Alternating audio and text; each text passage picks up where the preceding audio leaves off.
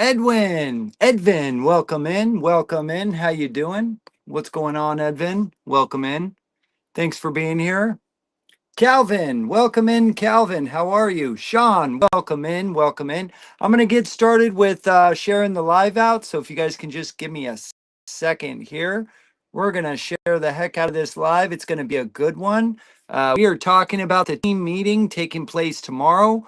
It's going to be 12 p.m. Central Standard Time. We hope to see you all there. Welcome in. We're just getting some of our regular followers going here. I hope everybody's doing well tonight. I can't see the chat right now because we're sending everything out. So if you guys will just be patient for about 30 more seconds, we are sharing it out. So if you can also do so, please, we would greatly appreciate that. Thanks for tapping that screen. Thank you so much. Really appreciate you guys. Let's see, more friends. Yeah, let's get more friends in here. Let's get as many friends as we can. How's everybody doing on this Sunday night? Is everybody ready for Memorial Day? Tomorrow is a special holiday. I hope you all have it off and you're going to enjoy the day. Have a barbecue. I hope you're having fun. Samantha, welcome in. Samantha is here. Thank goodness gracious. XX Speed, we'll get you up here in just 1 minute, brother. If you could be patient, we have a little speech to give. It's about 3 minutes. If you could just be patient, brother, I'd really appreciate that. Speedy, you'll be first up though, okay? Let's see. So this live tonight is a special live. It's an extra live compared to our two regular lives, but we're not going to talk about that tonight because it's really important. We have a really, really important team meeting. Wow, we already have 10 people. Welcome in, everybody. My name is Vince with Truckers Unite Now.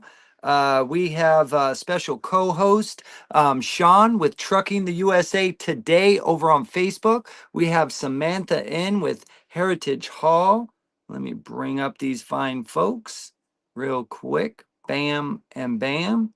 So we have a special show for y'all tonight. Hope you guys are ready. I hope you have your popcorn. This is going to be a good one. Um, yeah, so my name is Vince, again with Truckers Unite Now. We are live on TikTok. We're live on YouTube, Facebook, and X. Thank you so much for being here, everybody. I really appreciate you. Samantha, let's get you a gift. My phone isn't working now. That's great. All right, let's see. Dexter Morgan, welcome in, welcome in. All right, Samantha, it's not letting me give you any gifts. My apologies. XX Speed, I'll get you up here in a minute. We are American trucking advocates here to serve you. We are here to serve you. We are freelance journalists. This show is for entertainment purposes only, but y'all know what the real deal are because you're smart people. You're American, you're smart, right? Everything we say here, please trust but verify. Fact check everything. Let's be critical thinkers. Let's fact check the living daylights out of everything we're watching on social media, especially on the news. I don't know about y'all, but I believe my neighbors more than I believe any kind of national news nowadays. Anyway, let's get into it. Thank you so much for sharing it out, guys. So, tomorrow we have a team meeting. It's at 12 p.m. Central Standard Time. We really hope to see you there. Um, are you tired of feeling helpless, exhausted from giving everything and receiving less and less in return? Being a decent person, following the rules and the laws, the goalpost keeps getting farther and farther out the closer you get to it. Thinking you're just one person. So what can you do, right? Enough is enough. Tomorrow, May 25th, 2026 at 12 p.m. Central Standard Time, there will be a team meeting. Thank you, Sean, so much for the roses. There will be a team meeting with trucking advocates and American patriots talking about what we can do. That's right, what we can do.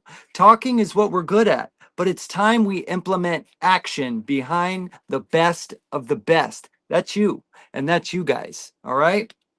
For those that are involved in driving for change, There are drivers. We have drivers with over 32 years experience teaching all of us how to fight shoulder to shoulder at this meeting. We can train and advocate together. We have designed 3 simple videos for those that are interested to watch. They are less than 5 minutes total. I just got finished with mine about an hour ago. They're really easy to do. I'm going to show you guys the certificate I received at the end for my watching those 5 minutes. And the videos are really, all the information is put together just so beautifully. It's straight to the point, no babble. They're great videos. A lot of folks took a lot of time to make these videos for you fine folks. Following a simple 15 question and then receiving a certificate of completion to becoming a trucking advocate. Would you like to learn how to take a hostile situation to a calm, professional level? This is a very simple, non-stressful meeting that will help you find your gift, your strength to being a powerful part of the chain that takes the boot off our necks and puts the freedoms back into the driver's seat of your truck. Less regulated, more freedom, more financial gain, less stress, less work, more family time, and helping to lead truckers back into the head positions. That's right, the head positions of every part of the trucking industry is what you will find at this meeting. The government works for you guys. Don't forget that. And you gals, don't forget the government works for you, not the other way around. They're your employee. Thank you for the heart me. Welcome to the team. Who was that? That was Wild Child. What's up, brother? Welcome in. Together we will circle back to our roots, our original foundation, a true brotherhood and sisterhood of patriots, like minded people, not tolerating any of this tyranny anymore. Wild Child, thank you so much, brother. America is standing on the edge of the trucking industry changing forever if we continue with the current state of affairs the way that they are. This is our national emergency. This is a very serious deal. This is a big deal, you guys. DM Sean, Samantha, or myself tonight for the link to come to this private team meeting and find your powerful gift. Find your strength. Once we're all trained on how to be trucking advocates, we can get the real work done together. Phone number, name, and email will be asked of you. This information will not be sold for data. It will not be given to anybody. We take this very seriously. Your information will be used to send you private emails and information directly as part of the team, as an advocate. You can also, there we go. Over me. That's right. That's right. You can also sign in as a guest if you feel more comfortable. The choice is yours, America. So welcome in, everybody. I'm glad you're here. Samantha, how you doing? Welcome in. I am doing great, Vince. I'm just so excited about this meeting tomorrow and everything we've got going on. Watching the impossible happen, man. Watching people from an industry that has been divided, that never should have been divided. Say we're taking it back, man. We're taking it back. We're not. You can't have it anymore because it belongs to us. Boom. Well said. Mic drop. Mic drop. All right. Sean, welcome in. Welcome in. How you doing? Yeah, same thing with Sam saying. You know, it's getting pumped up, if you would say. Watching all the pieces come together, getting that meeting ready for tomorrow, getting all that information in place. Guys, don't miss this meeting. You were going to want to be there. I can promise you. If you miss it, all you're doing is just beating yourself up because you weren't going to be in there. There's going to be so much information that's going to be a knowledge. I mean, bring a book, bring your pen, bring your notebook, pay attention. All the information that we talk about, you're going to get it all tomorrow. What Vince was just talking about with the advocating advocate training. We got spreadsheets that's going to be out and available. How we're going to take this on head on, make this movement a number one priority, and slow down autonomous. We know they're coming, but it's time that we use our power, put that power back in the truck driver's seat where it belongs, right? And I think this is going to be the stepping stone. It's not only going to be the stepping stone. Um, we've put all this together to where if you want to advocate, you can advocate. If you want to be a petition person, you can get petitions. If you want to work in your it's going to be phenomenal, and we're building a heck of a team. So to the naysayers out there and to the haters, as we call them, better watch out, because we're coming, and we're bringing the whole trucking industry with us together, and we are going to unite. We will unite, and we're gonna fix the trucking industry together. Not one person, not one individual, but together. So make sure you're at that meeting. Send me a PM, or Sam, or Vince. We get you that link over right away. Get you in there. It's going to be a hot topic, guys. And if you want to be able to get on social media tomorrow afternoon or tomorrow evening and say, hey, guess what? I had the greatest meeting in trucking industry. I haven't seen truckers get together and bond like this. You better be in that meeting, because you're going to be able to get out there on TikTok and spread this information that we've seen tons of drivers coming together, having a conversation peacefully, and moving forward with it. So make sure you get signed up tonight. Get pre-registered, get in there, be there at 12 o'clock tomorrow. That would be Central Standard Time, and let's have that conversation that needed to be done. All right, we've been running 30 years in this industry that's just been slowly falling apart. I talked to a man today, and he said that the foundation in the trucking industry is like a leaning tower built on quicksand. Right, let's build that foundation back up. Let's put that tower straight up, just like everybody's been talking about. So with that being said, let's bring some people up, and let's have some conversations. Let's do it, guys. So you heard them both. Tomorrow, early afternoon, 12 o'clock Central Standard Time. This is a This is a private meeting. This is for you. If you want to get involved, and you're tired of sitting back and saying, you know what? I can't do anything about this. I'm just one person. No, no, no, no, no. You're not just one person. You're the person. You literally are the one person that can change the world. Trust me when I say that. You are so much powerful than social media tells you, than the government tells you, than that other people tell you. Other people try to push you down. They try to program you. They want to use you for your energy instead of your energy going to your pursuit of happiness, right? Well, our belief system is that your energy should be going towards your family and your legacy and what you want. Whatever your pursuit of happiness is none of my business. It's none of our business. That's your business. But it's time. It is time to get involved. It is time to put some action behind these words. Let's bring some people up. Let's see. Oh, I meant to. All right. Yeah, so sorry about that, XXT. It's actually working right now, so I can send the link while I'm in the live. So, guys, if you want to get that link, I'm sending them right as soon as you guys ask for it. We're getting that link out. I've had a couple already ask for it. Awesome, They dude. shall receive. Let's go. All right, I'm gonna get you boys some gifts real quick. ST8. I didn't mean to bring you up first because actually XX was waiting. My apologies. XX, welcome in, man. How you doing? What do you think? Are you coming to the meeting? I'm just here, whenever you guys need me. But sure, Okay. yeah. When is this meeting? Tomorrow morning, or sorry, tomorrow afternoon, 12 o'clock Central Standard Time. We have 3 videos. They're private videos.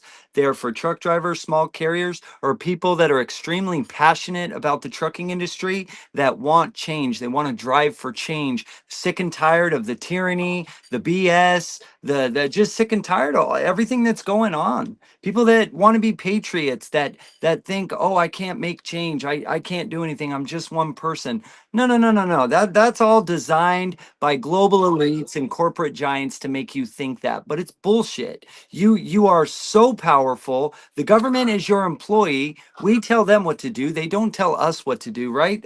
There are representatives. They represent their constituents. These are their constituents in the chat. It's you fine folks that run this country. Huh? Tomorrow at 12 Eastern? Central, Eastern time? 12 o'clock? 12 Central. Central time. So Okay. like Texas. So right now I'm in Utah, Salt Lake City, Utah. So So you're mountain. So it'll be 11. Right, Sean? this will be 11. Okay. 11 o'clock your time. 11 o'clock. Okay. Yeah. I'm unloading right now in Utah, and I'm gonna load up in Utah. So I should be here tomorrow. But Okay. I'll tune in on 11. See what you're doing. Cool. Well, no, it's not going to be here, brother. It's a private meeting. It's a private meeting. Yeah. Yeah, Yeah. so I can send you the link. I can send you the link tonight, and then you can get registered in there. And like I said, we're gonna try to do this behind closed doors, so we ain't got everybody watching and listening. And then what you learn from in there, you'll be able to bring it out to the social media and actually talk about it, discuss it amongst it. So what we're trying to do is build a team together.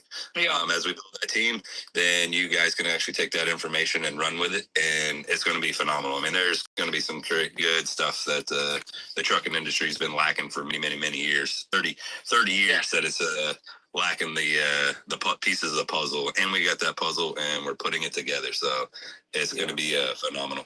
Yeah, so I don't know how trucking was back in the day, or 2 years ago, because I'm just joined the truck, and I'm just been trucking over OTR, and it's already been almost 3 years. About, yeah, popped the cherry on 3 years, and but I don't know anything better. So for me, like, this is good. This is amazing. This is great. To me, this is like heaven on earth. It's like the job I always.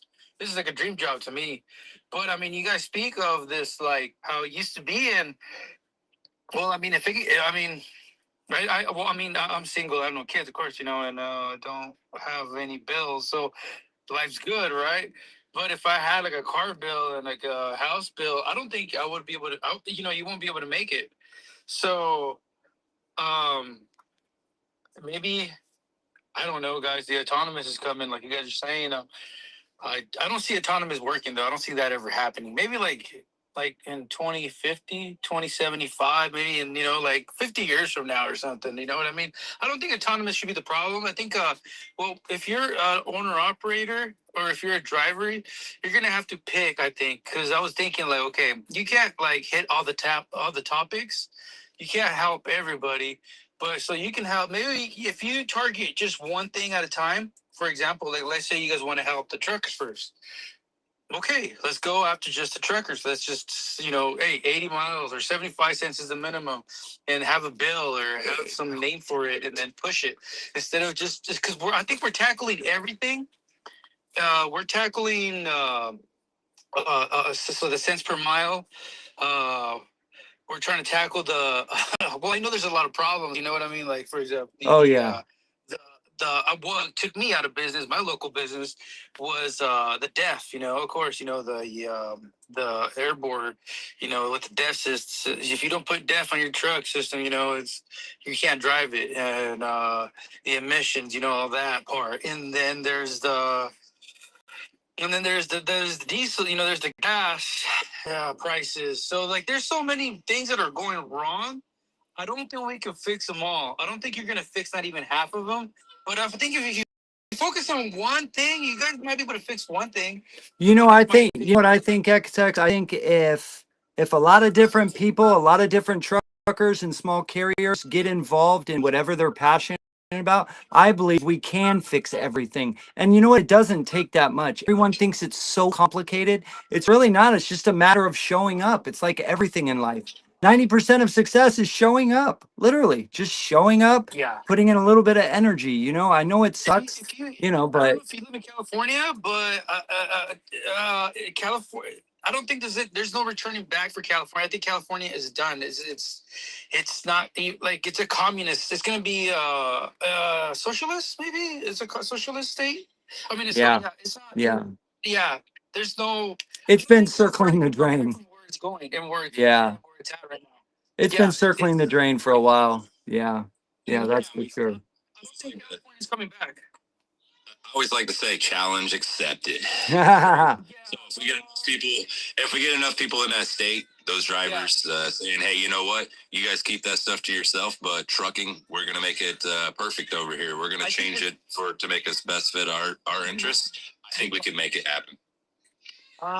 That's right. That's right. You got to have hope. Gotta have hope. You know, it all starts with the first thing, you know, like I always say when you go to an AA meeting, right? The first part of it is admitting, you know what I mean? That's what we're doing with truck drivers.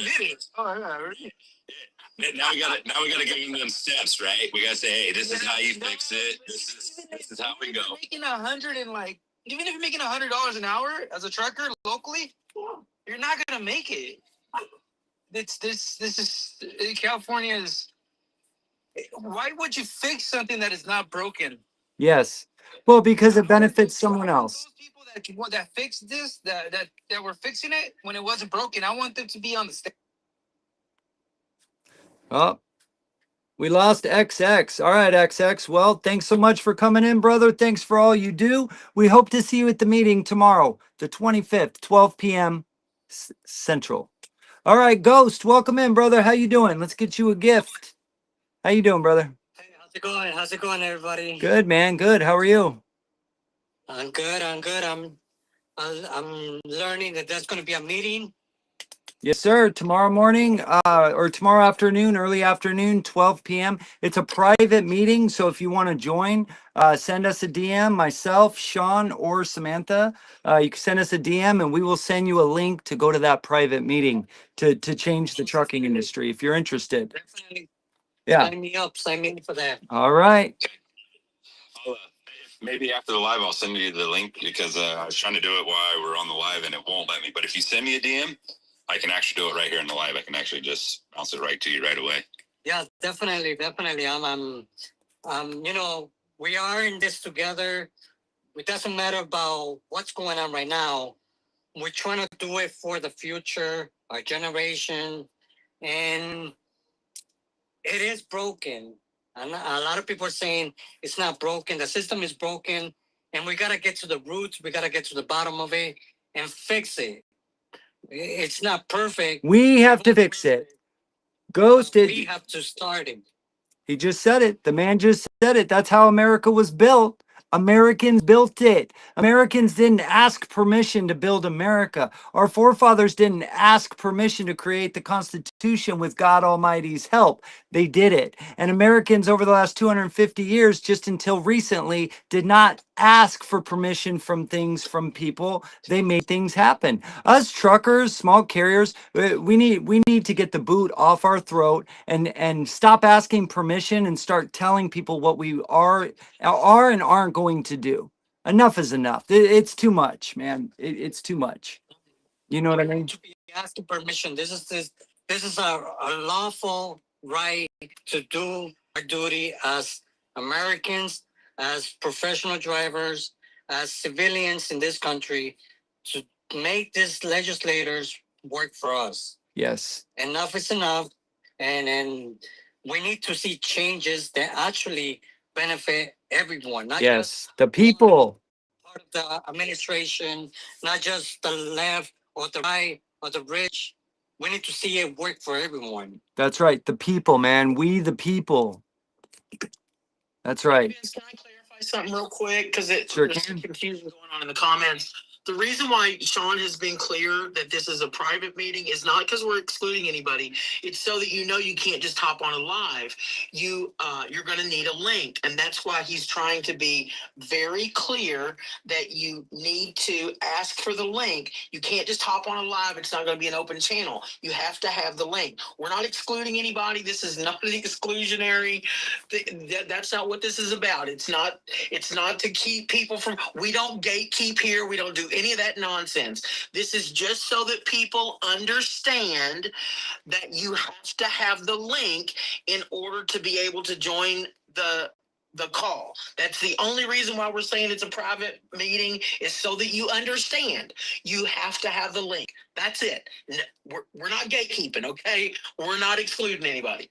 I just wanted to be clear. That's right. That's right. Yes, and that's what we're doing right here in this live right now, FOPT. We are sending out that link. So If you want to go live on your channel, that would be awesome, and do the same thing we're doing. Let's get that information. Let's put our feet on the ground, get your shoes dirty, get them all muddy, get that link spread out to every single person, every single truck driver, and let's get them in that meeting tomorrow at 12 o'clock. So that's what we're doing here. We are taking our time, dedication, we're volunteering, doing what we're supposed to be doing, and sending it to each individual person, the link, so we can get them signed up. Hey guys, you mind if I say a couple of words here? Sure, go ahead. Vince, how are you? Welcome in, brother. Amazing. I already got the link, Sean. So I'm looking forward to this meeting tomorrow. So thank you for sending it over, right? So I was in the live earlier, right? Earlier today, and I brought up this conversation, and I want to bring it up to you guys, right? Just to see your opinion.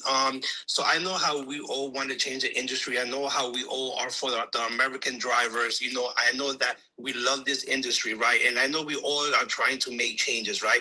How do we make changes for the better of the drivers, right? We want to go to Congress. We want to do petitions. We want to change laws. We want to change everything, right? So we're fighting and we're fighting and we're fighting, which is perfect, right? But are we, and this is just my opinion, right? Are we shooting ourselves in the foot and actually opening the door to automated trucks, to AI entering more into the industry, right? The reasons I say that, right? If we keep going to Congress, if we keep complaining, and we're not complaining, we're asking for our fair share, right? As American truckers and people that love this industry, right?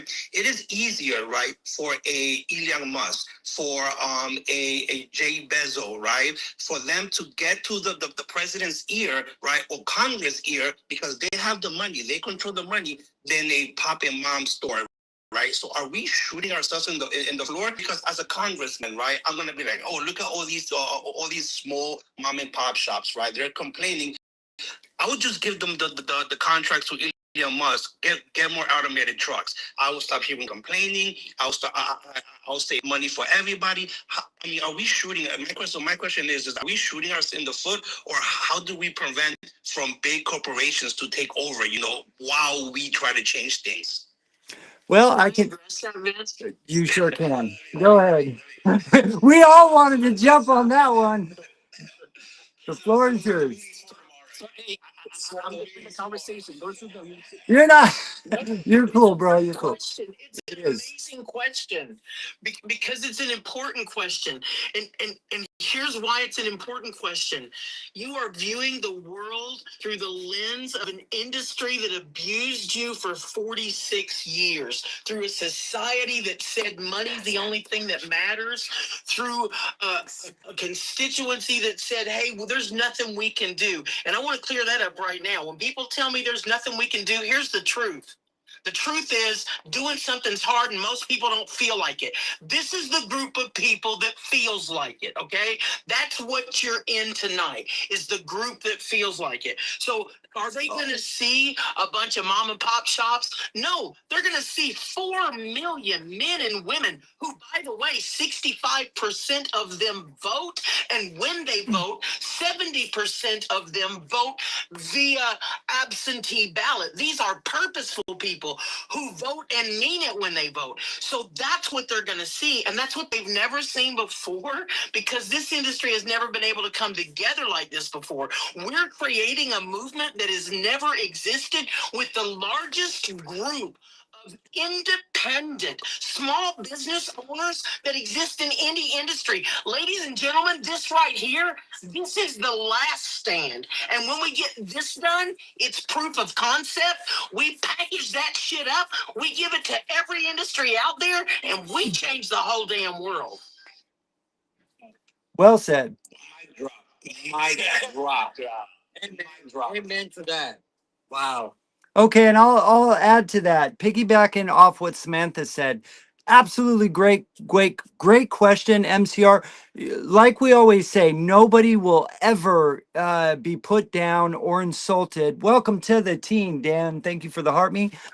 Nobody will ever be insulted here for asking questions and a healthy debate, right? We don't all agree on the same things, and this is how America was formed, by debating in a peaceful manner, right? Like negotiating and coming to a conclusion, not getting everything I want, not getting everything you want. You know, we meet somewhere in the middle. It's not going to be perfect, but here's my philosophy. Elon Musk, Donald Trump, BlackRock, Vanguard. Everybody thinks they're so powerful and that money rules the world, right? And it is a very important tool, yes. But you know who's really in power? You know who's really in charge? All you fine folks, all of you in the chat, all of you guys watching right now, and you gals watching, you are the power of this country. We, the people, we, the truckers. It's not the government, okay? It's not Elon Musk. Elon Musk, Donald Trump, they have nothing if the people get involved. Has anybody watched the Ants movie lately? Disney's Ants movie, where, you know, the grasshoppers, there's like 10 of them, but there's thousands of ants. And the grasshoppers say, man, once if those ants ever figure out that they outnumber us, we're done. Our comfortable life is over. Well, that's what they have right now. They're buying their sons and daughters, you know, their 10th Ferrari for their 16th birthday. And we can't even afford a car payment to get to work at 30, 40, 50, 60 years old. Enough is enough. So, MCR, bro, like everything you say on every live you come on, man, that I see you, it's the power is in the people. It's not the money. It's not people being corrupt, all these criminals. We expect criminals to lock up criminals. It's not going to happen. But if enough people, if enough of we, the people, American citizens, get involved and fight together against this tyranny, shoulder to shoulder, no one's better, no one's less, everyone's equal. You know what I mean? This meeting is for people that are fed up, that are sick and tired of being sick and tired, that want a better life, and to actually give their families, their kids, their grandkids a true legacy. Not, you know, when you're old, you're 90 years old and you're like, well, I worked for 30 years, but then the government took it away in 5 years, and these rich global elites, you know, they ate it all up with inflation, and I got nothing to share. Sorry. You know, I don't want that. I'm 7 years into my 30-year mortgage. I don't want to just throw that away. I worked my ass off for 2 years just to buy my house, you know, and get the equity that's in it right now. I'm just now to a comfortable mortgage. So we the people, that's where the power's at, bro. We the people in number. You got to have two things to get a law passed or unpassed through Congress and Senate. Two things I've been told many, many times.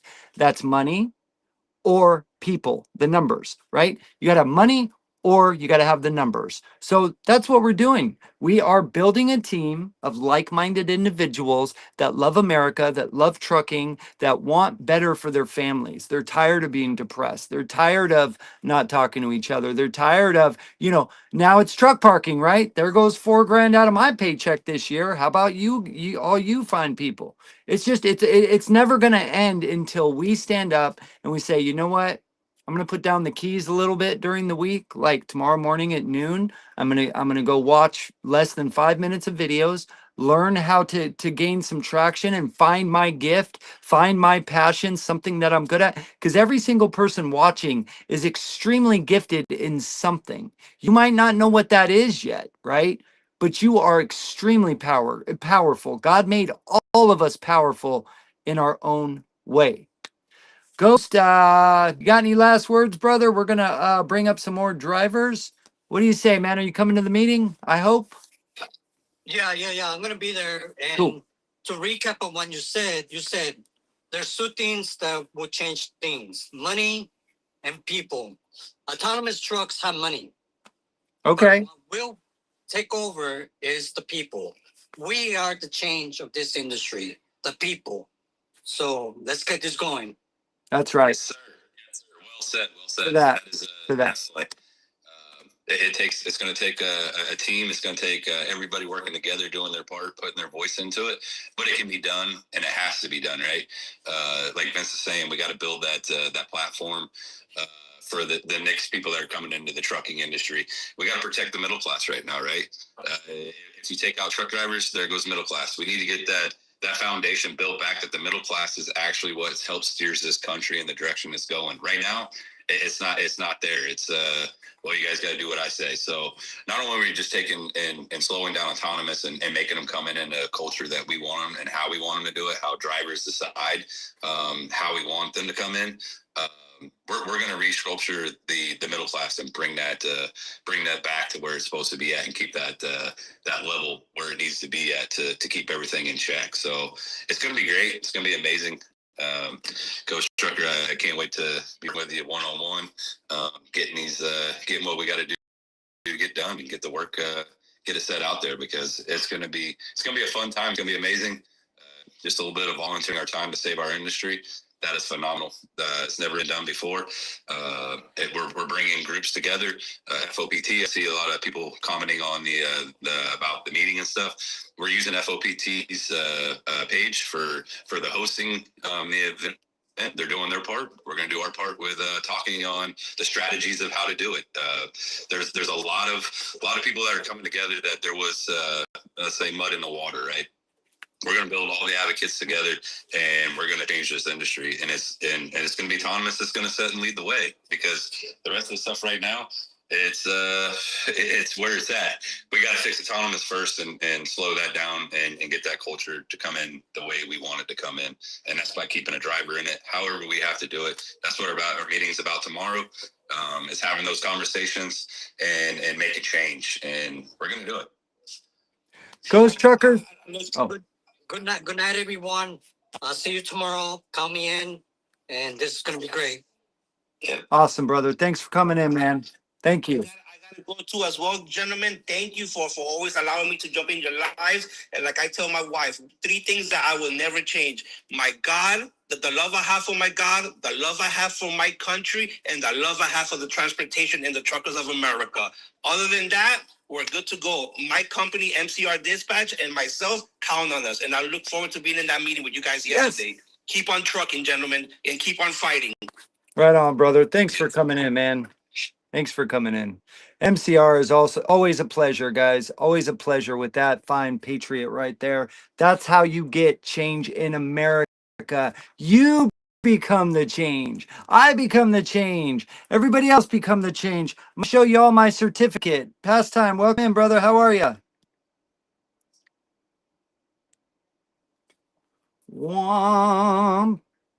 There it is. There it is. Certificate of completion, y'all. All right. Pastime, welcome in, brother. Can you hear me or no? Or did I cut out? No, Sarah, the meeting, that's fine. So the meeting we're talking about tomorrow is the same meeting that FOPT is putting on. They are hosting the meeting. So we're using their platform. They already have it established. All we're doing is getting the people the link, getting the information to get registered tonight. So that way they're ready to go at 12 o'clock Central Standard Time. We hope everybody is going to be there. It's going to be an amazing time. And like I said, whatever we talk in that meeting, you will get copies of it. Bring it to TikTok, bring it to your social media, and get the word out that truckers are going to be uniting together. We're going to slow down autonomous. We are going to change the industry by working together. There's groups coming together. Again, I want to say this loud and clear. This is the meeting we're talking about is through the FOPT. So if you're registered with the FOPT already tonight, you don't have to worry about anything. If you're not registered, send me a DM. Send one to Sam, send one to Vince. We will get you the link if you're having problems getting into it. We've had that tonight a couple times, Vince, right? That's right. And they're like, hey, it's not working. We had to go around the loophole. So guess what? We're doing our part. We're putting our shoes on. We are being advocates that this industry needs by volunteering our time to get people into that meeting, because it's very important that every person should be there and get involved. And it's time to reshape our industry. That's right. Yeah, it took about an hour just to get everything clear for you guys, so it'd be sent easy, and there wouldn't be any issues. Samantha, myself, and Sean, we all spent about an hour and a half just to put the links together, so it's easy for you guys. Last time, welcome in. If anybody's following Sarah has it in her on her video. There's a lot of people that is running around with the link. That you can click into it and it should pre-register. If you're having problems, reach out to that person that shared that link. They can get contact with me. We can walk you through it. We found out that if I send it from an Android phone to an iPhone, it has a problem. So again, we apologize. That's part of the system. We're going to get better at it. But as of right now, we did find some loopholes in there, and we're here to patch them problems. So guys, if you need that link, message me, one of us. We'll get you in it and get on it through somebody else's link. That's awesome. Just as long as you're registered, that's all that matters. And that's what we're. That's right. That's right. All right. Shall we go for a fourth try? Pastime. Can you hear us? Here, I'm just having technical issues. Now I'm on the speaker for my phone. Give me just a second. I'm trying. All right. I'll circle back around. Shal, welcome in, brother. I was wondering when you were going to come back up. How y'all doing, man? Man, how are you? Long time no here. How are you? Hold on, man. Hold on. I just want to say, man, I think there's a lot of confusion going here, man. The meeting with FOPT, the meeting with y'all, I thought it was one thing on one accord about autonomous trucks. I thought it was on TikTok. It was no link. It was this, is that. Man, a lot of people are being torn in different directions and nobody know which way to go here. And I was wondering if y'all could kind of clear this up, man, and get everybody on the same page and one accord, because this is the problem in the industry, man. You got so many people pulling each other this way, that way, and you got people confused. You don't know which, and that turns the whole morale off. Yes, it You gotta does. get on one accord, man, one agenda. You have to have it straight down the middle, man. If you want to make a movement, if you want to make a dent in this thing, you have to be on the same page. That's right. I mean, we're running around, we spreading this information, we're spreading that information, then we find out that this is this and that is that, man. And now we got people looking at us with like we got two heads, like you told me something else. I mean, we Yeah. have to get on the same page, guys. I mean, for 47 years, man, we've been fighting this fight and we still cannot get on the same page. So, It's gotta stop, guys. If you All right. So Wild Child. So what? Yeah, yeah. Wild Child. So what's happening is, oh, go ahead, Sean. all right, so what you're seeing, Wild Child, is all right. So what it is, there's a whole bunch of advocate groups out there, like FOPT, right? There's us, me and Vince. There is Sarah talking about it. There's Big Bird. There's Pastime. So there's all these people actually talking about it. It's actually the same meeting. There is some people that are going to do a live on TikTok, videoing the conversation we're having. So you will be able to see some of it on TikTok. What we're doing tonight is getting people pre-registered, so if they want to talk in that meeting, they're able to. So it is all the same meeting. We've been trying to get that cleared up all day. We've been having these discussions of, oh, I thought this person was putting the meeting on this person. I mean, at this point, we're all like, hey, you know what? If we can get you into the meeting, you'll understand that it's all the same meeting, because there has been a lot of, you know how it works for truck drivers. It's like you said, they're pulling one arm to the other arm to the other arm. It 100%. It is the same meeting that FOPT is hosting, right? What we're doing tonight is we're talking about it on our side to get people registered if they want to join the actual conference and being able to talk. There is some guys out there that's saying, hey, you know what? I'm going to record it. I'm going to be in the meeting and I'm going to put it on TikTok live so that you can see it. So you're right. It's 100%. It feels like it's everybody stretching out, pulling the other angles, but it's because there's so many advocate groups out there and different groups that are actually talking about the same thing. And it just feels like, okay, what meeting are we talking about? So yeah, again, just to make it clear, again, tonight, the meetings that everybody has been talking about is all the same meeting that FOPT is hosting at 12 o'clock tomorrow at Central Standard Time. So there won't be as much confusion now, hopefully.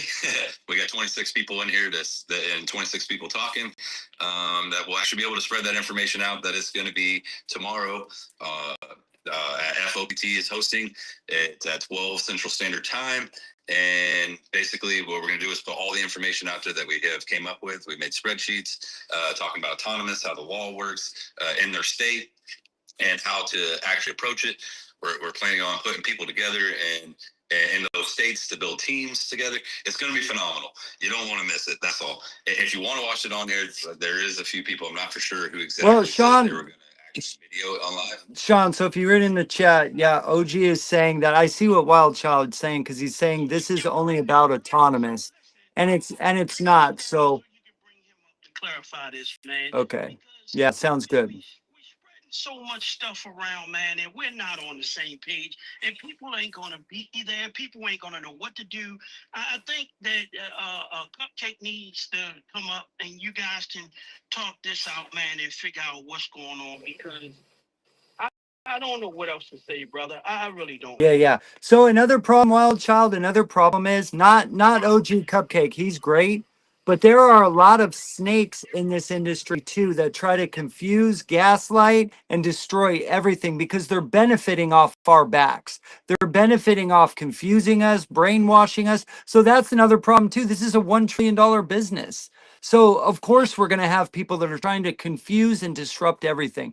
And trust me when I say we do our best to try to mute them. If people are saying false allegations, or they're saying they're being negative, or they're giving false information or false times, dude, there's a lot of people trying to stop us because this movement benefits you and I and all these other truck drivers and small carriers, the middle class. It doesn't benefit, you know, these global elites, right? These mega carriers. It doesn't benefit them, bro, or our government officials for that matter.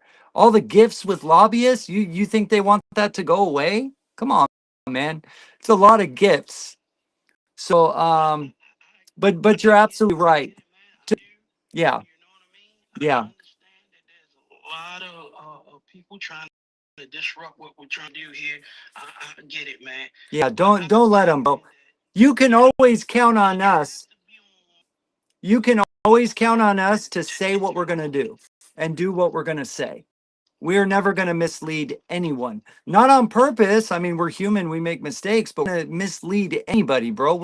We're all really working hard to get this industry changed. And what tomorrow's meeting is about is to become where is the power inside of you to make the difference, brother? You. Because we need you. We need you. We need the gift. And dude, bro, you got 4 times the experience I do. You know what I mean? Like, you have the most wisdom of all of us right now on this panel. I mean, 28 people watching, 4 people in the chat, 2 wanting to come up. I think you have the most wisdom here than any of us. So we need you at that meeting to help, you know? Hang on, Cupcake. Cupcake, can you back out of the live? Cupcake, back out of the live and then come back in. For some reason, it's not letting me let you come up. It's every time I click on you to try to bring you up, it doesn't show you. So back out real quick out of the live and come back in, and then request back up, and I should be able to bring you in. I'll try. Hold on. What's going on with it? But Here we go. I think I got him up. All right. Go ahead. So one of the questions everybody's got about this meeting, because it's being run under FOPT's teams, there is no registration that's needed. There is a video that has been pinned at the top of. There's a video that has been pinned at the top of our page that has all the information on it. It was put up as soon as we formed the meeting. The whole only sole topic is autonomous tomorrow. We agreed on that when we made this meeting, and that is what we are staying with. It is about autonomous and ideas, facts, figures, so on and so forth on what autonomous is, how we might want to try to stop it, etc. Everyone is welcome due to the fact of the amount of traction that we have been receiving on this. When we went through and did a test run last night, we are doing this on TikTok Live as well. We are going to be restreaming across TikTok Live because we think with the amount of traction that our Microsoft account only allows for 300 people to be involved. Wow. Wow. So this is why we decided last night, Sam and I did, we did a test run. We had Rocky and Justin come in there as well because we were trying to make sure everything was going to work on laptops, desktops, on cell phones. However, links going out, so on and so forth. And we figured out we can do TikTok Live at the same time. It will be showing the computer screen while we do it. Okay? Are there any other questions as far as the meeting tomorrow? I don't think so. So No, there is no registration. you know, let me finish, or this is why we're talking about advocating and how it's responsible to be quiet and listen. So to get into that meeting, right? You have to set up your Google account to get into that meeting, correct? Not from what Rocky said. He clicked on the link and went right into it last night. Oh, you can sign in as a guest. You can sign in as a guest, or you can register. Yes. I've been playing with it all day long. Okay, and you have to download the app, the teams. So that is a part of a registration part. So that's what we're discussing tonight. If you want to be into that meeting, you have to register. That's what we're saying. Register. Look up the definition. It's not hard for people to understand it, but this is what we're talking about. With you have to register, because if you don't have it downloaded onto your phone, you will not be able to get into it. So when you click on that link, it'll say, "Do you want to register?"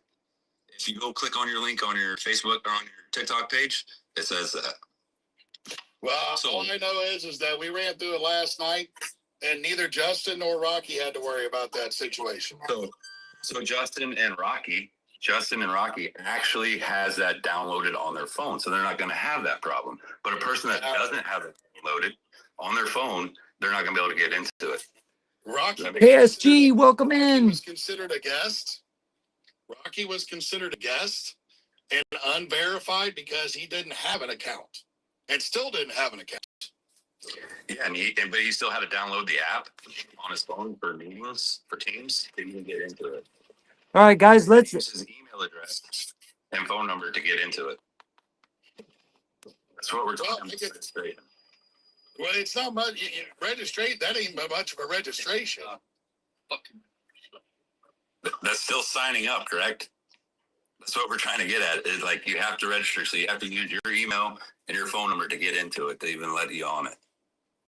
Yeah, we were just doing this for about an hour. Wow. Well, last night I went through it all just to make sure everything went through. Whatever, we didn't see any of that. So. Well, you know what? We're gonna find out tomorrow. Yeah. And if I send it off of my Android phone to somebody with an iPhone, it doesn't even give them the proper link. So we're actually having to use somebody with an iPhone to send to an iPhone user. Where even if my Android sending it to an iPhone will not send them the link. Okay. Well, that's weird because the link came directly out of desktop. It didn't even come out of the app. So if I copy a text message to join or in a message, you will not be able to use it if you don't have an Android. So we're actually using somebody else's phone that has an iPhone, like Vince. That Vince will actually send it to them if they say it doesn't work. And trust me, we've been playing with it all day long. I've been getting people signed up. I don't know what your numbers are up to now, but it's got to be up there pretty good. No, I don't, buddy. I've been busy with the old lady all day, so. Yeah, no, and that's and it's not again, we're not trying to sound off like an animal, and I'm hoping the live doesn't with TikTok. We've played with that once before too, of showing our live screen on there, and it got booted off there. So I think we should have an extra plan in place to try to get the people. Hey, let's call each other. Let's call each other after the live, because there's a lot of people trying to come up. So, yeah, sound good, Mike? What are you doing in an hour? Yeah, let's do that. Close to bed is what I'm going to be, because it's almost 1 o'clock in the morning, and I've been going since 7 a.m. So nice, nice. Yep, advocacy, man. All right. West Coast. I'm not on West Coast. So. Gotcha. Yeah. Well, this isn't our normal live. This is just a kind of an emergency live to get people registered. Let's get that number to 300, man. However we can. Dude, we got 26 people in here. So, all right. OG, thanks for coming in, brother. I'm going to get to Mike, all right? The other Mike. Have a good night, y'all. All right, man. You too. Later. All right, pastime. Go ahead, brother. Sorry about that. Mike, pastime. Where's he at? He might be in a bad area. All right, let's bring up the one, the only. Dun, dun, dun, dun. Mike, we'll circle back around again. Yeah. Oh, none of that. Oh, no. None of that. No. Did I hear a yawn? You just heard a yawn. Jane. Oh, what in the world? Where is she? I think she. Well, hi. There we go. What's going on, bitch? You know, today's not Tuesday or Friday. I know this is an emergency live. This is a national emergency. I've been told not to say that. This is a national emergency for us. Hello? We need to get more advocates, right? We need more chains in the link. We need people. We need truck drivers. We need small carriers. We need you fine folks to get involved and come to this meeting. Please, 12 o'clock Central Standard Time. You're right. It's not, I'm not going to even say the days, bro, because I don't want to confuse anybody. This isn't our regular live because, man, this is important. You know how advocacy is. We never turn it off, man. This is important to us, man. This is our lives. This is our lives, man. I don't want to be in China, like in China, where I jaywalk across the street, facial recognition, sees me creating a traffic offense, and they take the money out of my account without me even knowing. By the time I get home, there's a letter that says we've deducted this from your savings account. Thanks for violating the law. We just made $23 or whatever. You know what I mean? So enough is enough. That's where we will become if we the people don't stand up. We the truckers don't stand up and fight back. You know what I mean? We got to fight back shoulder to shoulder against this tyranny. Enough is enough. You know what? I have a dream. Okay? I have a dream. We have a dream. And in that dream, 5 years from now, truck drivers are saying what they will and won't do. Truck drivers are choosing if they want an ELD or they don't want an ELD. Truck drivers are all united on one front, shoulder to shoulder, saying what the laws and regulations are. They're telling Congress, not a lobbyist giving a gift to the lobbyist to pass a bill. It's us, we the people, we the truckers passing the bills. I see truck drivers starting to vote. 70% of truck drivers don't vote right now. I see that changing. I do. I believe that we can change. What do you think, Mike? Oh yeah, I mean we can. You just got to get people past the me mentality and get them to understand it's we. Yeah. Yeah. I hear you. So are you going to be at the meeting? We lost it. No, I'll be right back. Yeah, awesome. Yeah, no, you're right. 100%. It needs to be team. You know what I mean? The team came up with this. That's right. We voted on it and we made it work. I always thought, I want to see trucking go back to the way that it used to be when you was at the truck stop over the weekend or even on a Tuesday evening inside sitting down eating dinner. Drivers talk to each other and you just start talking to each other about whatever. Or if you were stuck the weekends, somebody always had a barbecue grill. Everybody got together, pitched in a couple of bucks, and you sat around, had a good time, and it was camaraderie and friendship and it didn't matter whether you pulled a reefer trailer, a flatbed, a dry van, or what. You were a truck driver. Everybody got along. Nice. Oh, well, you work for Swift. I can't talk to you. That's right. Oh, you work for Landstar. I can't talk to you. I can't talk to you. Oh, you pull a dry box. You're garbage. You pull a reefer trailer. I can't talk to you. Right. Oh, you work for my company. I still can't talk to you. I hear about these days. I dream about them. I dream about those kinds of days coming back. I believe that they are going to come back. I think they will. I believe that. I really do. Yeah, trucking was a lot more fun back when it was and us and we and a team and and then it went to I and B and then it went to shit. Sorry, but it did. Yeah, that's for sure. Yeah. It's just a job anymore. It's like flipping burgers at McDonald's. It's like, oh, fuck, I gotta go to work today. Brother, that's how the cashier, all the grocery stores, the cashier jobs. My grandmother bought a house in Northridge, California. Her house today is about 1.5, 1.6 million. She bought it off a cashier position back in the 60s, 70s, and 80s.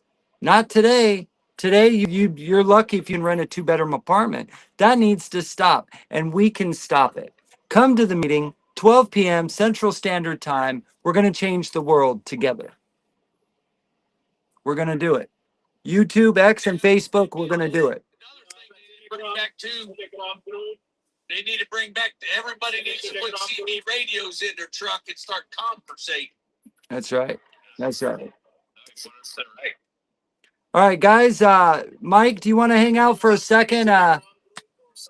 Let's see what King has to say. All right, hang out for a sec. King, welcome in, brother. How are you? I'm good, thank you. And thank you so much for Truckers United group, TikTok, or any social media others. I like that. I like to be united together, creating our future together, changing the policy for the truckers and small company to survive their life and their family, because enough is enough.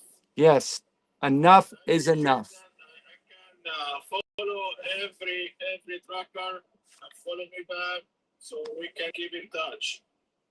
And I live in California, small company. I refuse to take in less than $2 a mile. I come back empty from Idaho to California today. Now there's a patriot, everybody. Go follow King, you guys. You want to know what a real patriot is? There you go. It's called sacrifice for something bigger than yourself, for your family, for your country, for your legacy, for your offspring, for the next generation. Brother, I am so proud of you. I do the same thing. I live in Reno and like I get really good loads to Seattle, but sometimes Seattle coming back, I won't take any less than 3 a mile. And I will tell you this, I've come back in the last 9 years being an owner operator, I've probably 7 times empty, almost 800 miles. And you know what? It's okay. Is another driver going to take it? Maybe. But you know what? I didn't destroy our country.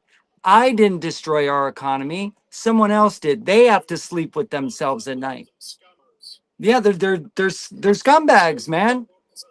Scammers, scumbags, they're weasels, they're weak individuals that are, and I get it, right? We all need to make money. We all need to support our families. But if we're losing everything slowly anyway, what are we gaining? What are we winning by being alone and individual? We got to team up, man. We got to team up and fight this together.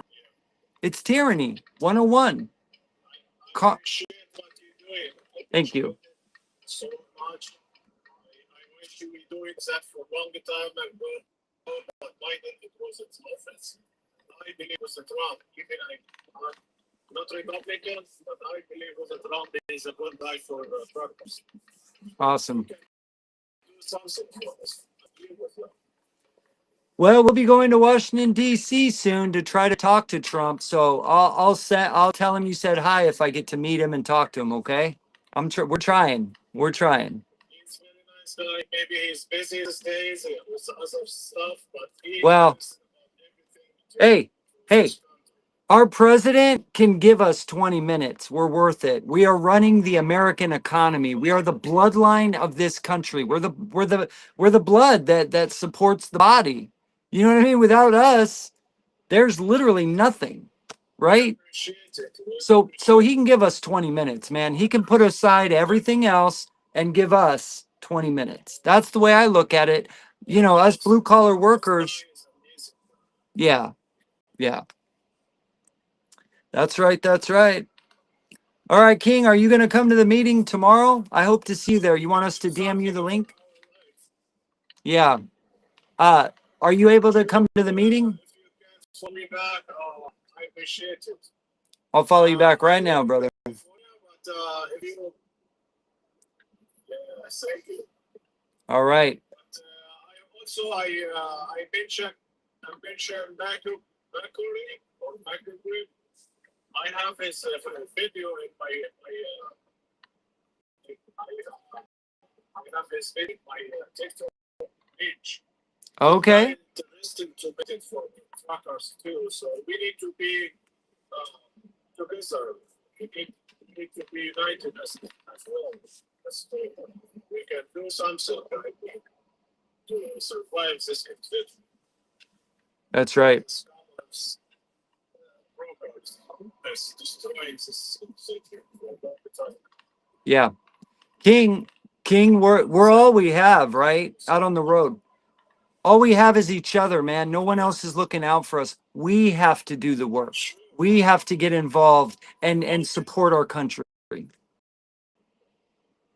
You know? We're gonna be united as a whole. With breaks. As each other together. That's right. Support each other. We have to support this city. We have to support this world and jobs for other people and for us. Because we drive unsafely. We have a lot of issues. We have a lot of expenses, but we can't afford it because this scammers. That's right. For the big companies taking all the big contracts and small for the small fish. Right. Right. Well, Absolutely. If you send me a DM, I give you a follow. Send me a DM and just make it a period or something. I'll send you the link to the meeting, and we'll get you in there. Appreciate it, man. Appreciate it. Thank you. you're welcome. And tell your friends. Tell your friends if you have other friends in the trucking industry, please bring them along, man. Everybody go follow everybody. King, I'm already following you. I'm already following you. I follow most of the trucker in my followers. I follow them. I like to follow the truckers. Most of them. Wow. That's awesome. That's awesome. That's how we support each other. I appreciate your work. I appreciate. Yeah, man. We Thank you. support it. We will be together to survive this anxiety and survive our job. Wow. Thank you too. Yeah, you're welcome. You're welcome. So you said you have a video on your channel that you want people to go watch, like a recent video or? Okay. Yeah, I will get out and edit truckers and come back. So Okay. we can update it. Okay? All right. I will let you because my account was privacy. I will Ah. All right, there you heard it, you guys. Go follow King, and oh, he took off. All right, Mike, welcome in, man. You got a good connection yet, or I don't want to skip you again for the fourth time. Past time. Connection.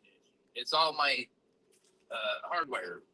Okay, I was just listening to myself talk. That's why I stuttered there for a minute.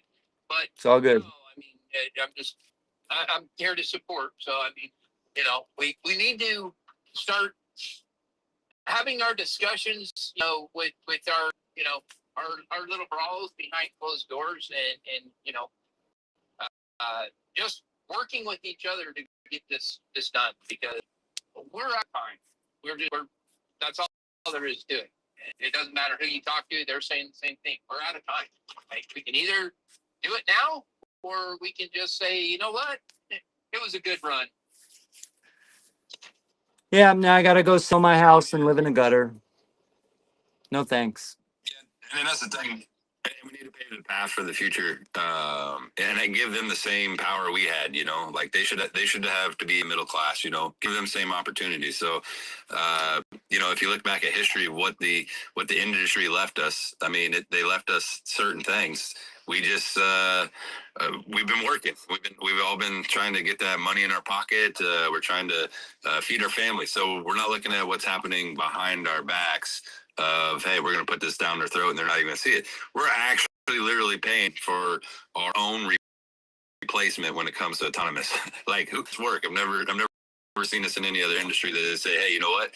You guys pay to replace you. So it's something that we have to pay attention to. Let's put the light on the dark spots. That's what I always say. If it's dark, we should light it up and say, hey, we have a problem and let's fix it together, because this is how we're going to fix it, between all of us working together. Brokers, the whole industry as a whole has to work together and say, hey, That's enough. Let's fix our industry together, and we'll get change happening for sure, 100%. That's right. That's right. Let's go. All right, Mike. So you're gonna be at the meeting tomorrow, Mike? Come get your. I'll be at the meeting. You'll be at the meeting. Very good to hear. Very good to hear. I'll show you my certificate. I just got my training tonight. There's my certificate. Oh yeah. What's that? For no. There's 3 videos. There's about a 15 questionnaire afterwards, and then we give you a certificate of completion. And then we help people find. Yeah. What? I want a participation trophy, bro. Well, Participation trophy. come to the meeting and you'll get one. We recognize your energy and your time of watching the videos, answering the questions, and dude, the videos are great. They're straight to the point. They have 32 years or more experience. Dozens of drivers putting it all together. Hey, welcome to the team, Jay. Thank you for the heart me. It's great. My attention span is like this big, and you can't see my fingers, but they're about, I would say, 1/8 of an inch. Then that's perfect. That's perfect because the videos are so short and exciting. You'll get through them like that. So they're perfect. Perfect for a truck driver or small carrier or somebody passionate about the trucking industry, such as yourself, Mike. What do you think? All right, brother. I think I'm working all night. Then you got me getting up in the morning for a meeting. That's what I think. Me too. I'm probably gonna go do some research and then probably talk to some fine folks for a little bit after the live. Then talk to my wife. Then binge watch something on Netflix for an hour. Eat some ice cream. Don't tell my wife. Shh. I've been eating half gallon a day since I've been down here in LA. Don't tell her though. Shh. Don't tell her. I'm being sneaky. Very sneaky. I think I got it. A little late. Hey! Hey!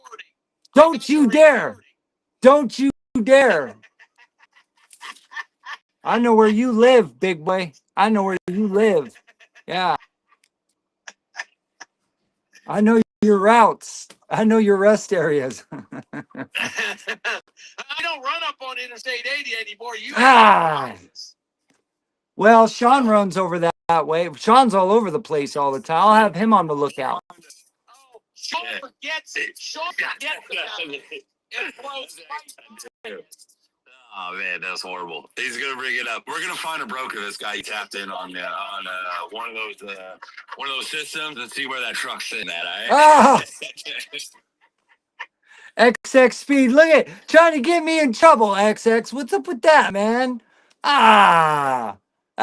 This guy. Hopefully she's not. She might be in the chat watching. All you got to do is find a broker to be friendly with, and they get onto a couple of apps, and you just need to know that it's his ELD number. We can track him all over the nation. Don't worry about it. My wife's obviously not watching, bro. Because if trust me, she would have said something in the chat if she was. Thank goodness. She would have came alive real quick. Oh yeah. You'd have seen her come up on live probably.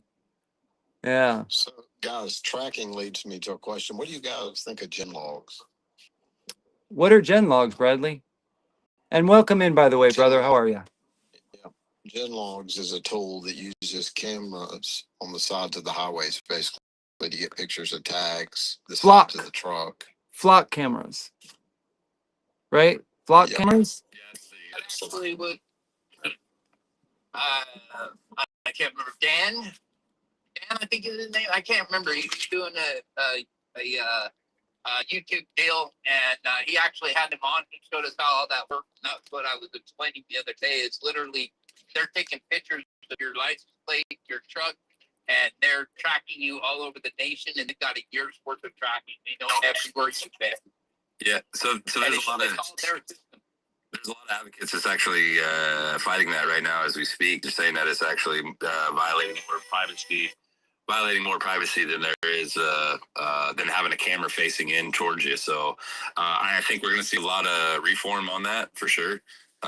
because right now it's even starting the toll roads because toll roads are using the flock, and there's a lot of angry people about it. So Bradley, what I think about them personally is I think it's another Karen and Richard wanting to know where I am, what my how fast my heart's beating every minute, what I'm spending, what I'm thinking, what I'm doing, and it's really I've always questioned like what is it with these people, man, these global elites, these corporate giants that want to know every aspect of our life. Like, don't they have families and jobs, like things to do? Like, why do they want to know so badly and control us so bad? What do I think about them? I say get rid of them. Sorry, go ahead. Let me tell you what they're pitching to us. They're pitching to us load theft. They're pitching to us real time capacity. And I haven't dug into it. I'm just telling you what the pitch is. I don't know how they would know if you were empty or not. They're pitching to us patterns where trucks are, what shippers are shipping. So I was just curious what you guys thought. I don't know enough about it to have a really in-depth conversation. Oh, it's another way for them to put autonomous in because they're saying that they're going to need flock cameras for autonomous to actually look from the inside and the outside. So I think it's just another stepping stone autonomous to get their way by using brokers to say, hey, you know what? It's for this. It's for the theft.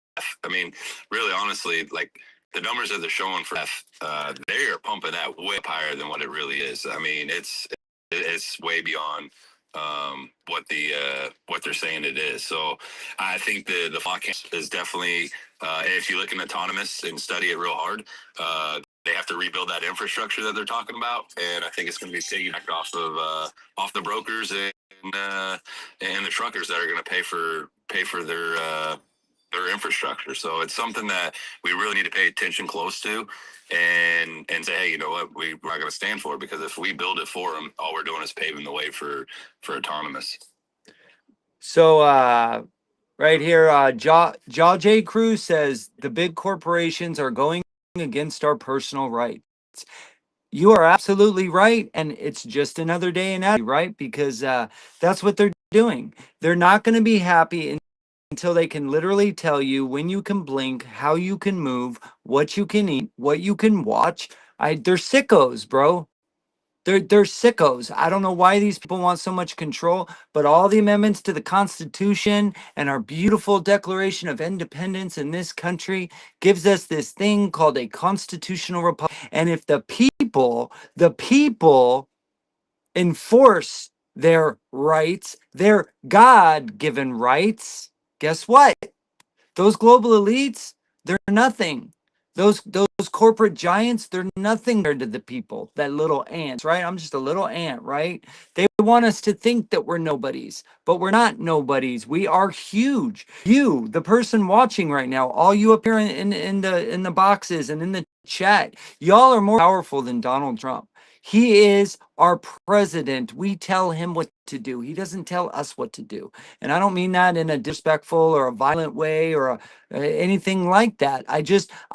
Our belief is to motivate you, the individual, to be a critical thinker, to be a strong person, to do the research and find the facts for yourself, not just trust one source, but check many sources, get involved, follow other people that you align with, that you like, that align with your way of thinking. Let's unprogram the way we think of how we were raised, right?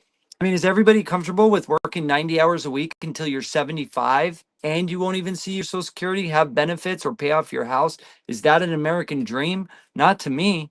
It's time. It's time. Enough is enough, and everybody knows what I mean.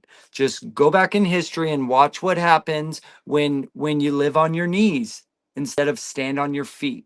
I'm going to choose to stand on my feet no matter what. I will not serve on my knees to anybody. Period. I am an American citizen. Okay? And we run the show. Not me, not just you, all of us. We run the show together. Please come to the meeting tomorrow, 12 p.m. Central Standard Time. I promise you, you will not be disappointed. You will absolutely love these very short and entertaining, to the point, simple to understand and read videos. There's 3 of them. And then there's 3 tests to take, totaling 15 questions. It's simple. You know, like, my first grade level education could literally cover the questionnaire. It is so simple, and it's just to show our appreciation. We give you a certificate afterwards. After you take the test, we give you a certificate because you mean something. You matter. Time matters, and your energy matters, and you are powerful. Extremely powerful. There is a gift inside that, that will blossom. Come find your gift. Come find your strength. You want to put action behind doing nothing? Let's do it. Let's enough is enough. Let's go. Pastime, any last words, brother? We got a lot of people coming in. Oh yeah, I want to know if I give you $5 in my lunch for the next week, will you take the test for me? No. Well, it's 150 no matter what. All right, pastime, and you still have to watch the videos and do the questions, but the 150 just so we can send it back to you. and my dog already ate my homework, so I have to redo my homework from 2 days ago. So I don't have the time, or I would, because I do need some money. I'm broke. I'm a truck driver, So what are we gonna do? In the video and that training you actually really want to take, it is actually from somebody who's been doing advocating for over 35 years in the industry, and put the hard time and the work into it to show the proper way to advocate. So I think it's something that we all should watch, and we all should take lessons and learn from it. This ain't something that we just kind of run and do our thing. This is everybody coming together and being on the same page. We're not gatekeeping nothing. In that meeting, everybody can get it, their hands on whatever the part of it they need. As far as we've written all the laws down for each state. I mean, there is just so much information tomorrow that it's going to be a eye opener for everybody in this industry that we can work together. We've done it already in the past, right? We put comments on the FMCSA page just last week. So I mean, it definitely can be done, and it's going to be done. And In numbers, everybody should be part of. It's our industry. We got to fix our own industry. So I want to bring something up real quick. Just browsing says 100 a year is great. Brother, are you kidding me right now? 100 a year is great. I respectfully disagree with you. 100 grand a year to drive 70 hours a week and give up 90% of your life to the trucking industry, to me, is an insult. All right. You're worth 3 times 100 grand. All these people are worth 3 times, 4 times that, and doing half the work. Truck drivers' average lifespan is 61 years old, and 100 grand is enough to only live to 61 years old. Our career paths are 7 times more dangerous than law enforcement. 7! And 100 grand is great. I respectfully disagree. I think 150 grand for a company driver is great. That is the American dream. That is a family, a nuclear family of 4, having a great American life, being able to buy a home, go on vacation once or twice a year, have reliable vehicles, have medical, dental, healthy food to eat, not poisoned food that's banned in 90% of the rest of the world except for right here, so that you get sick and spend more money on medical. Wait, we don't have medical, do we? People in other countries have medical paid for by our tax dollars, right? So, brother, 100 grand is a serious insult to me. But that's just my opinion. Your opinion matters too. So come on up, brother. Let's talk about it. Let's see. You better go spend your profile and let people know where you're at, because you're about to get taken down. Probably for the second time. Yeah, when I get back on the road Tuesday, I'm actually going to start uploading over at Pastime for a Change, because just so people know, if you want to protect all your information and not be ruled by the global elites and the corporate giants that just keep banning us anyway when we tell the truth, your stuff is protected over there. So if you're a truck driver or you love the industry, you're passionate about the trucking industry, go check out for Pastime for a Change and get your stuff downloaded over there so it's actually safe. He's right there. You can follow him, DM him for any questions. Follow all these fine folks. Old School, welcome in, brother. Thank you for your patience. up, brother? What's up? What are you doing? What's up? I love that show. I don't know if you guys know some footsteps. Oh man. Hey, listen, if you guys are being forced to drive with cameras while you're driving, this is a reason to be there.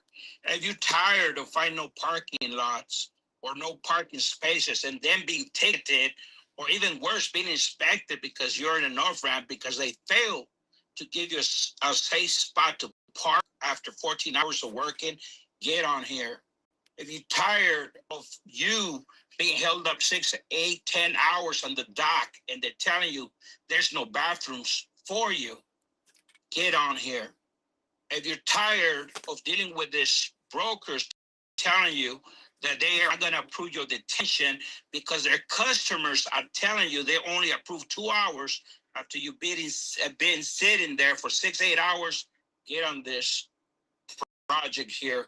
If you're tired of being blacklisted by this uh, fake professional brokers that have no skin in the game out here on the road, get on this with this project here with this guys. If you're tired of this brokers calling you 24/7 while the insurance is telling you not to be on your phone, get on here with these guys. If you're tired of being taken advantage of with these lease programs, follow these guys, follow this movement. If you're tired of working with companies that are not fixing their trucks and you're putting your safety score on the line, get on this. Resist. Get on this project.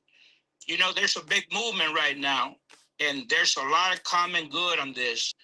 If you're tired of not being treated as a professional, they want you to believe that you're a non-skilled labor, get on here because we are professionals. If we made it 10, 20, 30 years, it took a lot.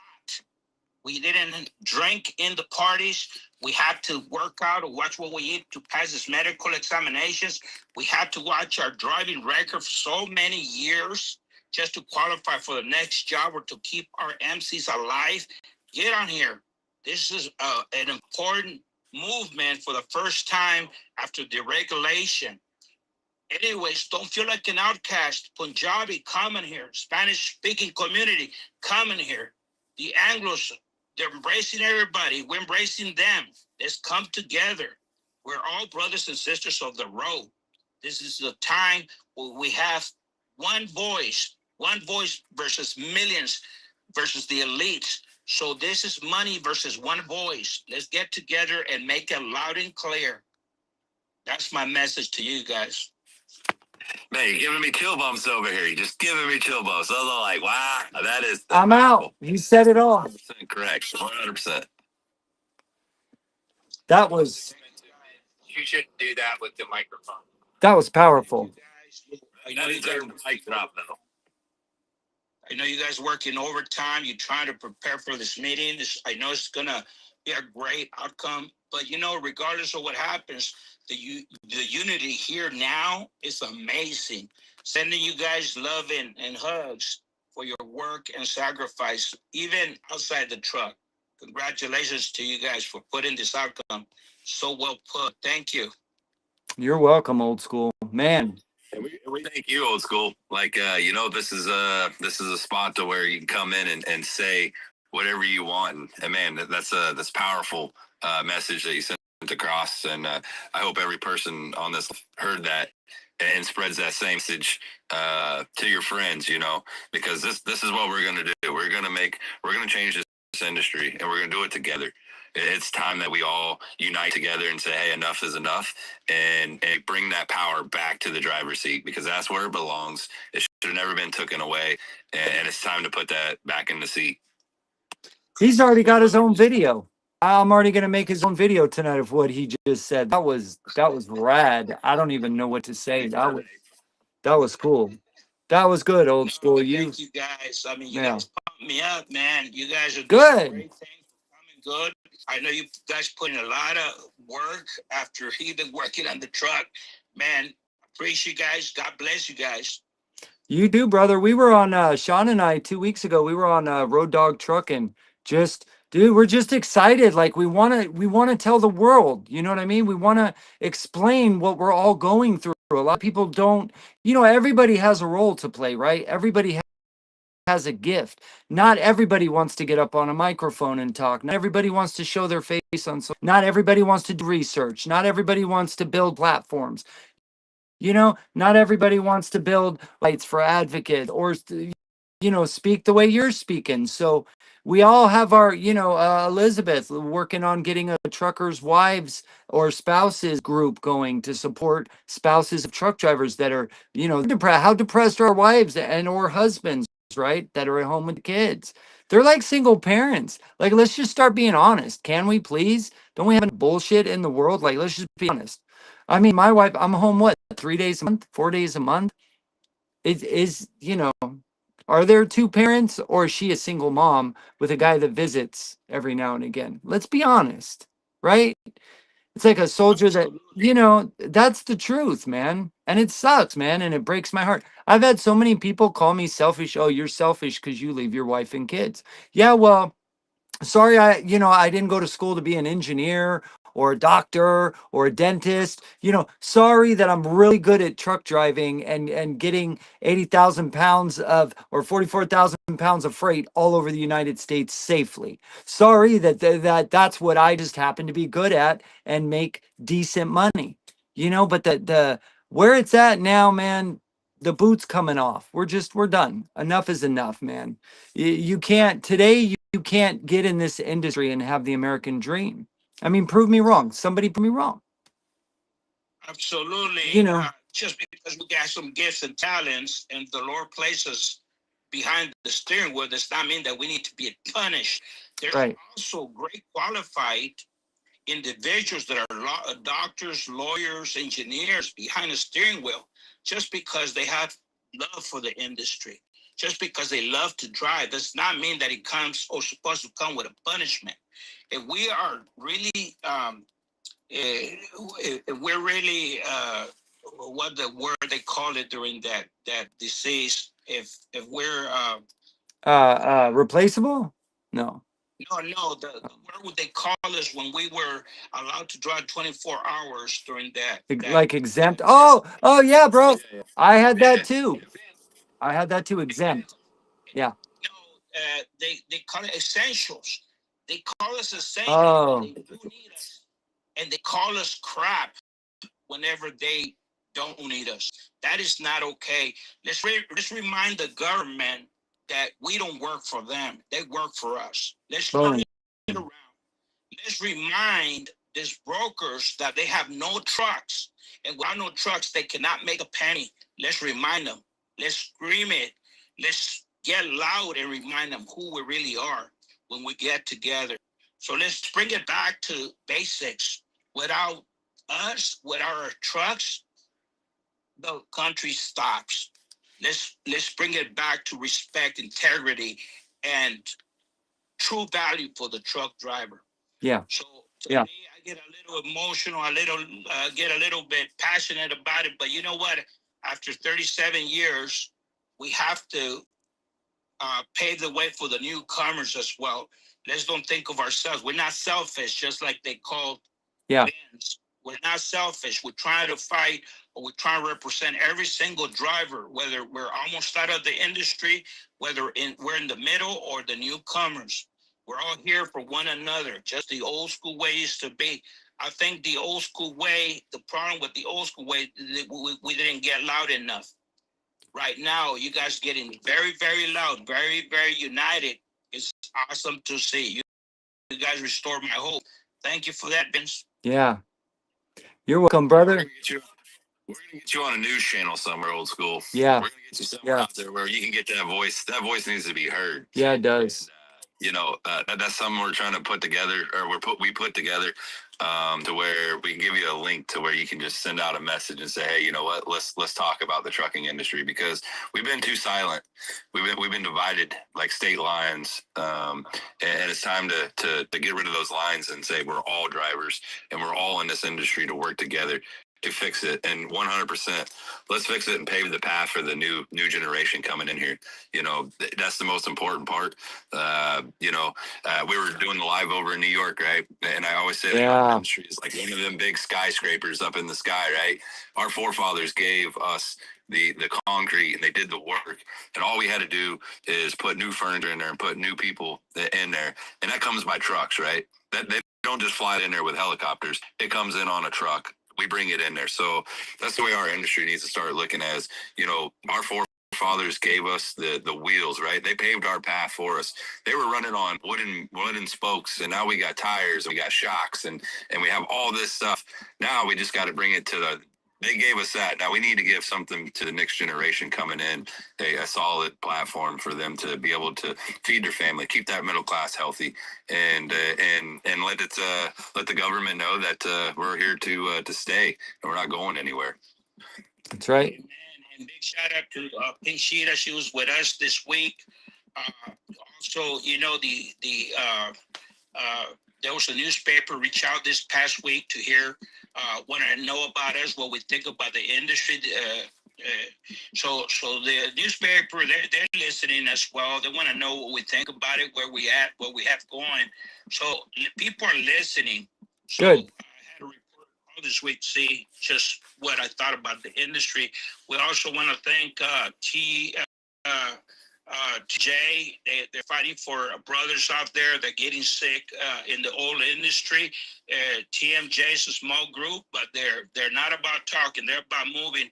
They've been very successful for many decades. So even if you're a small, just like Pink Sheeta, that went and faced a giant, a monster by herself, you know what? This inspired us. This shows us that, you know what there is will, there is a way. It is what I see tonight, guys. My hats off to you. Thank you. Old school, really appreciate you, man. You know, rates.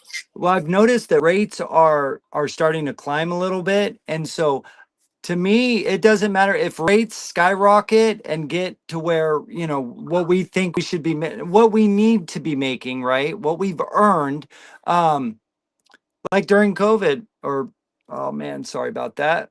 Hold on. Can you guys spam F1 in the chat? I meant the pandemic.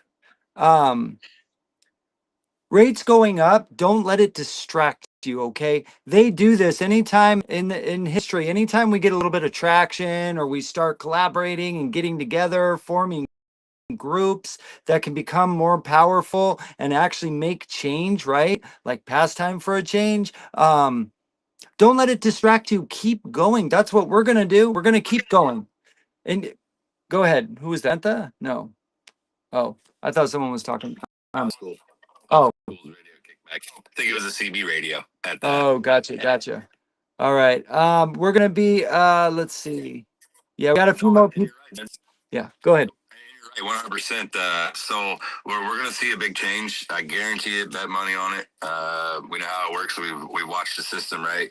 So when people are actually performing and bringing that guys together and saying, hey, you know what, we've had enough. They start to play with the rates. They're going to go up some for sure, 100%. They are definitely going to because then you're going to get subtracted. So they're going to like give us a little carrot out, and once that movement disappears, they get what they want, the anonymous in, the transparency, everything that they were trying to push through. They're going to get that through there while we're all working, trying to catch that extra dollar. What we need to be doing is really focusing on getting the system back to where it belongs, the power in the truck driver's seat, where it was supposed to be at. So don't let the higher rate come up thinking, oh, we may change, because we really didn't. That is how the system's designed to be stacked against us. So guys, make the money while you can, but give us an hour a day. You know what I mean? Do some research, spread out the message, and it's real easy. All you got to do is talk about it on social media, saying, hey, you know what, we've had enough is enough, and we'll get change there. It doesn't take a lot. We're not asking for millions of dollars, because none of us have that. And if we did, we probably wouldn't give it to this movement, right? We would. What we can do is give a little bit of a time. We can give that 20 minutes a day to save our industry as a whole. So guys, keep up the hard work. We work together and we fix our own industry, because nobody else is going to fix it for us, right? It's going to take every person in this panel, every 20 person that's watching in this live to get that message out there and say, hey, you know what, truck drivers want the power back, and we're going to come and get it. Absolutely. Absolutely. Well said, Sean. Just a quick reminder, remain professionals as probably officers are not being professionals. Remain professionals while the government is not being professionals. Remain professionals while the brokers are not being professionals.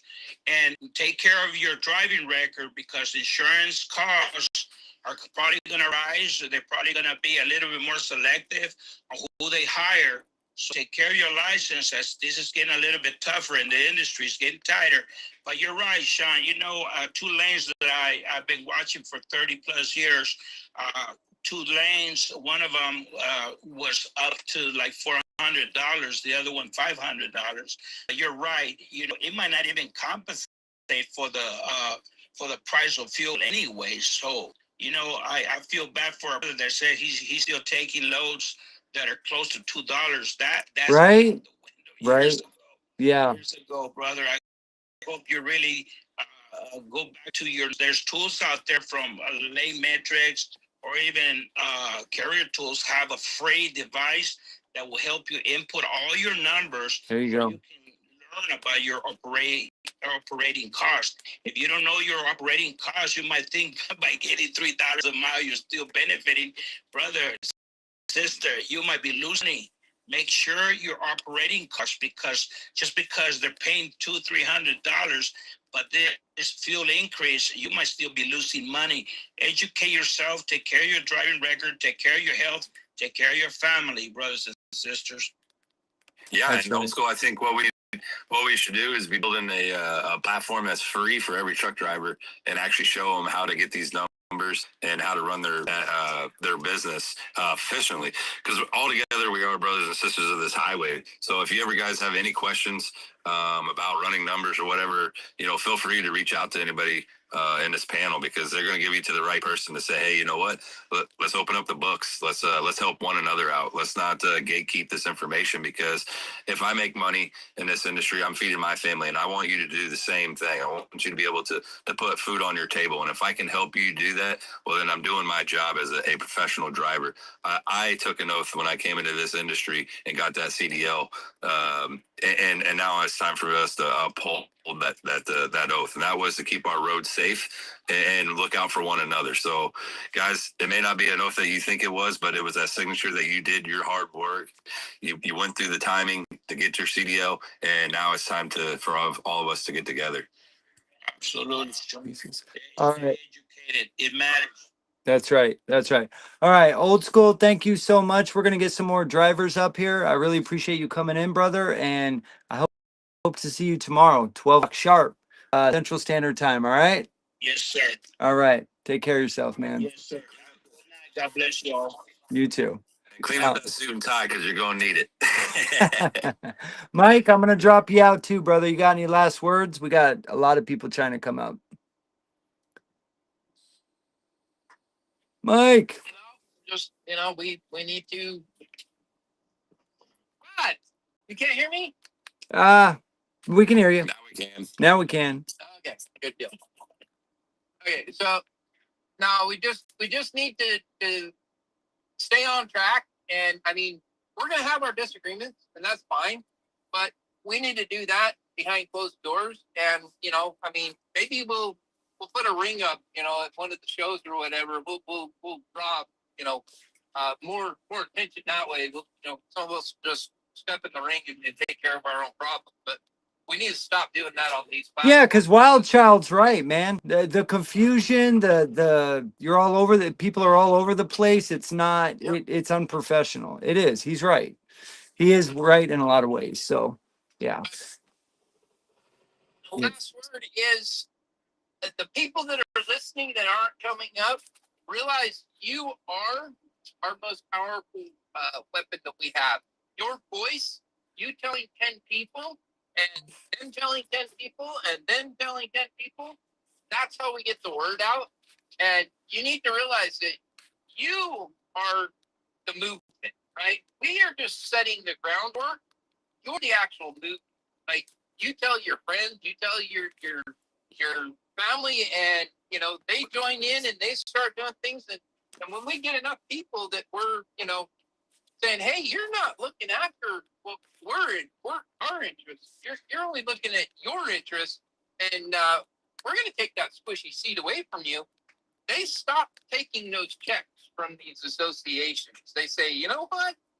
These people they're doing something here, and we better watch ourselves, or we ain't going to have this squishy seat. But I'm getting ready to lose service anyway. I was getting ready to come up, interrupt you, and tell you to drop me down anyway. Nice. So, y'all have a great night, and we'll see you tomorrow. I might need somebody to wake me up, though, so just so you know, if I'm not. I'll wake you up. I'll wake you up. All right, man. As always, it's been a pleasure. As always, Mike, it's been a pleasure. Yep. All right, Mike. Take it easy. God bless everybody, and let's do this. Let's do it. All right, everybody. That was Pastime for a Change. Go check out his channel. Go check out his videos. Please go support him if you align with loving the trucking industry, loving America. It's another great patriot, another great advocate. We have so many on WeTheTruckers.com. And when I say we, I really mean we. This is ours, everyone. This belongs to you and I. And all these people in the chat, and all of you fine folks watching, all you beautiful souls giving your time to this channel, this show, to hear what we have to say. I'm so happy you're here. I really am. I'm glad you guys are here. We value your time. We value you. All the likes, the shares, the comments, coming up and talking, having the courage to come up and talk is not easy. It's not easy at all. So thank you so much for part of this. We really appreciate you. Go ahead, Jane or Mike. What were you gonna say? Hey, Mikey. Hi, Vince. Hello. How you doing, Liz? Good. Vince, I want to say, first of all, God bless you. My heart goes out to you and your family. Thank you. Appreciate that. I'm very sorry for your loss. Thank you. Second of all, um, the Truckers Ride group, I am almost finished. Almost there. Wow. It's gonna be up. It's gonna be up very quickly here soon. So I Okay. want you to know, Awesome. it's gonna be a place where wives, like you said, wives, husbands, girlfriends, boyfriends, whatever, can talk about the stresses of being on road, being away from family, being a father or a mother or a grandparent, being away from your loved ones and whatnot. So it's going to be a place where you can express yourself and not feel judged for it. Which I hope everybody comes in, into the group, and we can have some good time to talk about a lot of things that truckers go through up in the road. We will definitely push folks your way. We will push your channel for you. Definitely. You had mentioned in the beginning, like how it is, like when your wife thought, thought that you were so selfish being away from your wife, everything because of kids and stuff. Yeah. When my husband first started off in trucking, I will admit I was a little bit jealous because I was like, oh my God, he's always away from me, and that's not fair, and missing all these milestones and whatnot. I got so upset. But then I realized, as his wife, that he's doing this for our family. He's doing this to ensure our future, but he's also to ensuring that he wants the best for us, and he wants to make sure that we're taken care of, not left behind. And that's how I look at him. That's why I support him so much in this industry, because I know what he's trying to do. He's trying to provide in a way that he feels that he can help and not feel like he's being judged for being away from his family. Which all his children, all his girls support. My girls support their father. That's awesome. Great. They love to hear the adventures that he goes on, different states, like what he's doing, different truck stops, like different things we find out. And the one time I experienced it was when we went to Kenley. I believe that's somewhere. I forgot. It's I-80 Kenley or something like that. Mm-hmm. We went there, and just the amazement of seeing all the trucking stuff, all the equipment, all the different things at different restaurants, how people treat people. It's so amazing, and it warmed my heart. So that's awesome. People to realize that this is not an easy life. This is not. My husband and I work together as a team, and this is how I support him when he's away. And, you know, you just have to, but you have to learn that this is not easy for anybody. Even if you're at home with your kids, it's not easy. But in the long run, it's a job that he loves, and it's something that he's proud of, and that's the way I want people to feel. Be proud that you're a truck driver. Be proud that you're out there serving our country.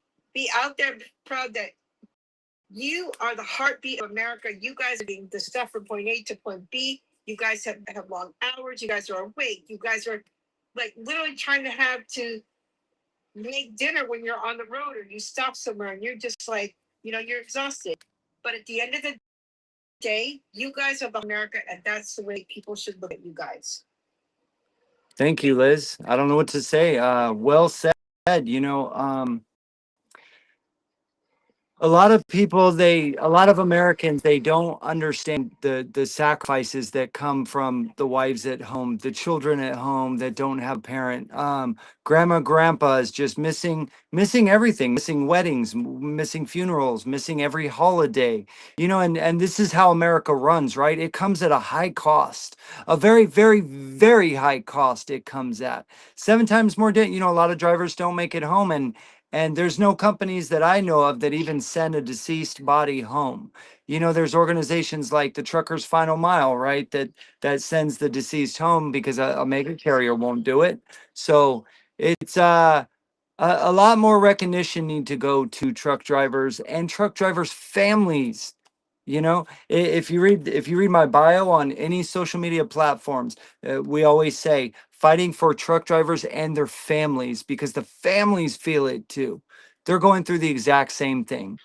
They're feeling it, and it hurts, and it sucks, and Sacrifices. it's right. It is. It's right. It really does.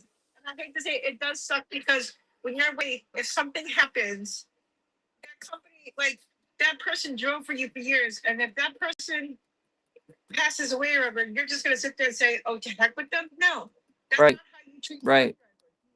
that person is a human being. Yeah. To be treated Yeah. with such respect and honor. You've made, you're a business owner, and you've made 300 grand off one truck driver in 10 years of service that they've given you, and you can't, donate 10K to get their body home. Really? You can't? You don't have enough? You need a new chessboard that's made out of gold? Like what? This is what, our hope is that our country really starts seeing that basic resources, basic needs of the American citizens should come first before any money leaves this country, before, money is just wasted on ridiculous things, that lives are taken care of first. American lives are taken care of. Medical, dental, basic resources, retirements, those things are the most important thing.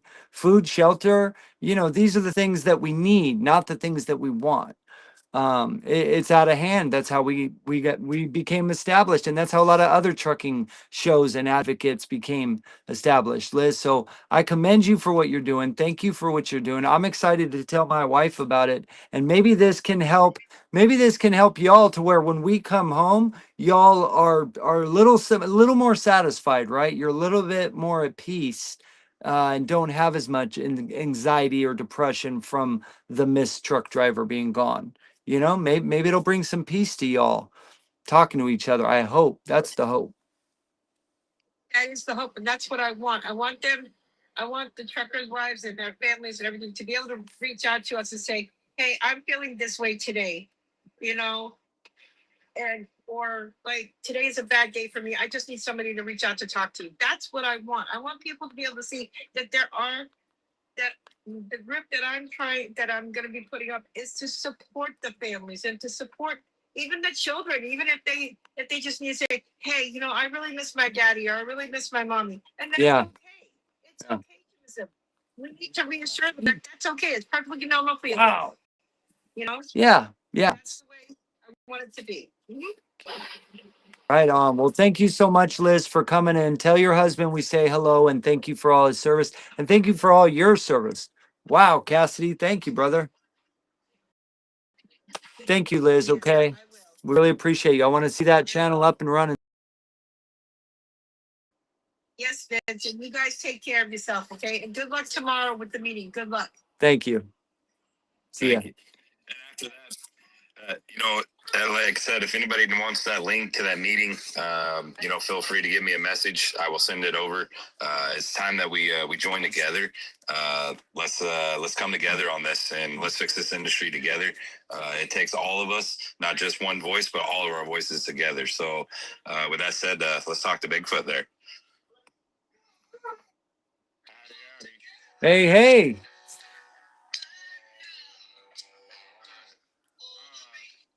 Piggyback off of what Liz was saying a little bit ago. I remember hearing stories where drivers used to take up collections for other drivers or whatnot that were going through a hard time. So I love that idea. Yeah. Like there's even a famous, well, it used to be famous, the song Teddy Bear. Huh. What was that? If you're a truck driver, that Red Savine. If you're a truck driver, you got to know Red Savine. He did a lot of trucking songs. Oh boy. Oh boy. I'm gonna have to look it up. I'm embarrassed. I'm embarrassed. Oh man. 12 years of shame, brother. I apologize. Please forgive me. You got one less year of driving truck than I do, brother. It's all good. Right? Right? There's a lot of drivers that probably don't know, but Yeah. that was the lifestyle back then. Was drivers used to take up collections for other drivers and whatnot. They were going through a hard time, or their families and whatnot. And I think Red Savine's Teddy Bear, his series on it, I think it was a 2 or 3-part series, was really hit the spot on it. Wow. Can someone drop that in the chat so everybody so everybody can see? Let's see. Sam, can you drop that in the chat so people know where to find it? Trucker Nation, thank you for the follow. Welcome to the team. So Bigfoot, are you coming to the meeting tomorrow, I hope? Do you think you'll have time? Probably not. I'm going to be getting on the road in about less than 2 hours. Oh, okay. No worries. I'm sure we'll do a second one and a third one and a fourth one, and we're not going to stop. We've dedicated our lives, me personally, for 15 years to trucking advocacy and being a patriot, doing our part, man, just trying to do better for the United States, you know? So, Also, it's going to be recorded, so you guys are going to have access if you can't make it. well, wait. Look for your videos on through the FYP, so it helps gets it pushed out better than just going to your say your page and then scrolling around to find any of your videos. Okay. Because if you see it on the FYP and you hit the like, you put a comment, you repost, and you favorite, it should push it out even more. Okay. Awesome. Thank you, man. That's how we support each other, right? Get it out in the FYP. How great would it be to talk to 350 million Americans and tell them what we're going through, what's being done to us, and what we've earned and what we need here and what's happening. Because if things could go ahead, I'm sorry. Sorry to interrupt you. No, no. Yeah, trying to get that all explained to them. If you scroll through the FYP like I do from time to time, there's people that don't care about us still. Wow. That don't think we should be in the left lane when we're trying to pass another truck or whatnot. I just saw one the other day, but the comments were going after the poster for not having patience, and like the truck is trying to pass a slower truck. The turtle race, I call it, bro. The turtle race. Yeah, it's great, huh? I don't do that, man, unless I have, I look around me. I'm on the I-80 outside of Elko, Nevada, and I look around me and there's absolutely nobody. Then I'll play the turtle race, but I'm not going to do that to people because, I'm out there for a living. Why do I want to inconvenience other people? Make them madder at us, No. So I don't know why. We need to get those drivers out of the industry, and the only way we can do it is we do it. We simply have to do it ourselves, hold truck drivers accountable. You know what I mean? really hold them accountable. You remember like back in the 80s, the 70s, the 80s, little kid would be at the grocery store, 7 years old, telling his mom off and just giving her a hard time. You as a man would literally get involved, or as a woman, you would get involved and be like, hey, don't talk to your mom like that. A complete stranger, right? But you don't see that today. We don't see that, right? Cassidy, thank you so much for the tap and shoes. You don't see that today. And we need to bring back accountability. Accountability for being a scumbag, for being a weasel, for being a greedy, low life, not thinking of people person. It's not right. The right is right, wrong is wrong. But today we have all these loopholes where people justify not being accountable, assuming, and just being a rotten person. And it's not fun for the rest of us. We're tired of it. It's getting old, man. Absolutely. And we have a birthday boy in the house. He's sending out some gifts up here, but today's his birthday. So Oh, Cassidy. Happy. Cassidy, Oh my goodness. Old school. I told him, I said, hey, this is not our page. It's not mine and Vince's. It's your page. It's y'all's pages. And, if anybody has a birthday, feel free to let us know, we will definitely give you guys a shout out.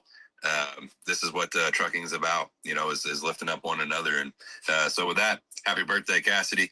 Hope your day goes well today. And, we'll see you in that meeting. So birthday boy will be there. Everybody wish Cassidy a happy birthday, please. If you wish to do so, let's wish him a happy birthday. Happy birthday, brother. Hope you have a awesome, awesome. All right, let's see. What is his name? What do we got here on the very top? I don't know what your name is. The emblem of the truck. Trucker Nation. Trucker Nation. How you doing, man? Welcome in. I appreciate it. Yeah, people better stay out of that left lane, or else I got a bull gator in the front of my truck. I'll just push him out of the dang way. Come on. There we go. There we go. Put scrap metal in the right lane where it belongs, because in the left lane is where the fast trucks go. Take them bobos over into the left lane. Accountability 101. That's what we're talking about, drivers. Go follow Trucker Nation and learn how to hold people accountable. There we go. Come on, let's go. I like it. My buddy's right below me. I know I've known Bigfoot for a while, and he shared a lot about it to me, so I came in. Nice. Well, that's awesome. Do you have time tomorrow? Are you going to come to the meeting or? Never even. I can. I mean, I'm sitting over here. They tell me probably the receiver probably ain't gonna be open tomorrow, so when they do, it's probably. All right. Yeah. If you got. Yeah. 20 minutes, of our volunteering your time to it's gonna be a little longer in the meeting, but after you learn it, it's only gonna take a few minutes a day to get a movement and change our industry. So yeah, I think if we all work together. Spend. Okay. Everyone else. Yeah. So it's tomorrow, 12 p.m. Central Standard Time, Trucker Nation. And we're watching 3 minutes. Three videos, less than 5 minutes. They're really great, short, to the point videos on just helping you maybe find your gift, what you might be good at in the trucking industry to give back, right? And John F. Kennedy said it best: ask not what your country can do for you, but what you can do for your country. You know what I mean? So I always try to to be that example, right? Be the example, because talk is cheap, right? People can bullshit and charm all they want, but what are your actions? What are you actually showing, right? Uh, we sit around and we complain all the time, myself included, till 9 months ago. And oh well, someone else is gonna do it. Someone else is gonna, bro, nobody's coming to save us. Our tax dollars gonna keep flying outside of the country, giving everybody else free healthcare but us, till we get involved and do something. Right. I think it's kind of funny. I drive a lot during the night, So whenever I'm leaving, people are looking for truck spots, right? Yeah. So I get on the radio, I'll be like, hey, any of y'all got want a parking spot or something like that? Because I ain't going to give it to somebody who ain't got a CB radio, because I think every single truck should have a CB radio. Bro, I didn't even think of that. That's genius. I'm stealing that idea from you. That's genius. I like it. Sean, let's steal that idea. That's a good idea. Absolutely. I like that. I think that's was built by design to get rid of CBs out of the truck. So I think we should bring that back and make it mandatory. Yeah, we got technology, but that technology, man, it's that's how movements came. And if you look at history, that's how they came together, was talking on the CB radio, because it's a platform that can't be controlled, right? So you can say whatever you want on it, and now we don't have that. So and now we have TikTok, which I call it's the new CB radio. But however, if everybody was to put their own CBs back in their truck where they belong, we can actually communicate a lot better.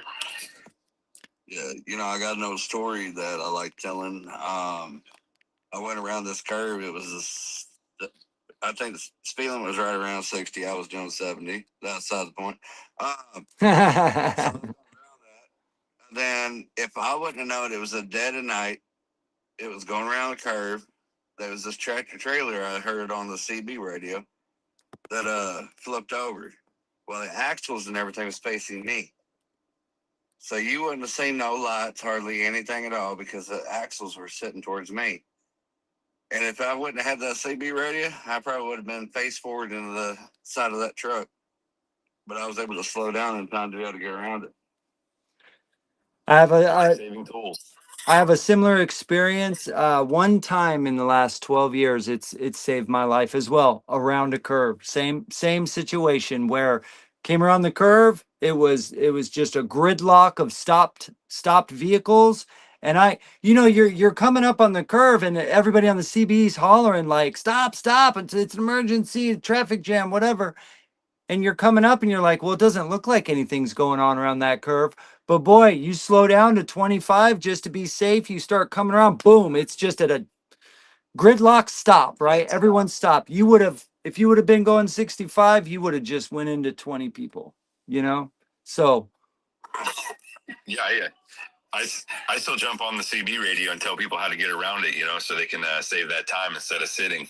I'll be like, hey, jump off on this exit, go down, hang a left. I might be stuck in traffic, right? So I can pull out that map and actually get them around it. So I always use that CB as a tool, right? So Yep. Why do I want anybody else to sit? I'm already sitting my time. I might as well make somebody else's life easier by telling them how to get around it and move up. So CB radios, I think they should go all back into trucks, and even if you don't have one that's in there, invest that time. It's a tool, it's a tax write off, so we can communicate with one another. Right. That's right. Right. No little Cobra 29s either, because those things are trash. Yeah. I got a Ranger, so mine, so I can reach about 13 miles, and it saves you in the long run whenever you can reach that far. Or because, say, if there's a traffic backed up or something like that, you can hurry up and find out which way you want to go before you even get to it. Right. I got the old Connex box. I'm going to take it back to the bench. Lots of beef on it. As long as you can get, people. I think the reason why I start going off is because you got these younger drivers that come in and they want to tell you shut up, stupid, or something like that, over the radio. That shit's irritating. And they want to talk crap over the radio or play their music over the radio and all that crap. Like people just started turning it off. They don't want to hear that nonsense. If I want to listen to the radio, I turn my radio on.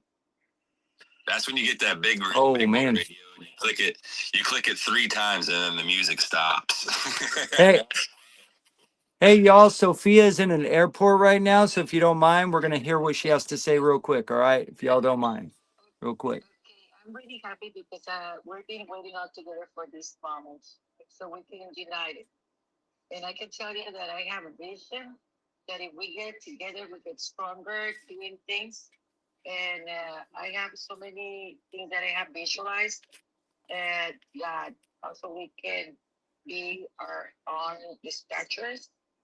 We have to, I think, go up and all of us, we're going to be associated, and we are going to be owning the same business all together, and we can grow up so much as, you know, to be honest, like becoming leader as factory companies, and also you can buy a lot of stuff for progress with a good discount. I have a big plan for all of us. We don't need that people. We just Right. need to do our job and get together and move Right. on. And those are my kind of expectations that I have to share with all of you. And believe me, it's gonna be a good plan. Okay, let's just keep harder doing it, and nobody is gonna take. You know, nobody's gonna take us and make another decision because we just have to follow and be independent. Nobody's going to be removed from their jobs. And even if they try to do something, we're going to have the control of our own trucks and authorities and everything to be together. And like John, he's saying about to have those programs that we're going to be needing to pay to the engineers. Later, I'm going to explain more about this. Okay, right now I'm here at the airport. I'm back from Florida, and I just have to have a stop here in San Diego and left over there to Phoenix, Arizona. But I'm working hard, and like I said, we are the best people in the world because we always been taking every trade in a timely manner, and nobody's been pushing us. We're doing this with a lot of sacrifice, moving forward. Okay, we have to move forward for ourselves and our families too. Okay. I love it. I love it. Okay. Sophia, Sophia, you're an American patriot. You're an amazing small carrier truck driver. Yes. We love you, Sophia. Thank you. I love you guys. All of you. I remember when I started driving, with no GPS, with no cell phone. When we were asking pulling over, sometimes the police officers or anybody to let us know how was the way to get to the right places to deliver the freight. Now we have so many things, and it's good. But we need to focus more in our business, in our jobs, in our finances, and economy, in our jobs. Okay, all together. Okay. Thank you, Sophia. We the people. We the truckers. Let's go. Let's go, everyone. Come on. Yes, believe me that we're gonna grow up and we're not gonna need these people standing by. I'm seeing this and I've been working hard. I don't get into the live so many times because I'm trying to prepare myself to expose this information to all of you because we can deal with ourselves and our business as well as we can deal with our loads when we're driving on the roads. Nobody can let us know that we know nothing because we know more than other people that they're just only getting the money, but they're not doing the job. Okay, so it's not complex, but we have to go step by step, and we're gonna accomplish our goals all together, all together. Okay, and we're gonna be saving the jobs. No one is gonna be without jobs. And about the autonomous trucks, it's a long story. I don't want to talk about it. It's all good. You know you're safe here. You're safe here. No one's gonna disrespect you or tear you down here. I'm saying this because if we're, trying to get more and more information, we can see and notice how bad these people were treating us. This is like the 2021 or 21st century slavery. We're tired of them. And we don't have to wait until 2028 to give us the transparency. We can Right. get that one maybe this year or starting next coming year. If they Yeah. don't do anything good for us, it means that they are going against us.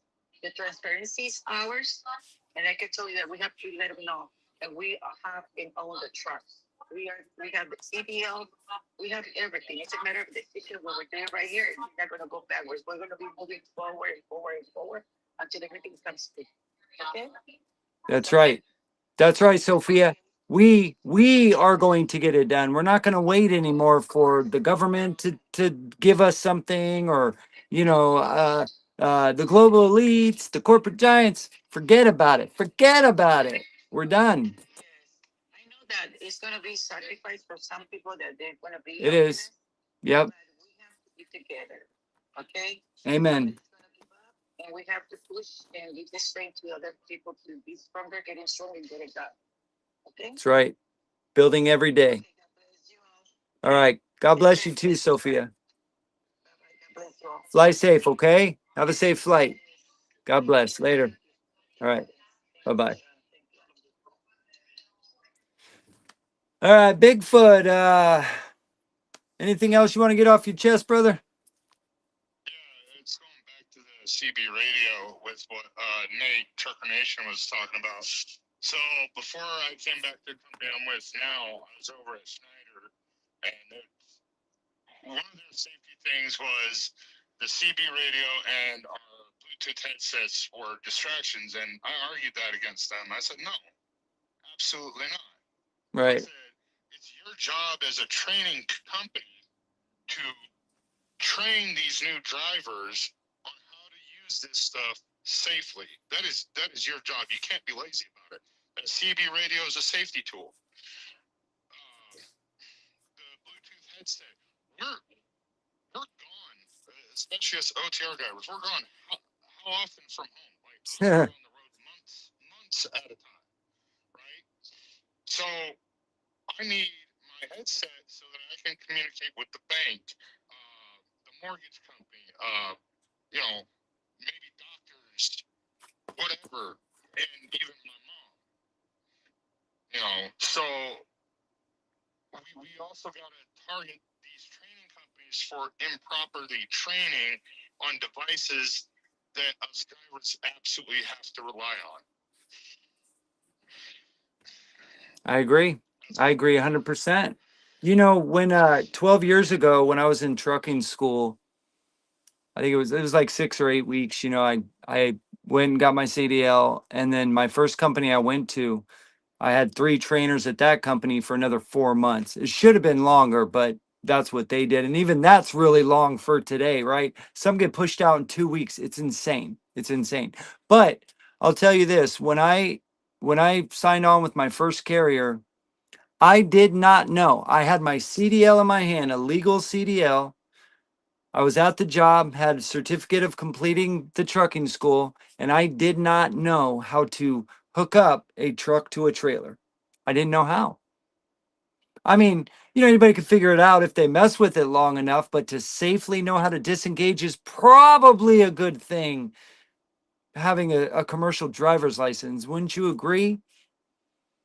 But I didn't know how. Then nobody taught me. I didn't, before you get in the trucking industry, you don't know what you're doing. It's a whole lot. Rocky's in the chat right now. He'll tell you.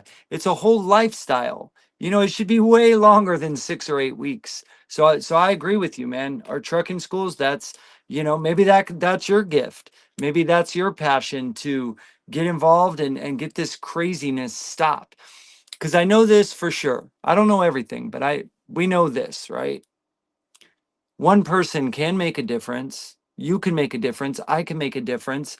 But we have to show up. Showing up is 90% of success. Just showing up. The other 10% is learning, or 9% is learning. 1% is actually doing it. So many people, I hear them, I start talking to folks and they're like, well, what can I do? Yeah, there's a lot of craziness going on in the world, in the government, within our industry, within our civilians. That's because not a lot of people are getting involved. That's why we're building this team, man. We hope you'll come tomorrow, 12 p.m. for those that are just joining. 12 p.m. tomorrow, Central Standard Time. We are having a meeting. We hope you'll come. It's 3 videos to watch. They're all together. They're under 5 minutes. They're really easy to watch. They make sense. It's everything that you're doing with your career. And then there's 15 questions. You get a certificate after, and then we're just going to talk about, hey, what is your strength? What is your passion? What do you think you'd be good at to change the industry for the better? Why are we asking them what we can and can't do when we are the operators of the equipment?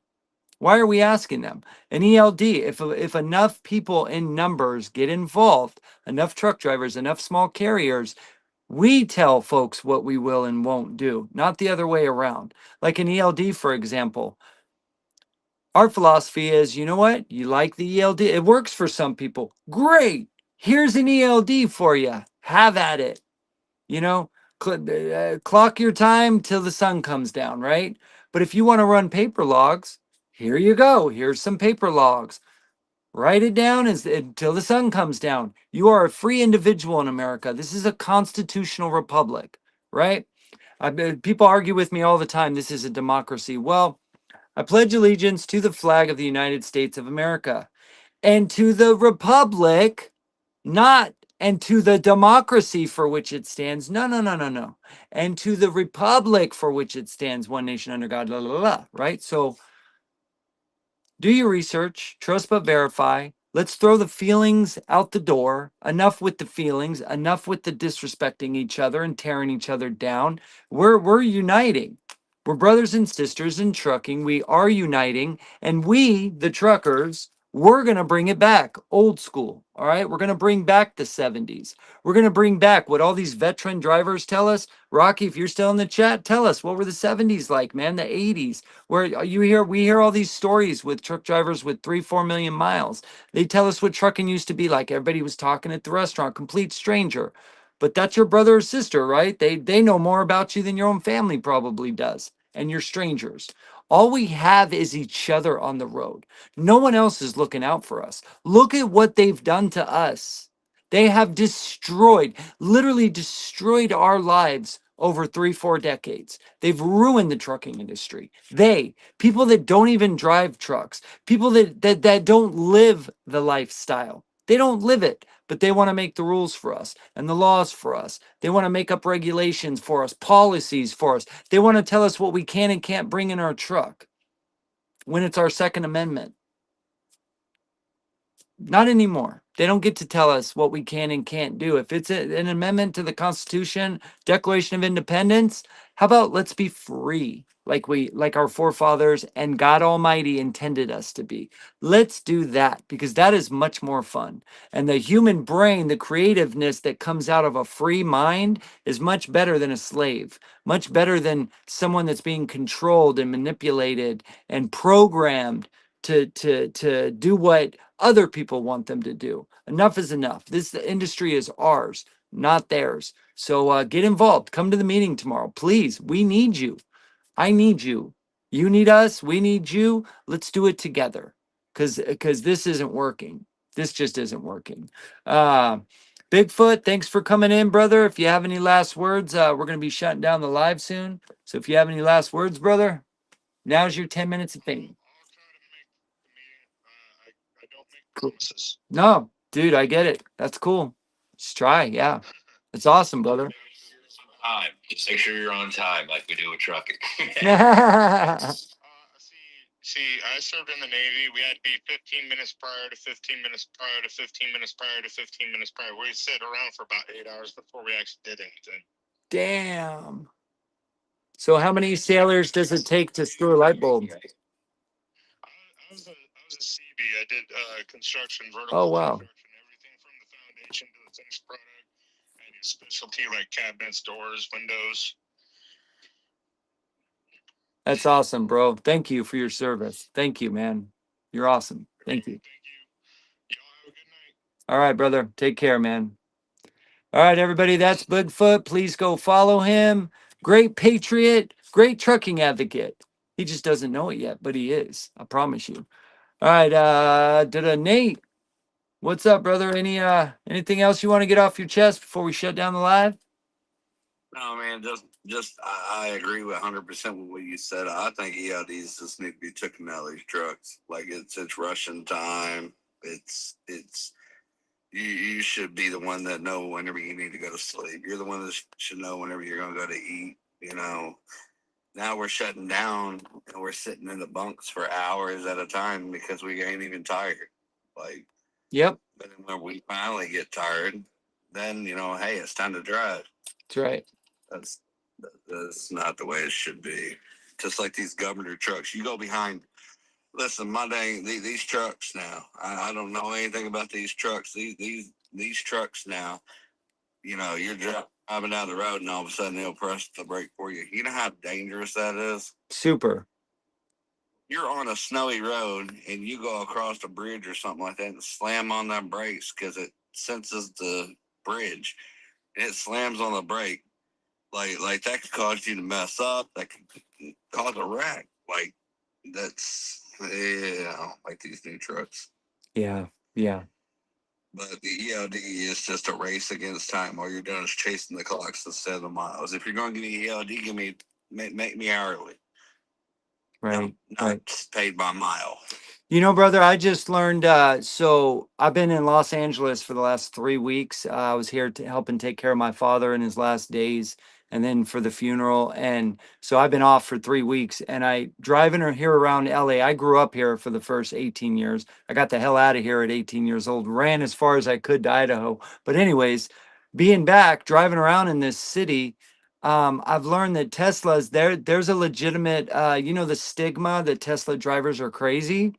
So Yep. that came true for me here, like cutting me off all the time, brake checking me, doing all kinds of crazy stuff. I was talking to my other buddy, and he was telling me how actually Teslas have something called Road Warrior or something like that, right? Like it's a program. You just push the autonomous part of a Tesla car called Road Warrior, and that it drives aggressively. It could care less about what's safe. It does what it wants to do. So if it cuts you off, it gets to where you want to go quick. It could care less about what you're doing or how you're safe, as long as it does what it needs to do. So maybe there's some of that too. Is that kind of what you're talking about? Yeah, a lot of those. Yeah. Yeah, pretty much. Yeah. These ELDs are, yeah, I want to go back to the old day, man. Same. I do. I mean, even though you could cut mud duck out of there, I mean, but I still want to go back to the old days. That's right, the old mud duck. Man, that guy. Come back. I haven't seen him. I haven't heard from him in a while. Actually went down. Yeah, I went down there one time, turned on my powerful radio, and overpowered him for a little bit. And man, was I excited! It cost me $1,600, but man, it was worth every penny. Just to make that guy have to listen to me for a few minutes. Yeah. Yeah. And that one guy, 87, Sam, we are very aware of it, what you're talking about.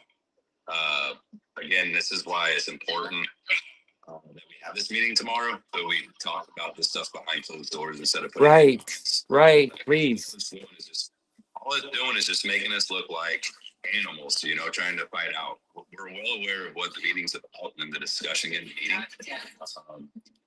This live was brought to you by Sean and Vince to get people together, to unite, to get people to sign up for that meeting that you're talking about. So I'm not for sure what you're coming across on your point that you're saying on here, but this is stuff that the advocacy thing that Vince is talking about, the training that goes with tomorrow's meeting, so we can understand and actually be educated on how to pronounce or talk to somebody in a live, because we got to cut the garbage out of this. We're making a movement to change autonomous, and I think that's where that information needs to be kept off of a live. So And let me, Sean, let me cut in there for a minute. So what Sean is saying is that, when we first became established, we became established and we teamed up because we noticed in the trucking world of social media, all we saw on social media was drivers tearing each other down, drivers putting each other down, false information, la la la, and everybody arguing. Us truck drivers don't agree on everything, and that's okay. We're 2% different, and my philosophy is, personally, I think we're about 2% different, right? Just like blue and red. It's like 2% different, 3% different of what everybody in America is fighting over, but these supposedly smart people have gotten us all divided over the 2%. Instead of focusing on the similarities that we have, we're arguing over the 2%. So we've teamed up with a lot of other people too to try to put a wedge in that negativity, to put a wedge in the confusion, to put a wedge in the focusing on the 2%. Is some of this stuff that people are saying true? Yeah, it is. But I'd rather spend my energy on focusing what we have in common and being positive and getting some traction together, fighting shoulder to shoulder to have a better life and to gain back the freedoms that have been taken from us already. We are almost in the cage. The door is shutting. We don't have much more time before the door shuts behind us. We're already in the cage. The door just isn't totally shut yet, but it's swinging. It's a swinging. It's coming, and it's a windy day. So we might want to put somebody out there in the fence and stop it, right? So that's what we're trying our hardest to do. There are a lot of people that, and I'm not mentioning any names, no names in particular, but there's a lot of people trying to confuse people and gaslight them and want to focus on that 2% of negativity. So my suggestion would be to find more positive people that want to focus on the similarities so we can fight together and unite and come together and have some of those good old times that we used to have, like what Nate's talking about. I want to go back to a lot of the morals and values and integrity in the back in the day too. That's what we're trying to do, Nate. That the way people are today, there's no respect, there's no looking a man in the eyes and shaking his hand and your name meaning something. There now it's just a contract this thick, right? That I'm not gonna read, right? Yeah, so, enough is enough, man. I want to go back to those good old days where, you did something foolish and you got called out for it. You were held accountable, you know? You know what I'm talking about in those small towns, right? We need to bring that back, you know? These autonomous trucks. Y'all realize that ain't going to happen, right? They can't even get the sensors on the front of the truck to be able to work right, let alone try to get them to be able to work, by themselves. You're going to sit with a truck sitting in the middle of the highway because it ain't going to know what to do. Well, see, and that's the thing. These guys that we're going up against for autonomous have trillions and trillions of dollars. They got money from overseas that's not even our money that they're willing to invest. They have a toll that they can work underneath. So accidents, they have so much that they can push. But here's the thing that why it's important to go to slow down autonomous the best we can is because they're actually wanting to change rules in the government level, right? So they want to be self-certed. Well, if they're going to let them to be self-cert, then why aren't we self-cert? Why are we running a computer log or an EL? Why are we asking? Let's tell them. Yeah. But you're not gonna give that to us, but you're gonna give it to a technical or a network of people that's not even from our country and take our money out. This is what we voted for, right? Every time I look at when Trump was actually running, he was saying, "Hey, we're going to put money back into Americans' pocket. We're going to rebuild that middle class." And everything we're seeing with autonomous, it's doing the opposite, right? It's like, okay, we voted for this, but why are we doing that? And that's what it's the autonomous part. The most important thing of it is the whole check and balance, right? If you're willing to give a tech company the power to do what they want, then why ain't we got it? Why are we allowing a tech company to do whatever they want, but we can't? So that's the most important part about as autonomous, that we all bond together and we join and we unite over autonomous. Because I think with autonomous, we're going to fix not only certain parts of the industry, like what Sam was saying, he's seen in the comments, people are talking about. I can promise you that you look at transparency, you look at all this other stuff, insurance is going through the roof, all the problems that everybody's talking about it. I can almost 99.9% of it link it back to autonomous. I was having a conversation earlier today to a gentleman about Delilah's law, right? We're all looking at it. Those laws were already in place, or rules were in place for years and years ago about English proficiency, right? But why are we using a kid to pass their agenda? Okay, well, now let's look at what just happened in the courtrooms, right? With brokers being held responsible. Okay, now we know that brokers can be held responsible, but for what? Why would they want that for that? Okay, well, now let's put this into the autonomous agenda, right? So in autonomous, they've already said it. They came out in a meeting in front of a board in Congress that they don't want to be held responsible. They said, hey, guess what? When you sign onto your cell phone, you are taking the responsibility and the technology of your cell phone. So they can't control what you are doing on your cell phone device. That's what autonomous people are saying too. They're saying, hey, you know what? We don't want that responsibility. We're going to give the technology out there, but we don't want to be held reliable.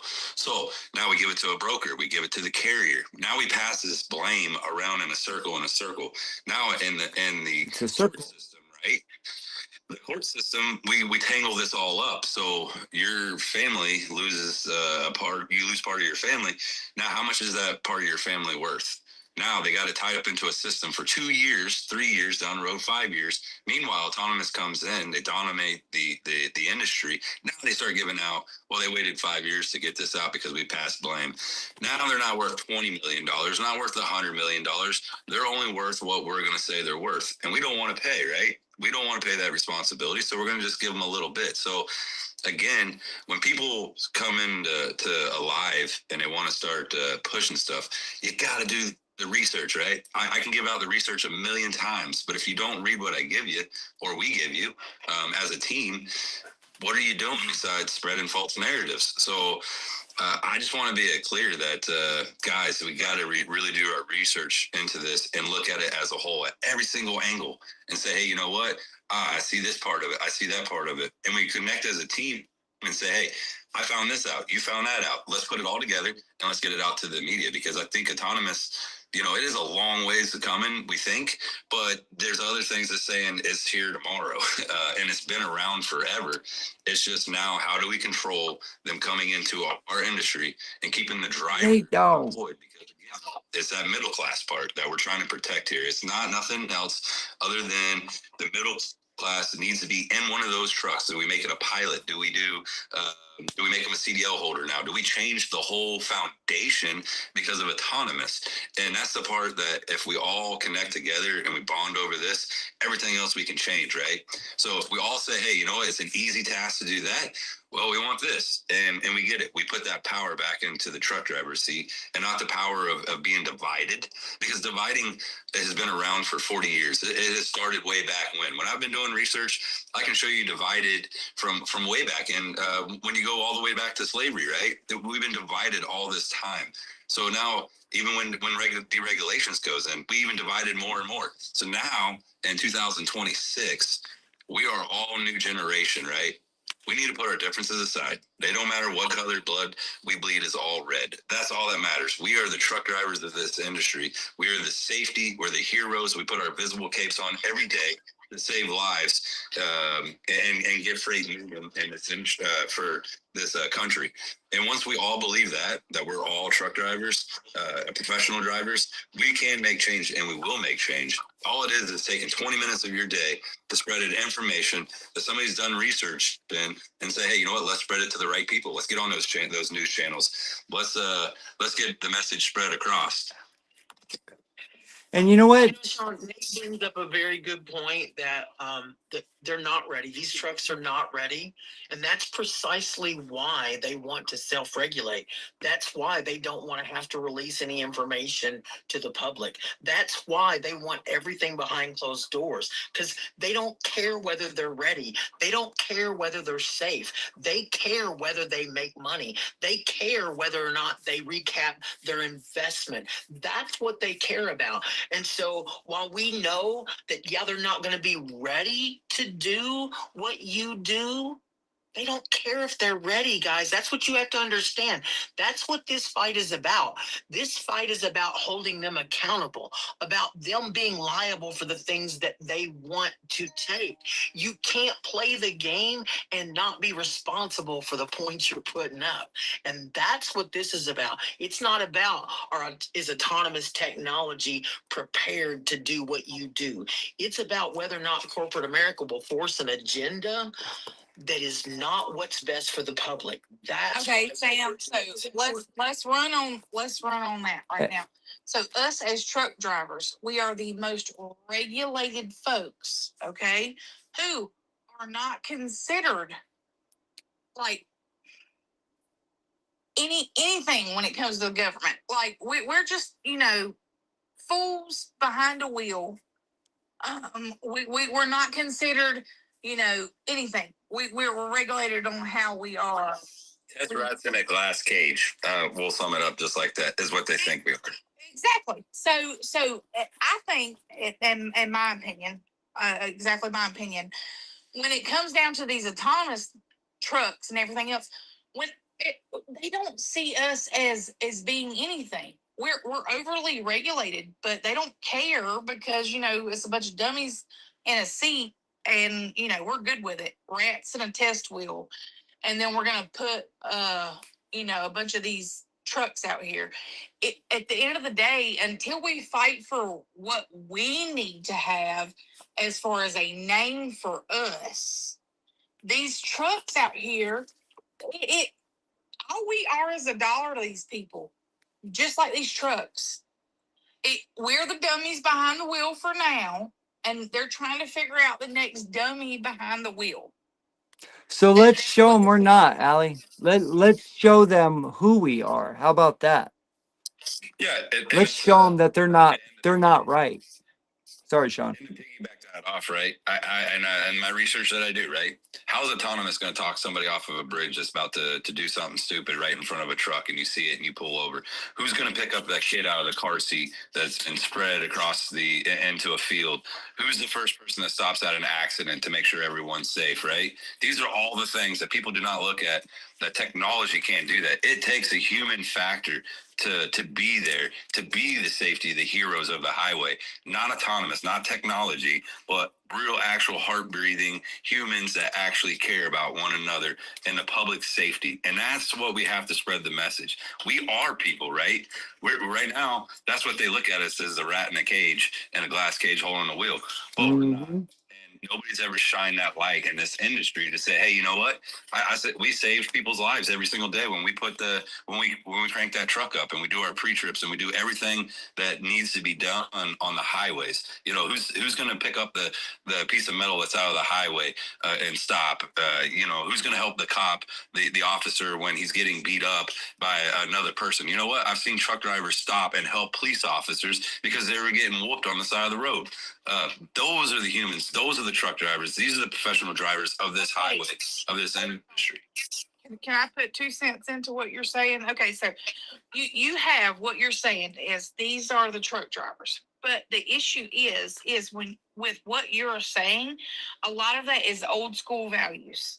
It is not these newer truck drivers that are out here on the road. And granted, I only have 6 years out here, so I'm not no veteran, period. But what I was raised with is completely different than what is out here these days. These days, these folks are getting literally they when you go to school. I went to a 9-week school. That is definitely way longer than anything anybody else goes through. I wanted to know, okay? 9 weeks didn't teach me crap. Then you got people going through school not knowing anything, come out here, they don't understand what it is to be a truck driver or what it is that we're supposed to know. And it doesn't translate into our industry, because then you have these ones coming in that this, I learned enough to get a CDL. I have a job, I'm making a paycheck, but it it doesn't further us. It actually makes us as drivers look like crap, because you have these folks coming in, getting fed basic BS in school, which is now required. And when they come out here on the road, they don't even understand just like basic shit that we Allie, know. Allie, that's by design to take money out of your pocket and put it in their pocket, because 10 Ferraris isn't enough. So while you're not able to make your car payment, or while I'm not able to make my one car payment, right, for my Honda Accord, they have a 10th Ferrari. That's what we're doing here. Please come to the meeting tomorrow. Let's see what your gift is. You're up here, you're passionate, you're already an advocate, you don't even know it. You know what I mean? You're already here. You're talking with us. You're spending your time here. That means something. That means you care. That means you have integrity and values and morals. And that means your parents raised you right. You know what I mean? I tip my hat to your parents because they raised you right. You care. You have passion for your country, for our country, for your industry. And that matters. That means something. Folks like you can hold other truck drivers accountable. Those drivers that are driving like crap, it's up to us to do. That's what I'm learning because I've tried to talk to the government. They don't care. You're right. You're right on so many levels. 99% of what you're saying is correct. But I'm learning personally, we're learning that we're going to have to be the ones to change it. Nobody's coming to save us. You know, we go save everybody else in the world, but we don't help ourselves. Our money doesn't stay here. So we need to put a stop to that. And we can. We have the power, Allie. You have the power. You are stronger than Donald Trump himself. Congress and Senate, all 535 representatives are nothing compared to you. Are their boss. You tell them what to do. If you actually went to like the numbers, if all of us truck drivers quit fighting each other and actually come together, which is the problem, we quit fighting each other and come together, we would control almost everything Bingo. because of how Bingo. many of us that there are. But because we cannot quit fighting each other on every given day that there is, it becomes one of these things that, oh, I don't like what you're doing. And look, you know what? That's not the point. And that is where it goes to where it's too much. And we're the ones left at the end of the day with the shitty end of the stick is the easiest way to put it. Like we're always the one with the shittiest end of the stick. Well, Allie, And join us here because there are thousands of us that think just like you. You are not alone.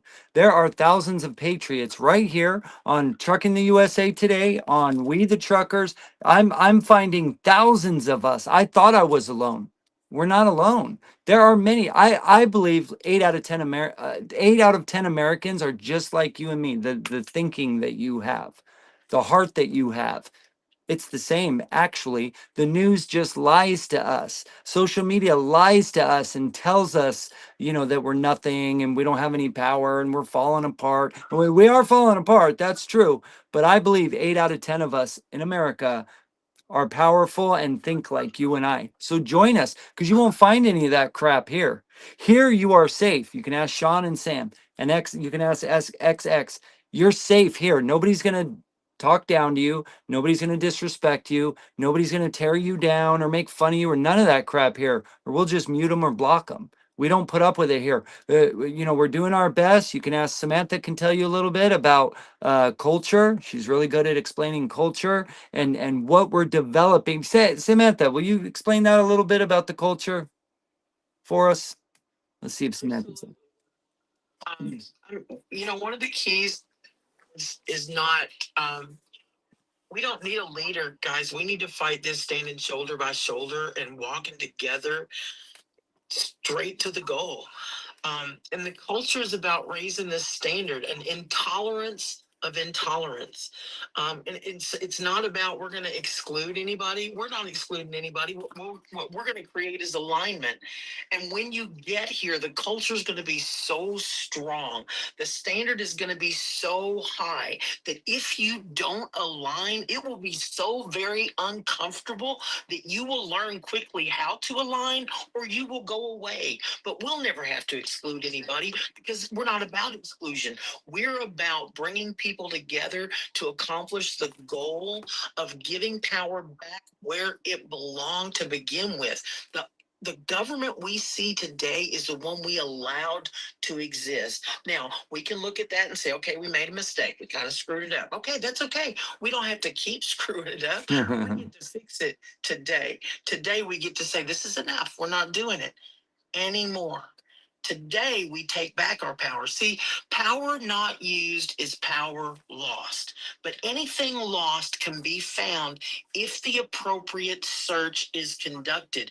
We're on a mission, ladies and gentlemen, and we're not backing down, and we're not going to be divided. And those of us, though, whoever, who doesn't want to align with those standards, find someplace else to be. But we are going to keep doing what we're doing. See, and I'm gonna go ahead and continue this. Now Squirrel is probably asleep. But Spoiled Squirrel, she is a partner of mine in a charity that we started that's all truck drivers. It's we come for truckers that are, you know, any help that they need. We're going to come in and try to make sure that you know, we are okay. Me and Squirrel have probably raised over $60,000 over the last. Wow. That's awesome. So when it comes to truckers, you know, me and her, look, I bleed trucker. Okay, I bleed it. It is in me to my bones.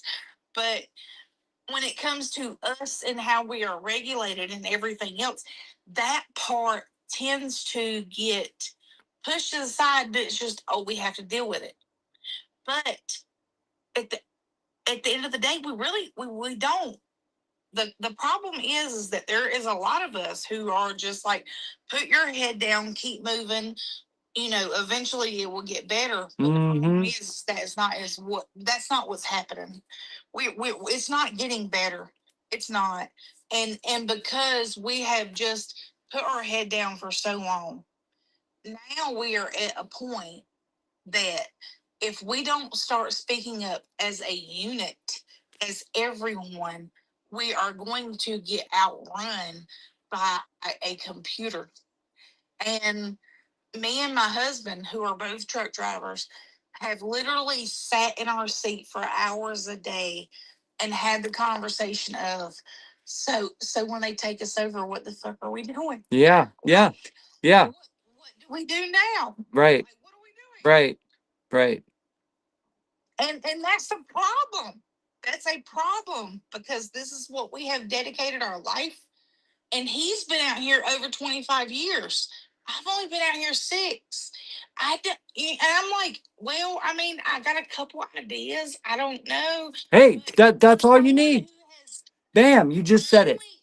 Only ever been in a truck, and that's only all these folks know. Right. Someone like me who, you know, has only dedicated so much of my life compared to him, I have ideas, but this is all he knows. You have so many other drivers that this is all they know. You can't take that away from them, especially when it's a computer that is going to, like, me and him were having the argument the other day, like, so how are they going to do login jobs? Like, how are they going to do this? And he was like, oh, they're going to do it. They're going to figure it out. I don't, my thing is it going to be our generation? Like, am I going to be dead before this shit actually takes over? No, because we're going to stop it, Allie. Allie, we're going to stop it. We're going to stop it together. We are. And we can easily. It's easy. It's not that hard if we unite. It's not. As we unite, and we're uniting right here, little by little. Samantha, and a lot of FOPT, pastime for a change. Like, you know, we don't agree on everything, of course, but we're 98% similar, believe it or not. It's just most trucking channels, you only hear about the 2%. That's what we're doing with this culture. We are erasing the negativity and the you know, separation of people, and we're bringing folks together to all unite on one front, shoulder to shoulder. So join us, please. We have a meeting tomorrow, 12 p.m. 12 p.m. Central Standard Time. We hope you come. All right, because you just said it. You have ideas. You know, I'm sure you do, because one thing I know about women, okay, women's brain, the way my pastor says it, women's brains are like walking into a 747 airplane. You know, there's switches and buttons and, you know, all over, hundreds of buttons everywhere. A man's brain, you walk into a room that has nothing in it with 4 walls, and it's got a light switch on and off, right? So we need your brain. We need those buttons and switches. We need, you know, we need you. Join us. What do you think? I feel like women truck drivers, we look at it completely different than you males do. Oh, I'm sure. It's not even like I'm trying to talk crap. Just like it, you know, I can definitely, if you want my ego to get, I'm definitely better than all you boys. Okay. I love it. I love it. I love it. I knew where this was going before it even took Hey, place. meet me at the TA. Meet me at the TA. Let's go. Challenge accepted, Allie. Challenge accepted. Allie also drives a super sleeper. So if you can blindside a super sleeper into a parking spot, I'll give it to you. Okay. Well, but until then, here's what I got to know. Automatic or manual? And don't be lying. Don't be lying. restrictions on my license. Okay. But the truck is an automatic. I'm not even gonna lie. All right. We'll make an exception. This once. Hey, she was honest. I have a whole toilet and a shower in my fucking truck, so you can't even talk no shit. Okay. Damn. That a girl. I ain't got nothing on that. You can shit with your partner going 75 mile an hour. We're not worthy. We're not. Like you ain't got nothing. Nah. Yeah. I ain't got nothing on that. I don't know. We need to find some very strong people, and I can say that I have a few. Matt, I cannot remember Matt's. I know who you're talking. Matthew. Northman or yeah, there's a couple Matts we know. What's he talking about? He is very big on. Right now, they're on this whole getting the pedos from not having. Yep, that's Nordstrom. That's Matt. Yeah, he's really against. Yeah. Okay. If you listen to him like off of TikTok, like it's just you and him talking, this man, the way he speaks and how he puts it into words, these are the certain truckers that we need to put up into like, not me at all. I'm gonna go in front of Congress and cuss everybody out. We know some other people like that. Yeah. Like, but him, he has the ability to take it and make it, adult. Yeah, Matt's awesome. He's amazing. His passion, all of it. His passion, his emotions. He keeps his emotions in check. His words are great. Yeah. I met him. With our charity. Yeah. Neither one of us are adults, okay? We're both children. I don't care how old we are. We're gray headed, but we're both children. I cannot do that. I'm not going up in front of nobody and trying to make it sound good. You and Pastime both. See, Pastime, we don't let him go to Washington either. We keep him in the back where he's really good at keeping things secured, coming up with big ideas, keeping things safe, research, wisdom. We keep him in the back. We don't let the bulldogs off the leash. If one of us gets hurt, or one of us has a family emergency or any of that stuff, me and Lisa, we're really good at that. But other than that, no, y'all need to leave me at home. So Alec, but could you take and spread if we gave you research information and made them into like little memes and little bulletins? Could you spread those on your page? Could you? So you have a part of the team, because most of the stuff that we have to do is we got to get the public aware of what autonomous is really happening. And there's a lot of people doing research to bring it to a light. And the only way to bring it to a light is if we all spread the message at one time saying, hey, this ain't right. So you do have a big part in the team. And that little bit, if you got 3,000 followers, that means you're sending it out to 3,000 people. If you only have 500 people or one person actually hearing the message and the movement will get them to bring them to the table, to get them to spread more messages out. And by all the time they Yeah. She's got 25. Bro, she's got 25,000. Dude. See? I'm not, and then trucking. That's huge. When I started trucking, I actually ended up with COVID double pneumonia after a couple years of me being in a seat. And everybody that had followed me from that point knows me as Coma Girl. That shit actually hits my it hits me where I don't like it. Oh, uh, well then. I want y'all to know me because I was a truck driver, not because my dumbass got COVID and had to learn how to walk again.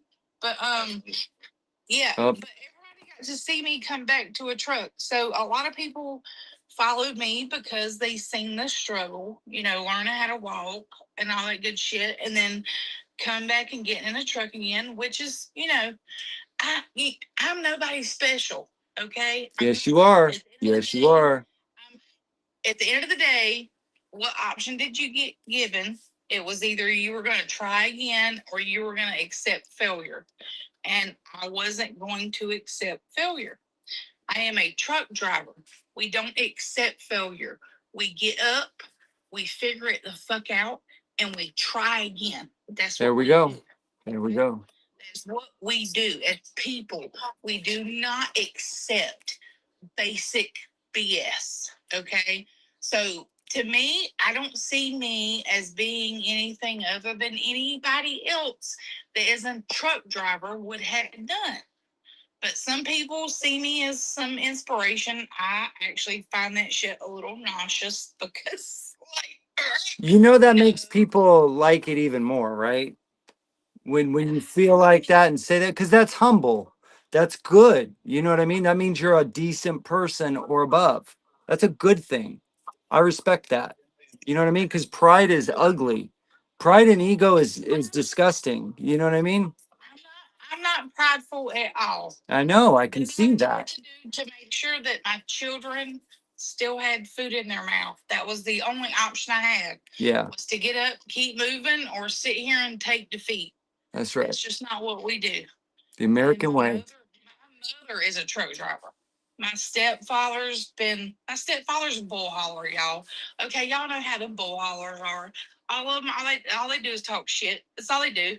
Talk shit and act like your ass ate shit. So, and then my grandfather was a truck driver. So I come from drivers. That's awesome. Well, Allie, we're gonna. Oh, go ahead. But when it comes to that, you don't give up. Like you just keep going. That's right. That's right. Well, Allie, we're gonna end the live here soon. So, any last words before you go? And I hope to see you at the meeting tomorrow. If you have time, we'd love to have you. If you have time. We'll be there tomorrow. Cool. All right. We'll send you a link. So you want to talk about that super sleeper? Ah. Oh boy. What about them long nosed Peterbilts that have a stretched out frame and all that blindsided in, and they ain't even got a step. You woke the giant up. Thanks, Allie. Thanks for waking up the giant. You know what we got? We got a bucket and we got a trash can. We got a bucket behind us. The Peterbilt. My husband's the Peterbilt with the nose driver. I'm not. Okay. If you put me in anything other than a plastic truck, I'm probably gonna cry. But I can say that I drive around and blindside 156-inch super sleeper with my eyes closed on a good day. I know. I'm just saying. We go over there. We ain't got the bathroom. We ain't got the bathroom in the rig. We got trash cans and trash bags, and we get it done. I didn't always have the bathroom in the rig. I remember them 5-gallon buckets. Don't blame me. That's what happened. That's how you got COVID. You was over there. You were driving with your own crap. You know what? It might have been what it was. It might have been, but you know. Donnie Loman, he does the same thing. He gets that trash bag out. Donnie Loman. I know Lisa. I know Donnie. I know all of them. Okay, I gotta follow you, sir. See, uniting right there, Allie. See, see, He knows my phone. see, right there. Donnie is on the board of the charity that me and Lisa have going on. Yeah, I know exactly what charity you're talking about. I knew Donnie whenever he drove for PTI. Yeah, Donnie don't live too far from my house. He's actually only about 45 miles from me right now. And I have been, kind of want to go just like put Western Express like all over his windows just for shits and giggles. Do I it. think it'd be fun. Do it. The best thing that the news I've seen recently is that they're getting rid of that death crap. They keep saying that, but I haven't seen it yet. I haven't either. You know, I see these new trucks being put in with death on them too. Like, what the heck? So what would happen if 2 million truck drivers just deleted? Well, I wonder what would happen. I mean, yeah, but here's the thing. I understand what you guys are talking about, what you're coming into. The biggest thing is, what are we going to do about these mega carriers? Swift, Western, Rail, all these mega carriers. They ain't going to do that.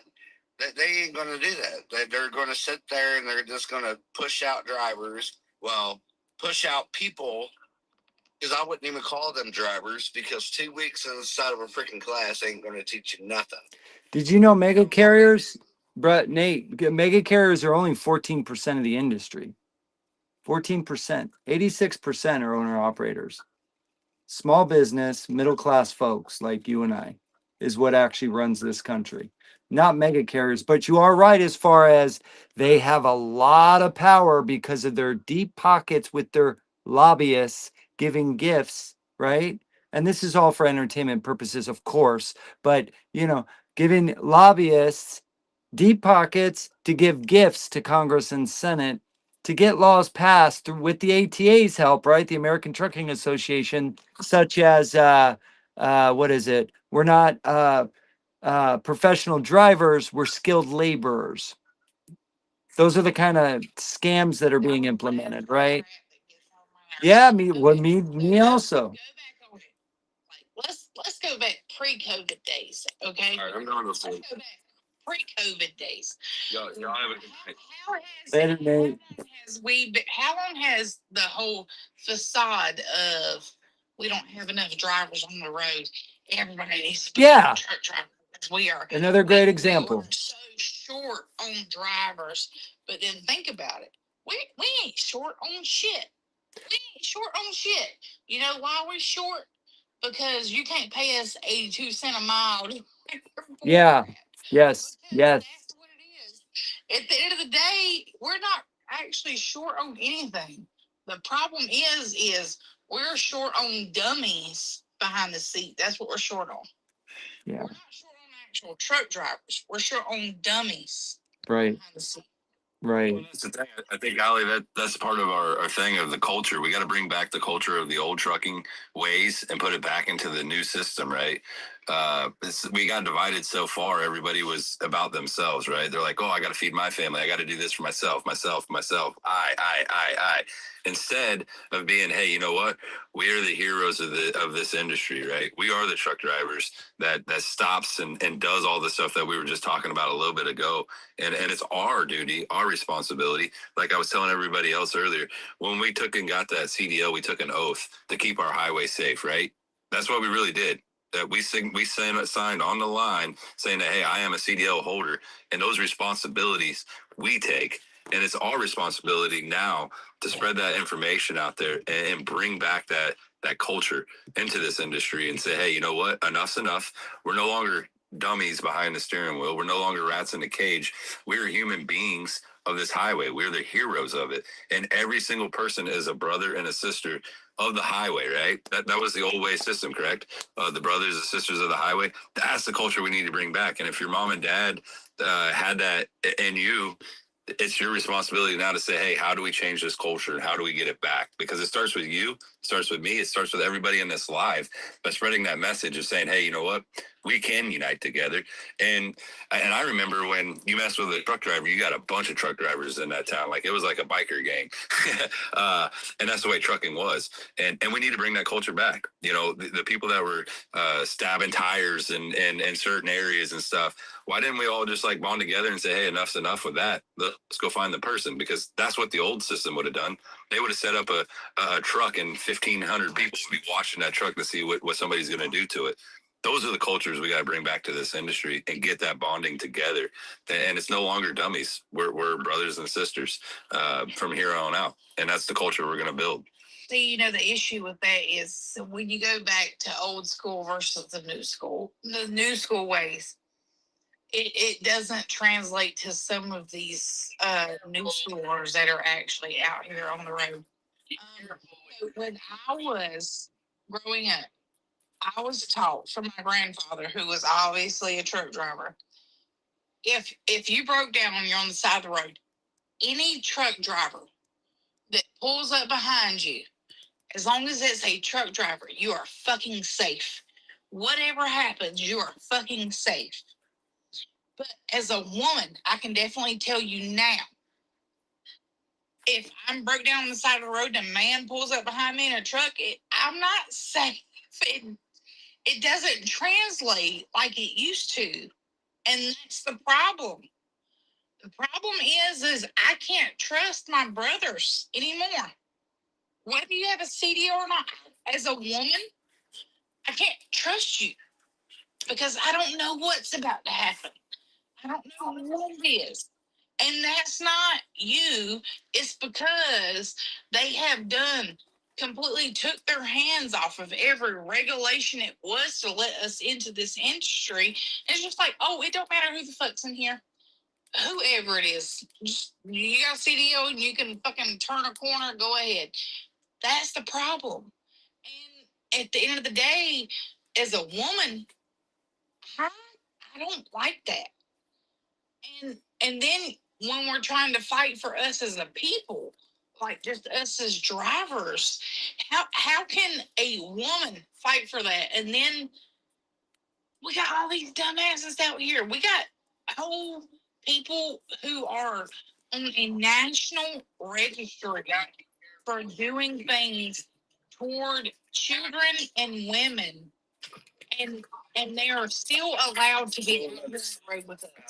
I don't want to cut you off because you're on the point. But here's the thing: if we all connect together, you can use social media, the power that it has in it to build that culture, right? That's what we're talking about. The culture we need to bring back. It starts with us, right? So when you're saying that stuff about what Matt's doing, that starts with you, every person that's in this industry, right? So we have to build the system back the way it was supposed to be. So I get where you're coming from, and you feel the unsafety part of it. But that's the system we got to put back up, is saying, hey, you know what? We should feel safe. You should feel safe going across the truck stop. There's guys, I don't know if you ever use your CB radio, but if you have it, you can holler on when you're going in for a female, can holler on the radio and say, hey, I'm going to the truck stop and I'm coming out of the parking lot. So you guys could watch out for me. And guess what? You will have Marines. You will have retired Navy. You will have retired military that will have your back. And I guarantee you, they will watch you across that parking lot. And if someone even tried to attempt to touch you or did something like that, it's game over. So I don't know. I think maybe you should kind of look at the people that are actually out there and try it once and see what it comes up with, because I guarantee it, there's old school guys out here and new school people that respect the women. They respect the brothers and the sisters of this highway. And I get the social media comes off with stuff that's saying, hey, you know what, we're all divided and there's these very, very individuals. But we've had this our whole industry, right? There's FBI agents that have been placed to find those. The crime rate in trucking is way down what it was back in the 80s. So I don't know. I think you're overlooking the certain things that are there. And I encourage you to try looking at the new school way of how there is people out here that will protect every single brother and sister of this highway, because they're in every state, they're in every other truck. You may not see them, but they're there, and I can promise you. And again, it's perspective, right? Everything in life is perspective, right? Like I like to look at it like this, Allie. You know, I have a good wolf on this side of my shoulder and I have an evil wolf on this side of my shoulder. And I'm capable of either one. I am a human being. I'm good and I'm bad. But which one am I going to feed every day? Because the one I feed the most is what I'm going to become. So if I'm looking for the things that are terrible, I will find them. But if I look for the good things that are happening, I'll find those too. And the media is the one that's teaching us to only look at the bad. You know, I personally I believe that 9 out of 10 people are decent people. They're good people. They might not be great people, right? That's like 1 out of 10. But I think most people, 9 out of 10, I think they're good people. If educated and taught what's good and bad, I think they'll resonate more towards good. But what do we see on social media? What do we see in the news? That's why we started this, because we want to look at the good and spread the good so that the good becomes more than the bad, because the bad sucks. You know what I mean? I've heard mixed stories, right? Especially for women. So, and I can't speak for you. You know, since I was born, I'm able to walk down on the street, you know, at 2 in the morning, and nobody's trying to jump on me, right? So, but I talk to my wife and my sister and my mom, and you know, they all say the same things. You know that they can't walk out on the street alone at 2 in the morning. A lot of that is and if anybody goes on my page and like goes back a couple videos, because me and Donnie Loman and Elizabeth talk crap, uh we go back on like the trucker as a female. I feel like any of these new females that are coming into the industry are being fed that you have to come into the industry with like 19 eyeballs.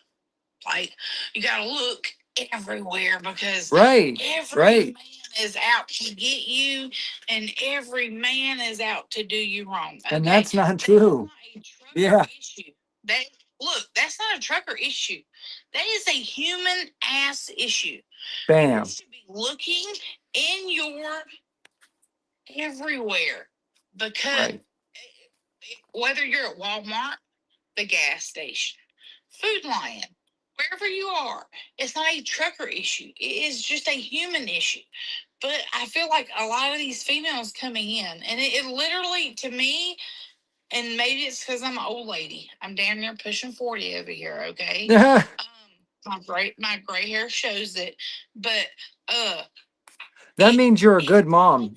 If you have gray hair already, you're a good mom. and beyond, these 30 and youngers, they're like, oh, well, these men are out to get me. Honey, No. there's fucked up men everywhere. Right. Like, there's predators in every point. And there's good men everywhere. Being a truck driver, it has nothing to do with being a truck driver. There's just predators, period. And because some of these women, like, sit here and make it all a driver. Oh, it's these truckers. No, bitch, it's not. And as a woman, that shit fucking infuriates me, because no, you should be, no matter where you are, paying attention to what the fuck is going on around you. It has nothing to do with whether you are a driver or not. Right. Now, Right. if you're so stupid enough to put yourself in a fucking situation that puts you in danger, to me. Yeah, Allie, we can't say the S word. I gotta drop you, but you can come right back around, okay? Come right back around. If you guys can spam F1 in the chat, please do so. Allie, come right back, okay? We can't say the S word or the pew pew word or the unalive word with the K. It sucks. Yeah. All right, there we go. I'd like to tell her before. Sorry about that, Allie. Thank you. I think the difference between a woman going into a food line or into a gas station, the difference between that part nature versus in the trucking industry, you can literally jump on a CB radio and say, "Hey, I need somebody to watch me while I go in," and I guarantee it, those people are out there. The men and the women. My wife drives truck for me, and you know what? There's times that she's in the truck by herself that she's driving. She doesn't feel scared going across the parking lot. Okay, but how about She knows. Yeah. Industry. How many of these new rookies actually use CB radio? Come on, let's put that out there. So that's again, Allie. That's what I'm saying. That we need to bring that culture that back. That is our responsibility. That's our duty. As when we sign that license on there to bring that culture and bring that awareness. Allie, I'm on the CB. Everybody in there. Sorry. If you are a female, I think a CB for a female is way more important than most other tools they have in their truck, because when you talk to drivers that are out here, like Vince, I guarantee you, if Vince was in a truck stop and he heard somebody, a female hop on the radio saying, "Hey, I feel a little uncomfortable. Do you mind watching out?" Vince is gonna holler out, "Yes, ma'am. You want me to walk you up there? I'll wait till you get done using the bathroom. I'll walk you back to the truck." And he's gonna jump back in his truck and he's gonna drive off in the sunset, because 100%. how we were built in this trucking industry to look out for one another, for our brothers and our sisters of this highway. And that's the culture we have to bring back. That's the most important culture that it will make us survive. That's going to keep the autonomous where they're at bay, because again, human heartbeats actually was what makes this highway, this country safe, is the drivers that's out there. We're the first ones to stop at an accident. The thing is that as a woman, okay, specifically as a woman driver, you boys make me feel safe, because I know there's no way at a truck stop something is about to happen and nobody is going to say or do anything. That's right.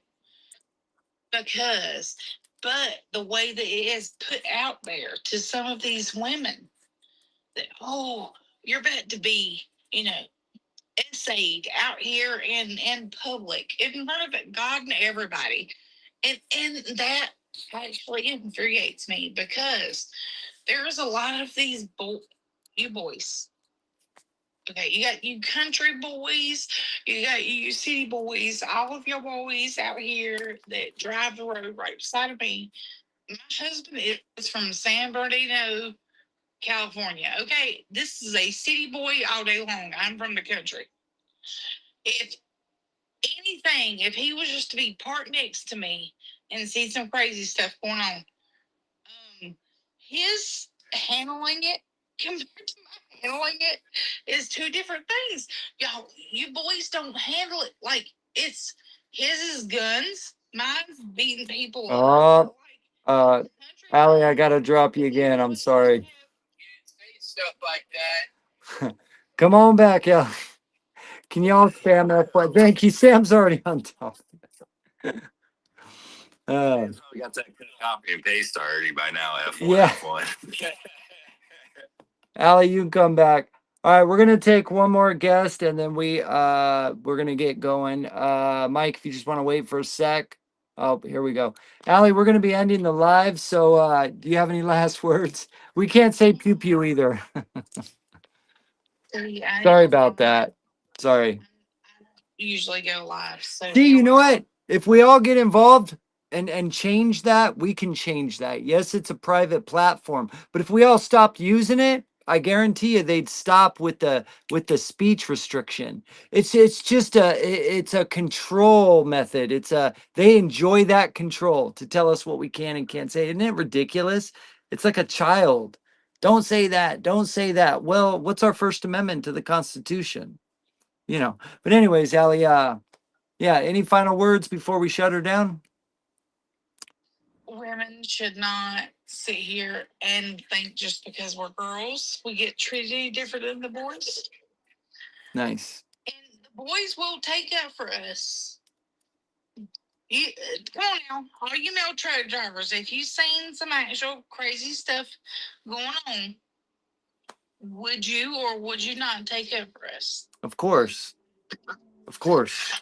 And I wouldn't even say it's just the military. I would say it's the a lot of drivers and like I said, there's been stuff that a lot of these truck drivers have been taught values, right? We get that from our parents, right? From protecting a woman is our responsibility when we get married and everything else. And children. So I mean, I wouldn't say it's just military. I would say there's a lot of truckers in this industry that I guarantee if there was something happening to a female walking across the parking lot, it would be hunters. Like Donkey Kong. Yeah, it would be. And we wouldn't explain how we were going to do it on live on a TikTok because Yeah. that would be probably dangerous. But I really hope Allie, like that's awareness that we need to bring if that's really out there.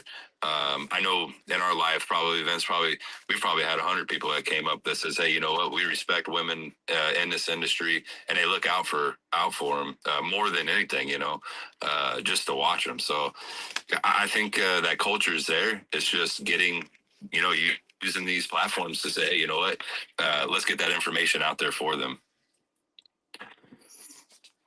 Y'all know what that means. Anyway, Allie, thank you so much for coming up. I appreciate your courage and you know what, everything you do for raising funds. Where can they go reach that? How can they find you? What's the website or where they can go donate or check out your what you do? Oh, we have one. Logo, what's the charity name? Is Loco D your is that your spouse? Yeah. I figured. Hey, you better get to bed. He's calling. Come to bed. Come on. There's a Drive for Hope. Is that what you said? Drive for Hope. All right, I'm gonna shout it out for you from now on. Drive for Hope. Got it.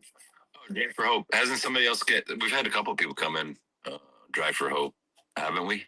I'm trying to think. I think so, but we haven't written them down yet. We just started on the last live. Yeah, on the We the Truckers, yeah, right? I think. Oh. Jane, are they? Wait. Jane, is Allie's Drive for Hope on We the Truckers? She would know. It's Hauling for Hope. Okay. Your other half said it's Hauling for Hope. It's Hauling for Hope. It's Hauling for Hope. And that's cool. He's from San Bernardino. Hey, Loco D, I'm from Temple City originally. Temple City. I know you know where that's at, the SGV. I'm sure you know where that's at, right? Let's see, it's Hauling for Hope. Huh? Is that in California? Yeah, it's Pasadena, El Monte, San Gabriel, Alhambra, Azusa. It's right next to the Inland Empire. It's called the San Gabriel Valley. The little town called, little, it's 45,000 Inland. Okay, so I next gotta to. say this. I gotta be quiet. I thought at one point in time I kept hearing everybody say Inland Empire. I thought it was England Empire, and I'm like, why are folks on the West Coast talking about England Empire? Ain't that some shit that like? That's funny. Oh my God. Oh, he's up. All right. Hold on, Loco D. Like a semi truck or something, a trailer putting like a bunch of names on it or something for Hauling for Hope. Yes, that's the whole thing. We're gonna come to some trucking shows with everybody on it. Nice. Following truck drivers. See, There we go. Let's see my following. I can't remember who came up in the live though. Yeah, I'm following Allie.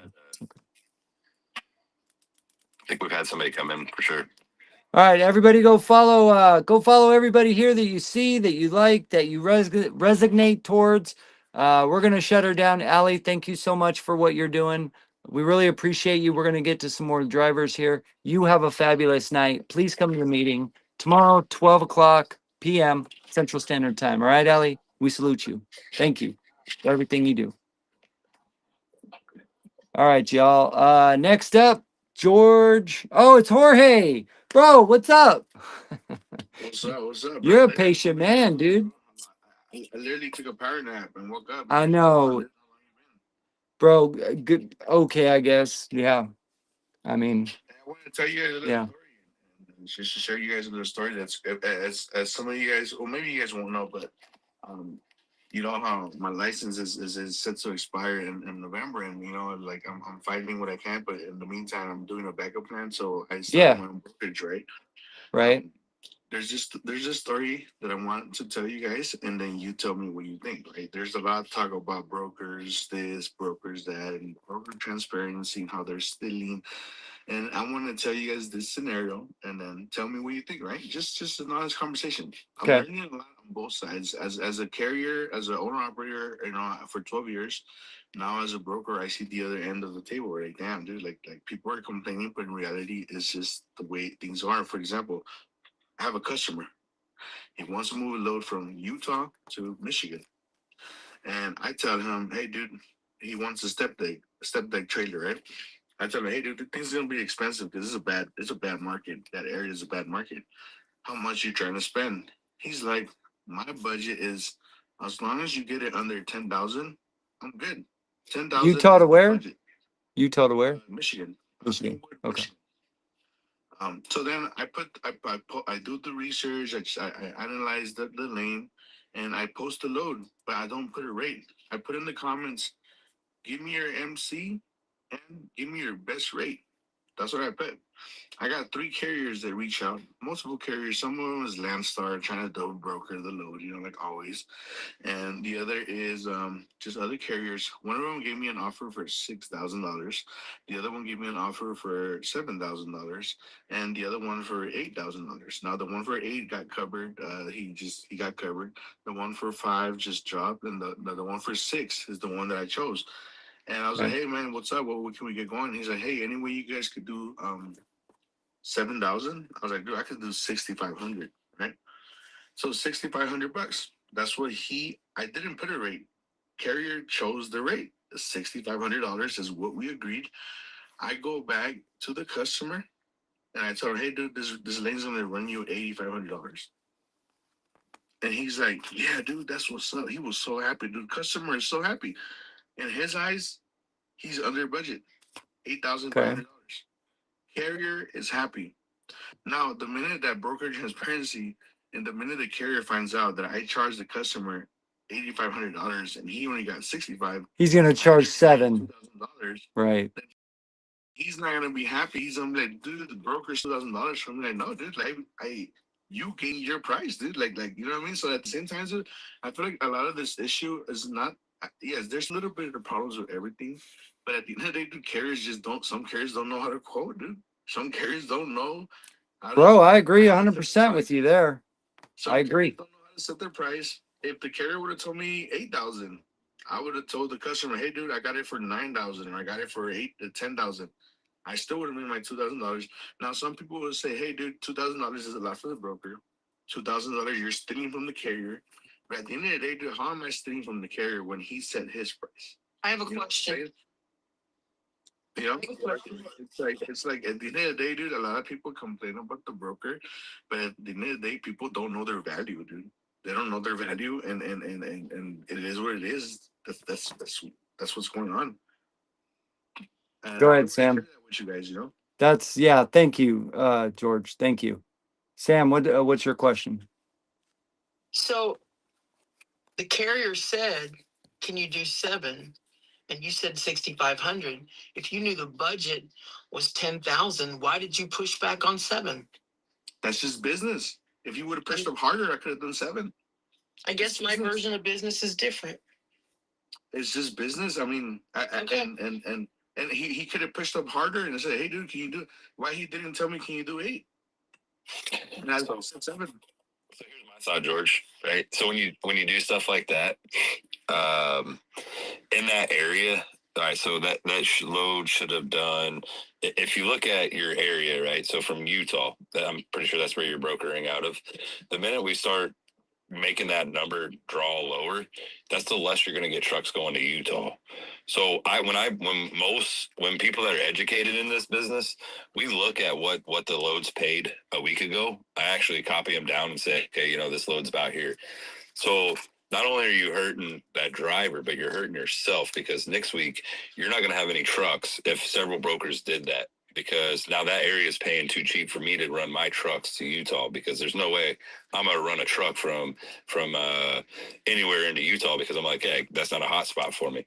So when you're doing that, just keep in mind that when you pay for higher freight, you're gonna get more trucks in there to move out. So No, but what I'm saying is, like, what did I do? But it's also the carrier's fault too. It's also the carrier's fault for not knowing their worth.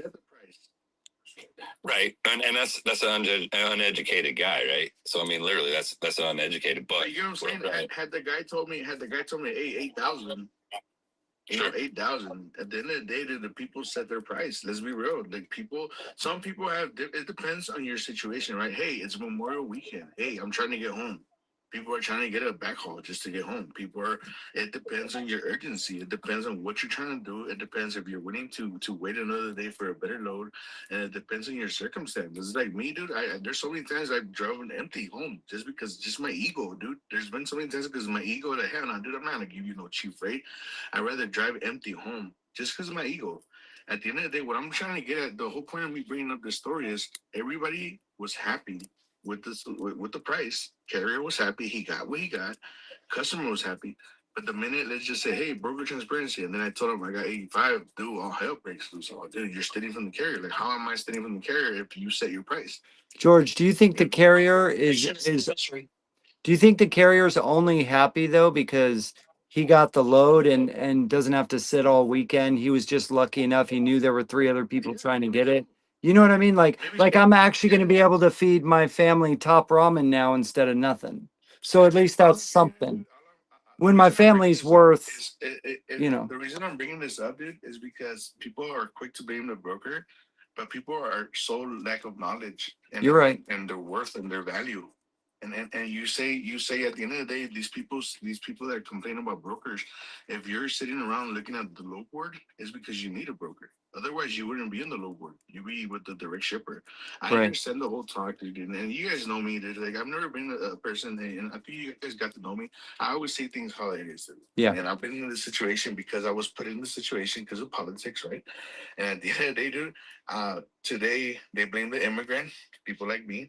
And then the day that we're gone, there's still gonna be people blaming something because there's just people. I don't consider you an immigrant though, bro. A dreamer to me is not an immigrant. A dreamer got stuck in a shitty situation that their parents put them in that they knew nothing about as a child, right? Wouldn't you agree with that? Like that you know. Vince, I'll tell you this, Vince. I am where I am in this fight. And I want to say the one thing I got out of this fight is I met people like you. I met people like Sean. I met people like, past time, dude. I spoke to past time before on the phone. I've met people, and at the end of the day, dude, you guys can say whatever you want. At the end of the day, I went up to Sean Duffy. I went up to Derek Barnes. Yep. I went up to. I commend you, bro. That's To Ida, and if I lose my CBL, dude, I went down without a fight. I went down and I did what I gotta do. With people wish they could talk to the people I talk to, because I'm not here just bragging and talking. Dude, I got shit done. Sorry the language, but it is what it is. And at the end of the day, now I chose to keep my customers and be a broker. And right now I'm learning a lot on the other side. Dude, like damn, dude, there's a lot to it. And you could say I'm just hustling, dude. I'm just bro, that's the American way, man. That's the American way to be a rebel and to get shit done. To get it done, not to talk about it, action. To get shit done, man, to have big balls. I got in Bonehead's truck, Bonehead. Right? Yeah. Face, dude. I got in his face and I was like, hey, dude, you be talking a lot of smack. What's up? And he's like, oh, I'm not talking about people like you. And then he did a video. Oh, I feel bad for I remember. I feel bad. Yeah. I feel bad for the Dreamers. And then I got in front of what's that guy's name? Harvey. I got in front of Shannon from ATU. You persuaded Ike, bro. You persuaded his thinking. I got in front of Louis from OIDA. Is it OIDA? Yeah. And I went in and I talked to Delilah's parents, and then even Delilah's dad. He's like, "Oh, I don't want DACA to be affected, but we're collateral damage. It is what it is, dude. And at the end of the day, it's politics, And my thing is this: hey, if people are gonna complain about people like me, I'm gonna be a broker, and you can keep complaining, dude. At the end of the day, I got mouths to feed, and I'm not stealing the American. So do me a favor, bro. Will you do me a favor, please? Get as much money as you can out of the shippers for the carriers, please. All right? If you're going to be a broker, get as much money as you can, bro. Fight for the carrier. Fight for their maintenance costs. Come on. But to respond to Sam's question, if the carrier said, "Hey, can you do 7?" I said 65, and then they budge. He could have fought fight. It's just you have to keep fighting for your rate, dude. When you this is how I know brokers are BSing. they're like, hey, 7,000, right? And like, hey, I'll give you 69.50. That's all I have in the load. That's not true. It's never true. They just say that as a sales tactic. They'll give you an uneven. They give you an odd number. Hey, I'll give you 69, 50, 75. That's all I have in the load. It's not true. That's just a sales tactic. You have Right. to keep fighting for your rate. Right. And Yep. and he's like, if the driver were to tell me, hey, bro, 7 is the best I could. All right, bro, I'll just do 7. The driver just budged too quick in this business. Let's just be reality. If they were to give me 10,000, me as the owner operator, if I see a load for $5,000 and it's a good paying load, just out of business, I'm still gonna ask for 6,000. It's gonna happen.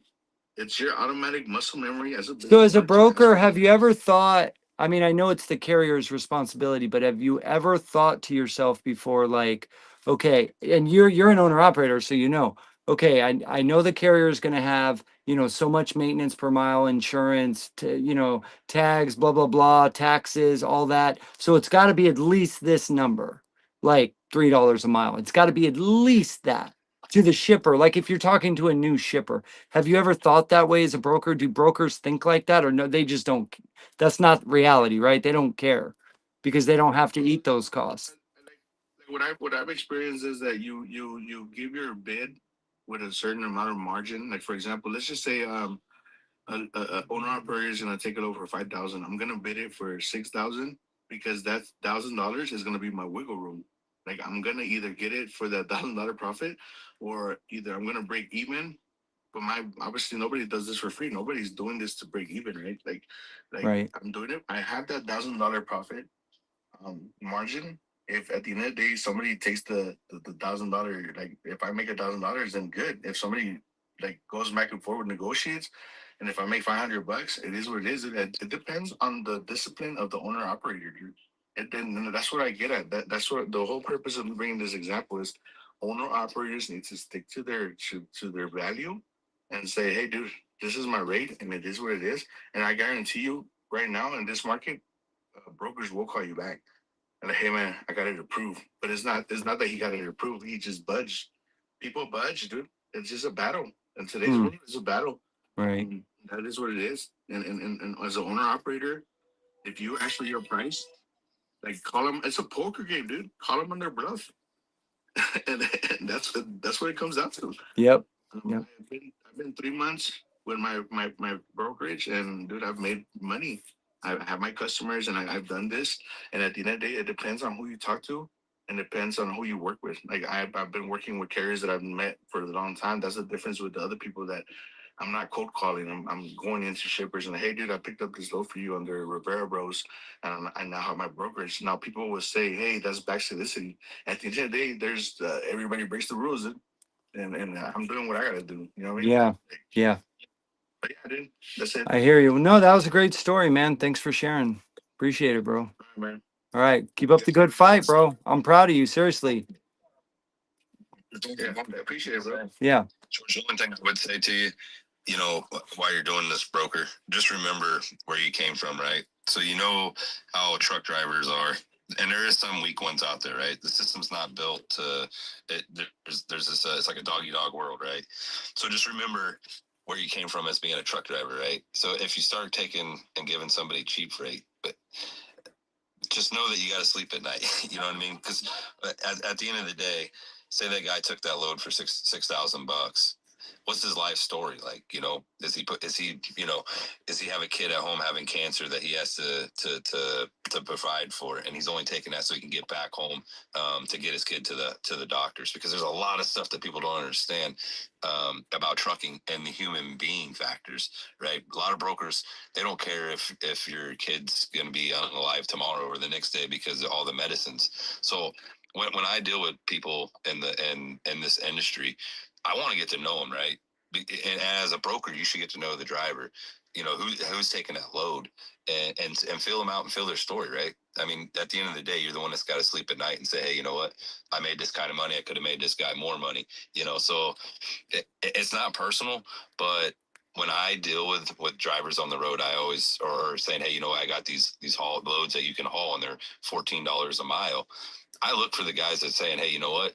They have to put that food on their family, and they always have problems, you know, with doctors and everything else. So those are the guys I always want to feed first, right? And then my guys that are doing great, I'm all like, hey, you know what? Why don't you come on? I got some loads for you. But if a broker put their heart and soul into this job, plus what the shipper's paying, I think the industry, the transparency we wouldn't need.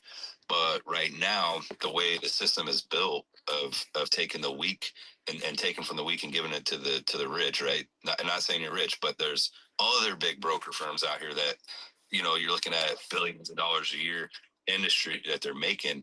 They don't look at a driver as a human being. They don't look at them as a heartbeat and look and feel how they are. I hear what you're saying, Sean. I hear what you're saying, Sean. But my response to that is this: if using your own sample of the driver, that like there's been situations, me as an owner operator, that I shoot for insane bids, dude. Like for the lane, let's just use the same lane, dude.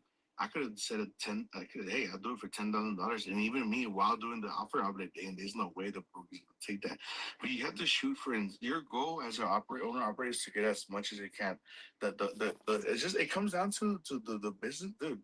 Owner operators have to get better at business, dude. At the end of the day, it's the business mentality. I hear what you're saying. Let's just use your same example that you have a cancer patient and whatever, right? Why didn't that driver offer me $10,000? Like, and then you offer an insane rate, $10,000, and then you work your way down to negotiate to nine. This driver offers 6,000. Like, dude, like that's extremely low. Like, you shouldn't have done that. Now, am I gonna fight for that guy? Like, hey, dude, you're doing it too low. No, that's not my job, dude. My job is to make as much money. His job is to make as much money. And at the end of the day, the goal is to meet in the middle. And at the end of the day, dude, drivers need to bid better, and that's what it is. And I hear what you're saying, but at the end of the day, people complain at the book about the brokers, but people don't have the knowledge about what they're worth. And that's the reality, man. That sucks to say. I'm not here saying I'm better than anybody. I'm here talking to you guys as the owner operator that became a broker. That the owner operator, dude, there'll be a load posted for $6,000, and I'll throw an insane rate, dude. I'll do it for 8. And I know it's gonna reject it. I know it's gonna be rejected, but that's the goal, to shoot for an insane rate so you can meet in the middle to a rate that everybody wins. But if you're gonna start off bad, it just becomes on your discipline. That's what I'm trying to get at.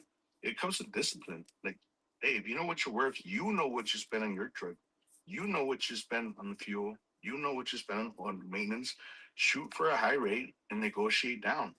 Don't leave space in your rate for margin for negotiation. And that's what it comes down to, man. No, story, George, I hear different numbers because what I hear is I hear a shipper that said, I got $10,000 to spend.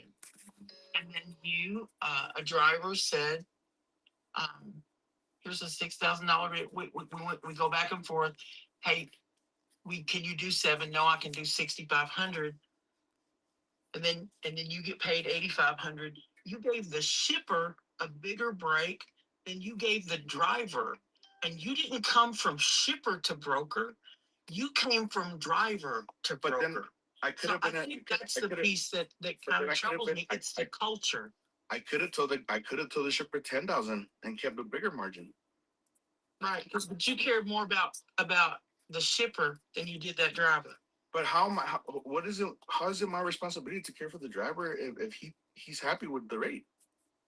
Well, and that's the thing. But so if we ever.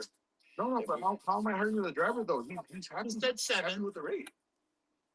Well, he said 7. You said no. Let me take 500 from that. The shipper said 10, and you said let me cut you a $1,500 break. All right, but what stopped the driver from keeping negotiating into that $7,000?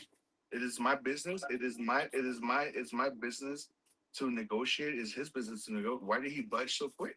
Well, most brokers, in my experience, hang up on you when you ask for more, especially if you try to go like 3,000 more. That's usually a hang up. That's usually What you're saying, but at the end of the day, that's what I'm getting. Business, when it comes to business, the money is money. Money is it's business is not meant for nice culture. Dude, it's business, guys. Well, and George, we're not like trying to pick on you because we're doing a friendly debate, but that's like the whole industry as brokers in a whole, right? They've always taken the money off the backbones of the driver versus saying, hey, you know what, we're a team, right? So how do we get brokers to come to a team to say, hey, you know what, autonomous is coming, right? But get And this though, but the rate for that lane is $4,000, $5,000. So even $65 was paying good. At the end of the day, I hear what you're saying, but it is not my job to educate the driver on what should he take and not. At the end of the day, my business is. I kind of feel like it's all of our jobs to look after one another, because if we stop being human and we stop, and I know they say, you know, no feelings in business, no personal whatever in business, but how can we not have a business and it be personal? How can it not be personal? You know? Vince, let me put you this example. Let's say you get a load from. I don't know the lane, but I'm just for the conversation. Let's say you have a load from California to Colorado, and it pays $5,000. I'm just throwing out numbers here, right? It pays $5,000, and then the load weighs 45,000 pounds. Now, Okay. the minute that you, as an owner operator, the minute that you see that it's 45,000 pounds, you'll account that this is a heavy load. So you'll account that you're gonna spend a bunch of fuel, and you know that your rate is based on that fuel that you're gonna spend, right? Right. So then, let's say you get to the shipper and the load isn't 45,000 pounds, it's only 5,000 pounds. It's way lighter. You're going to spend a bunch less fuel. Are you going to call the broker and say, hey, man, it turns out the load is much lighter. How about I charge you 4,500? You're not going to do it. You're going to be like, No, but that's a couple $100 versus right. I just came up. This is a great load. I just made more money because I'm going to save money on the fuel. You're not going to call the broker. Right. But you're talking about a couple $100 versus millions of dollars being tore off owner operators' backs every day and truck drivers. You know what I mean? Yeah, because when you say 10,000, you know what? Yeah. Guys they would have collected the 10,000. They would have kept them at 6,000. And this is what I'm saying, George. Not you personally, but the majority of brokers, right, would have said, hey, you know what? I need $90,999, and we can make this move. They would have took that broker and gave that load to that guy at $6,500. Now they put that 5,000 in their pocket. And that's what's the problem with the industry, right? If we want to fix an industry, brokers have to support truck drivers, and truck drivers have to support the brokers, or else it's a broken system that'll never get fixed. And the shippers, they know they can get away with it, so the shippers have to work with the driver. So it's like a big steering wheel. That if you get one little broken link out of it, the truck's going to go off to the right. And that's the thing. So with autonomous coming in, I don't understand if brokers don't really understand the effect of autonomous. So and I know, and it's really bad, George, that you've kind of went from trucking down back to going to broker, but we're still. Well, he doesn't have a choice though, Sean. He's in a think about his situation. You went into an industry now that you're still going to fight for your job here in about next 2 years, right? You really are going to fight for it because they're going to put autonomous trucks on there, and they want to get rid of brokers. You think Delilah's dad went to to that court system and they actually won was actually in our best interest? It was actually built for where they can pass the blame along and around in a circle for autonomous to keep coming in. So, and I'm not saying it in a bad way, but I really you're gonna say in 2 years from now you're gonna be like, dang, Sean was right. The system is built not for the broker. It's not built for the driver. It's built for the mega companies. It's built for the technical companies, not for an individual broker like yourself, not an individual driver like me or Vince or anybody else that's in this thing. And that's where we all have to say, hey, you know what? It's time to put our differences aside. We got to come into this industry together. And that's part of brokers. Like they know that they're getting so much from a shipper. Why not give that driver an extra $1,000? What are you losing out of it? You know what I mean? You still made your $1,000 or your 1,500 what you wanted to make. All you did was make it to where that rate and that shipper has to pay that amount because eventually that's how autonomous is going to come in, right? They're going to say, hey, you know what? That we got guys that he can do it for this much money, and we can do it for less. And I think right now is the most important thing to do is to have. You guys want to know? You guys want to know? You guys want to know the position that I'm in? And this is where I'm gonna lose a lot of you guys. And you guys know who I am. I'm gonna say things how it is. Right now, right now I am with a vengeance, dude. I am with I'm so angry at the industry that turned their back on us, because I'm not saying you guys in this panel, Vince, John, I've spoken to you guys before. You guys are good people. You guys understand my point of view as an immigrant. What are you about to say? But right now, dude, I'm gonna say what it is. I don't. At the end of the day, right now, I'm getting my money because the industry is happy that I'm losing my license. The industry is happy that people, they're blaming the immigrant because, oh, trucking is bad, and then because non-domiciles. When they're saying non-domiciles, they don't speak English, and they're dangerous to the road. When we know the system is the one that created this problem, FMCSA created this problem, and now they take people out like me. So in my But bro, I hear what you bro, it's not the industry, it's the global elites, it's the corporate giants doing that to you, it's the government doing that to you. You're getting all your money off people like us, bro. Like you and I, we're middle class. We're not the ones that hurt you personally. at the end of the day, dude, Fight them. I'm here hustling, dude, and it sucks to say, but the same people that are saying, "Hey, man, that's not fair," are the same people that are happy that I'm losing my license. So my eyes, it is what it is, dude. And it sucks to say. I know I sound very greedy and I sound very fucked up, but it's more fucked up to see these comments. Go back to your country.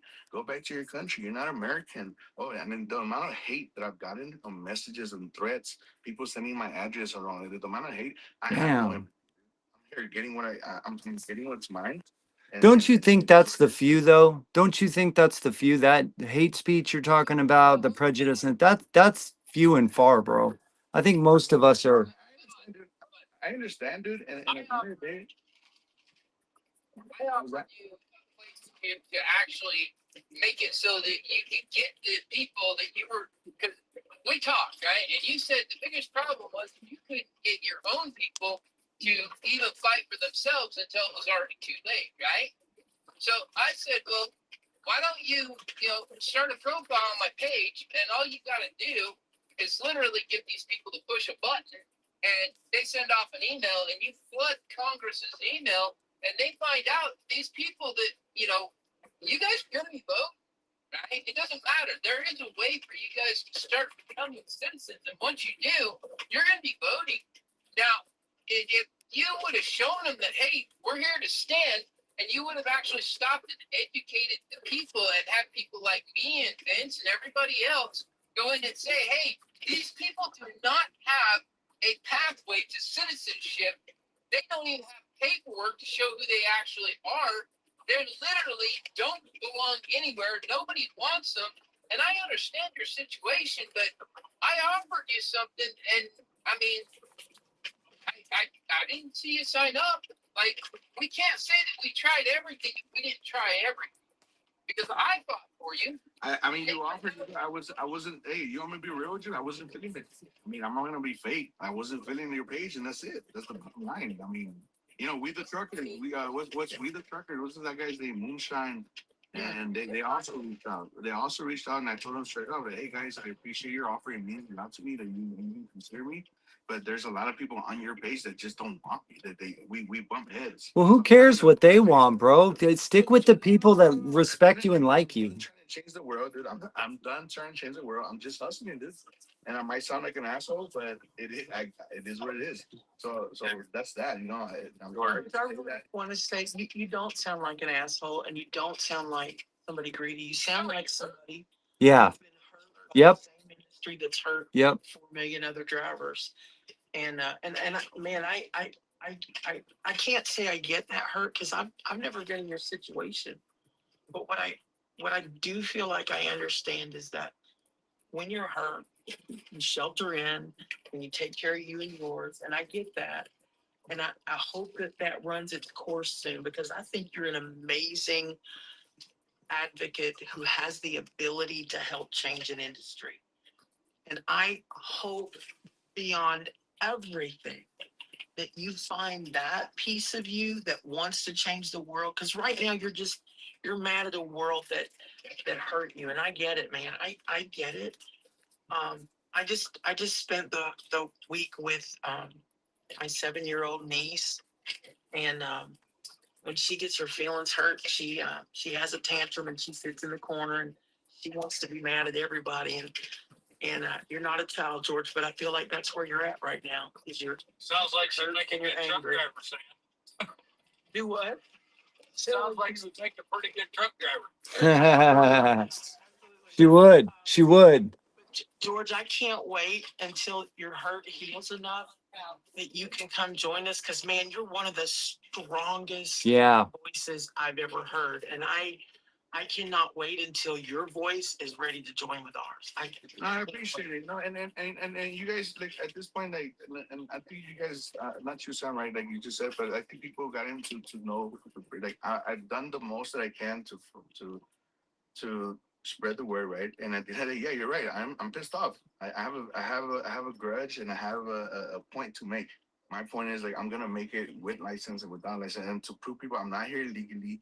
I do speak English. I did things the right way. At the end of the day, these rules that are set in place. Just to put an example, that the Lila law, right? The little girl that got hurt. I'm never justifying those actions, but that girl got hurt by an illegal immigrant that had no license. So even with this law, that person just was breaking the rule overall. He didn't have a license, so he was still going to be driving out there. People are breaking the rules left and right. The government allowed these things to happen, and now it got out of hand. People, even me, when people mistake me fighting for my license with saying, "Hey, if you don't speak English, you should be driving a truck," and I'm like, "Yeah, of course, dude, you should be driving a truck." I'm not fighting EOP. I'm fighting this rule that's making it seem like we like I speak better English and Spanish, guys. And for them to say that they're taking my license because I don't speak English seems like a slap in the face. I pay my taxes every year. I get fingerprinted every 2 years. And yes, I'll be honest. I'll say it here. I feel betrayed by the country that I've been raised here. I love this country. I have tattoos on my body due to the country that thinks I don't want to be here. And yeah, at the end of the day, I became a broker. I'm making my money. So at the end of the day, I'm still making it. And I'm out here to prove a point that even if you take my license, it comes down to the hustling mentality. And if things are don't agree with it, I get it. I'm not here. I'm not a what do you call it? George, can I say something? Bro, we met at MATTS, dude, and I told you you were a special person. You're a strong person. You're not the average advocate. You're not the average dude. You're strong, bro. There is something amazing for you here. But like Samantha said, bro, I don't like my taxes going to other countries to give other people in other countries free healthcare. I haven't had health care and I work 90 hours a week, but my family can't have health care. And there are tax dollars, right? But it happens and it's unfair. And you know what? It's really screwed up. But here's the thing, Jorge, you are better than that kind of evil. If you like some of the things you're saying, bro, if you join the evil because you're hurt, and we all know you're hurt here, and that's okay. You did get wronged, you did get railroad. We all see it clear as day. But here's the thing, life isn't fair, bro. That's hard to hear. It's not fair for any of us. Yes, some of us have it harder than others. That's always true. For as some people have it better, some people have it worse. But your fighting spirit, your knowledge, your ability to do research and do the videos that you do is very unique and very rare. Don't waste that on what other evil brokers do. And maybe you're learning that from someone, or seeing how much money you can make quick. Fast money is bad money, right? Fast money is bad money, no matter what. Selling drugs, selling, pew pews, right? All that stuff is bad and it's evil, and it won't let you sleep at night. I promise you, you'll get to the point where you won't be able to sleep at night. And you have a beautiful family. They are worth you doing the right thing, having integrity, and finding a way to, like someone was just saying it, figure out a way to get that law reversed for yourself and people in your position, because you did get railroaded. But what do you do about it? Do you get pissed off at the world, or do you? Yeah. And I get it, dude. At the end of the day, I have a time clock. I have 6 months left with my CDO, and I used to spend my time trying to advocate and convince people. But dude, when I run into people that are the amount of people that are misinformed doesn't even worth my time. The amount of people that message me, "Oh, who did you vote for?" Like, come on, dude, you're American, you don't know your own laws. What do you mean who I voted for? You have to be a citizen to vote. Like, Right. obviously, if I was a citizen, Right. I wouldn't even be in this situation. It's like people that say, do it the right way. I've done videos where I say this, like I say this, Vince. People say, do it the right way. Okay, bro, I'll give you $5,000 if you tell me today with my situation. And That's because they're uneducated, bro. They're naive. They don't get it. Everybody just says do it the right way. Everybody says go back to your country. I went back to Mexico because DACA allows you to go back to Mexico, to your country. I went to Mexico. And they tell me, hey, what part of America are you from? I'm like, what do you mean? Oh, you have an American accent. Damn, well, go tell them that because they say I don't speak English.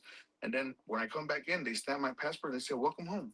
And then people say, "Oh, do it the right way." They don't know what they're just repeating what people. You're not wanted there. You're not wanted here. It's like, where do I go? Like, who am I? Right? I get it. That sucks. Yeah. At the end of the day, even at the end of the day, I have a mortgage, and then people at the end of the day, people say these foreigners are coming in to take cheap loads.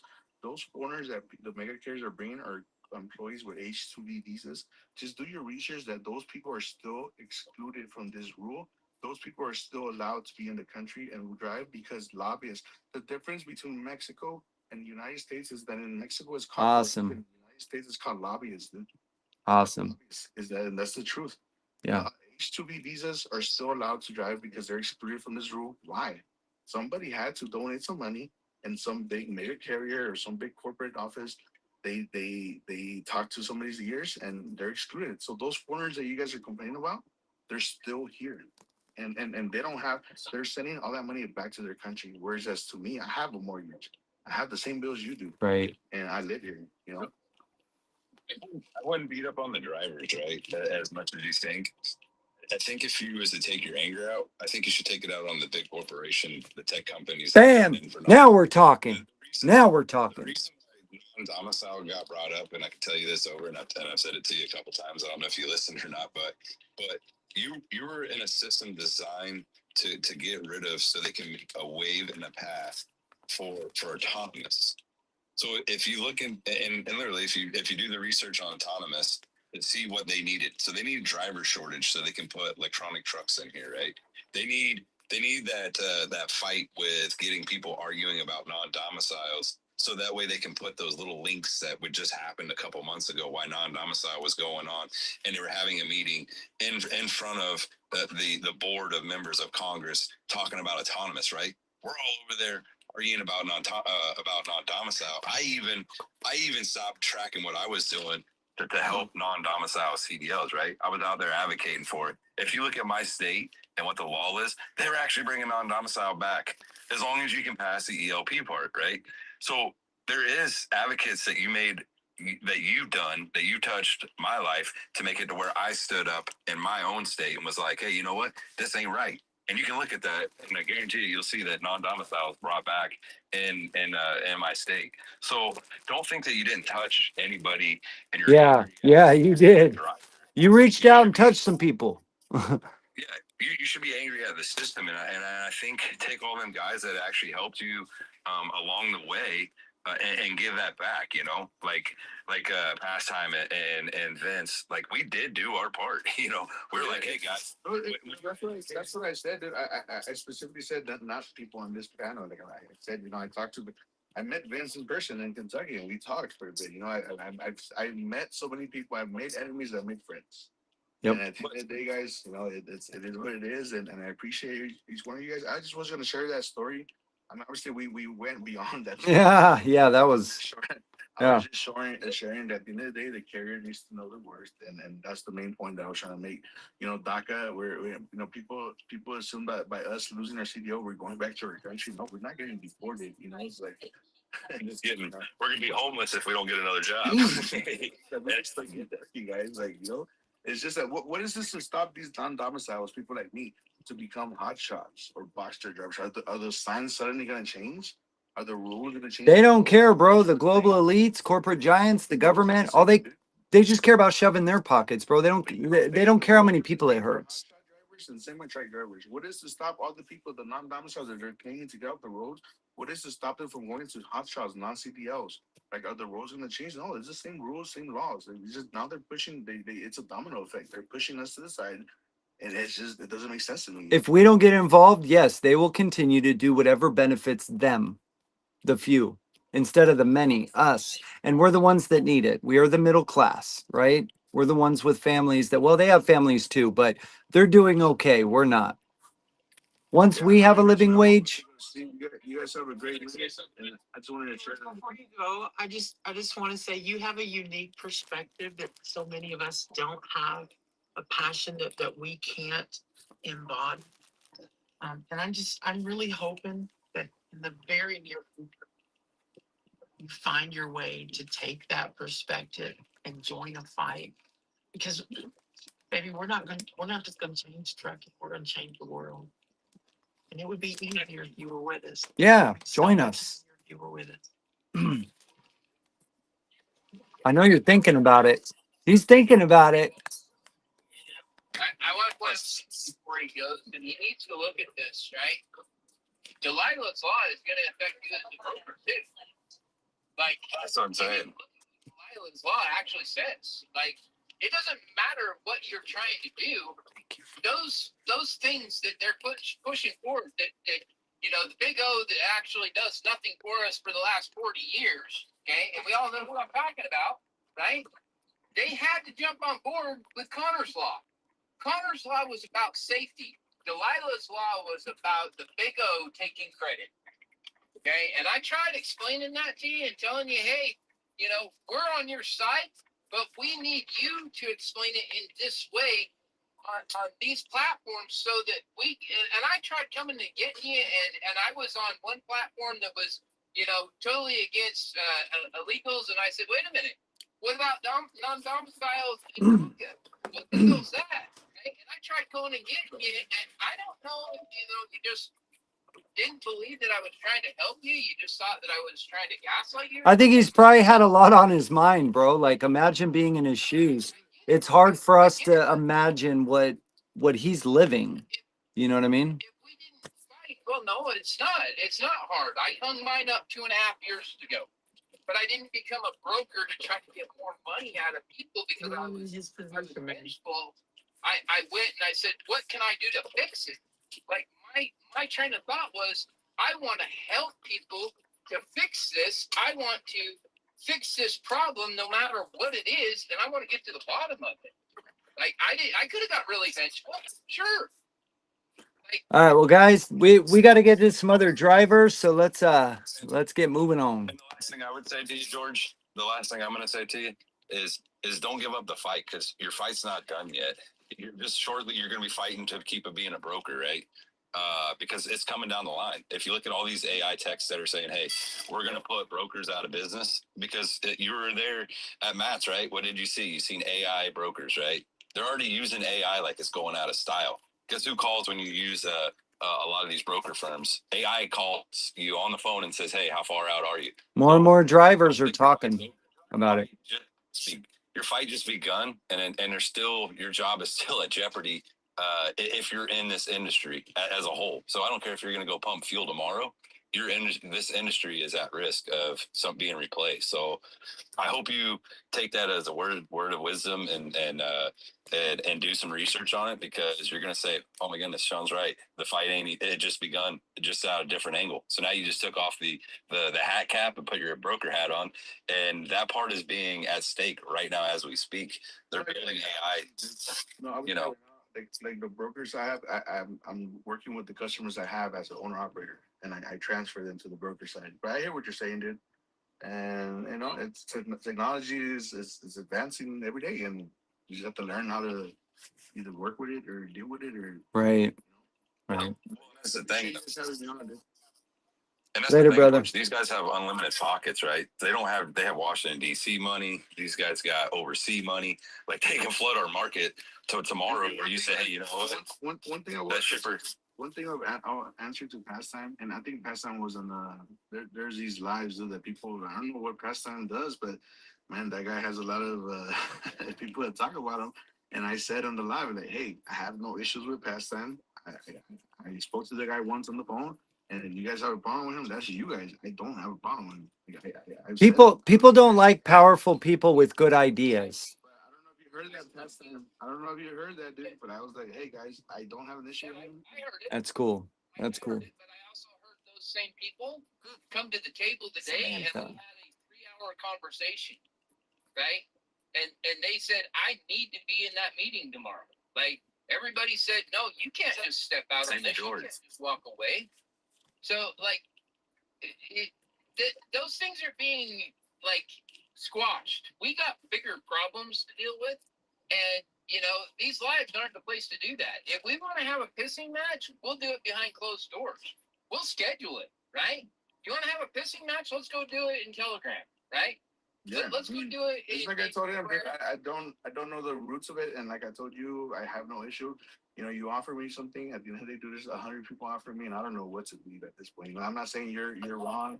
I'm not saying you're right, but in my perspective, I just offered you tools, bro. I just offered you tools so you had an email. All right, so guys, reach out, and we still got 2 drivers waiting. So let's you guys reach out to each other, okay?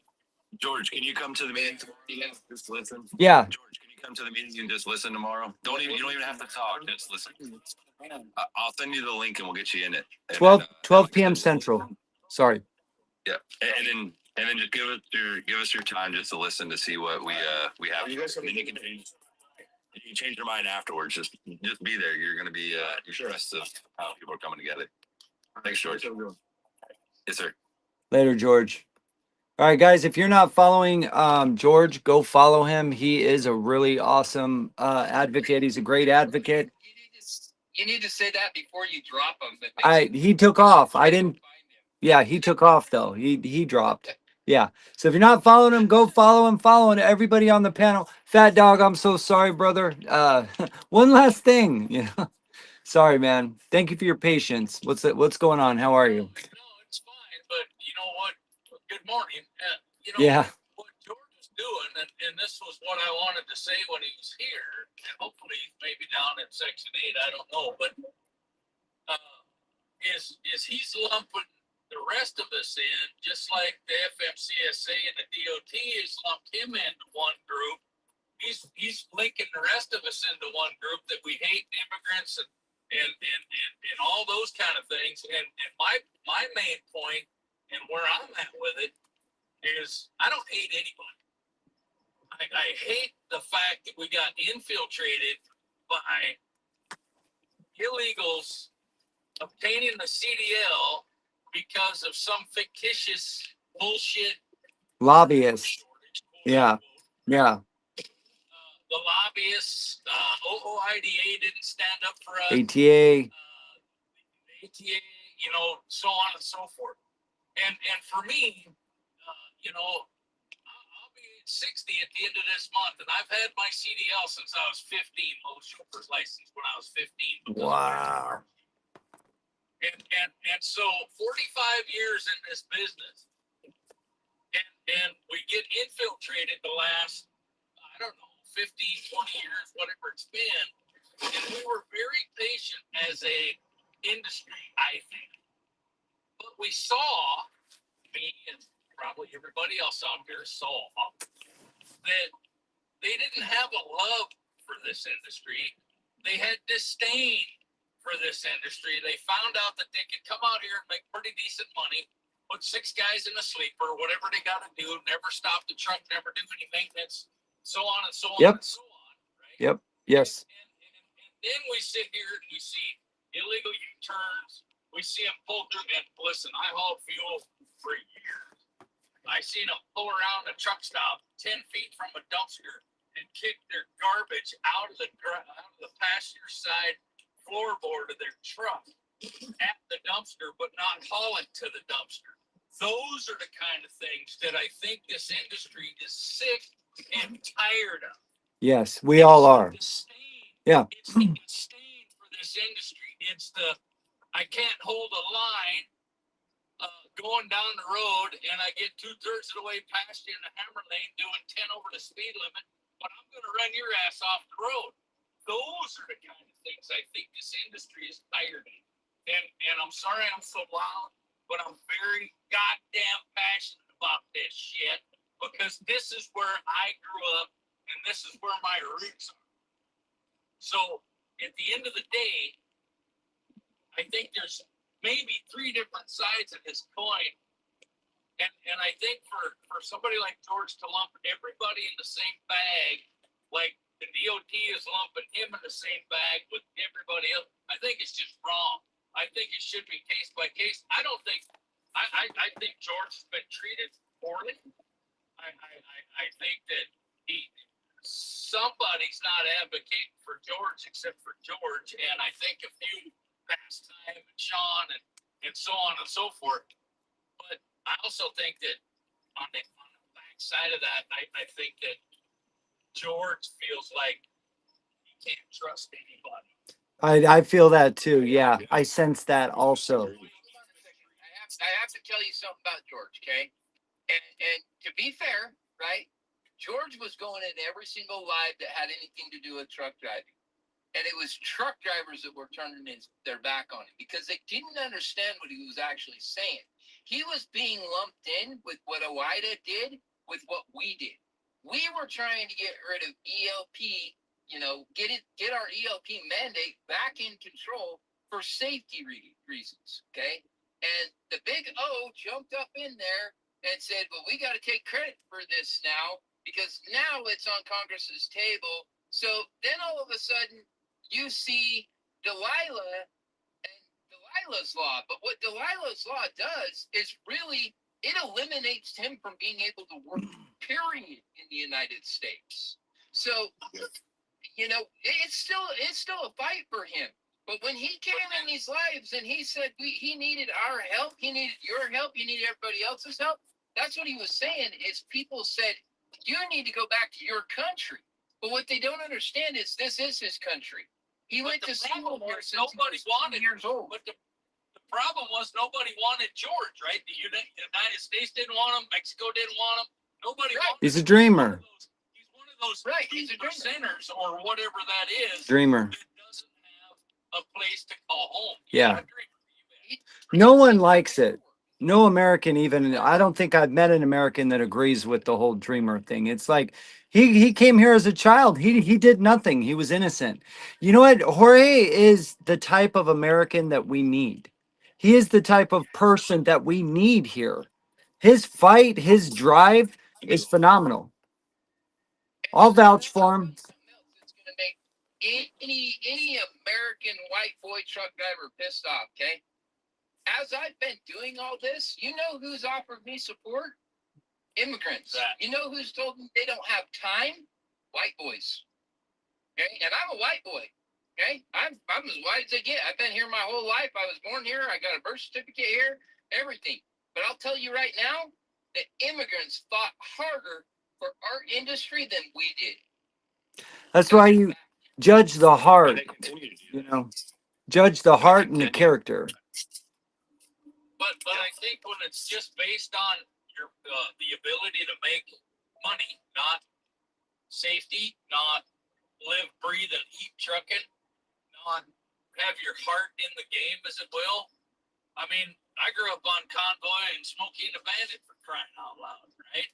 And so it's instilled in me. And I'm not saying, just because of a couple of movies, but that was kind of where I knew I wanted to go in that direction, if that makes sense. Yes. See, here's the thing. I agree with you, but so did George.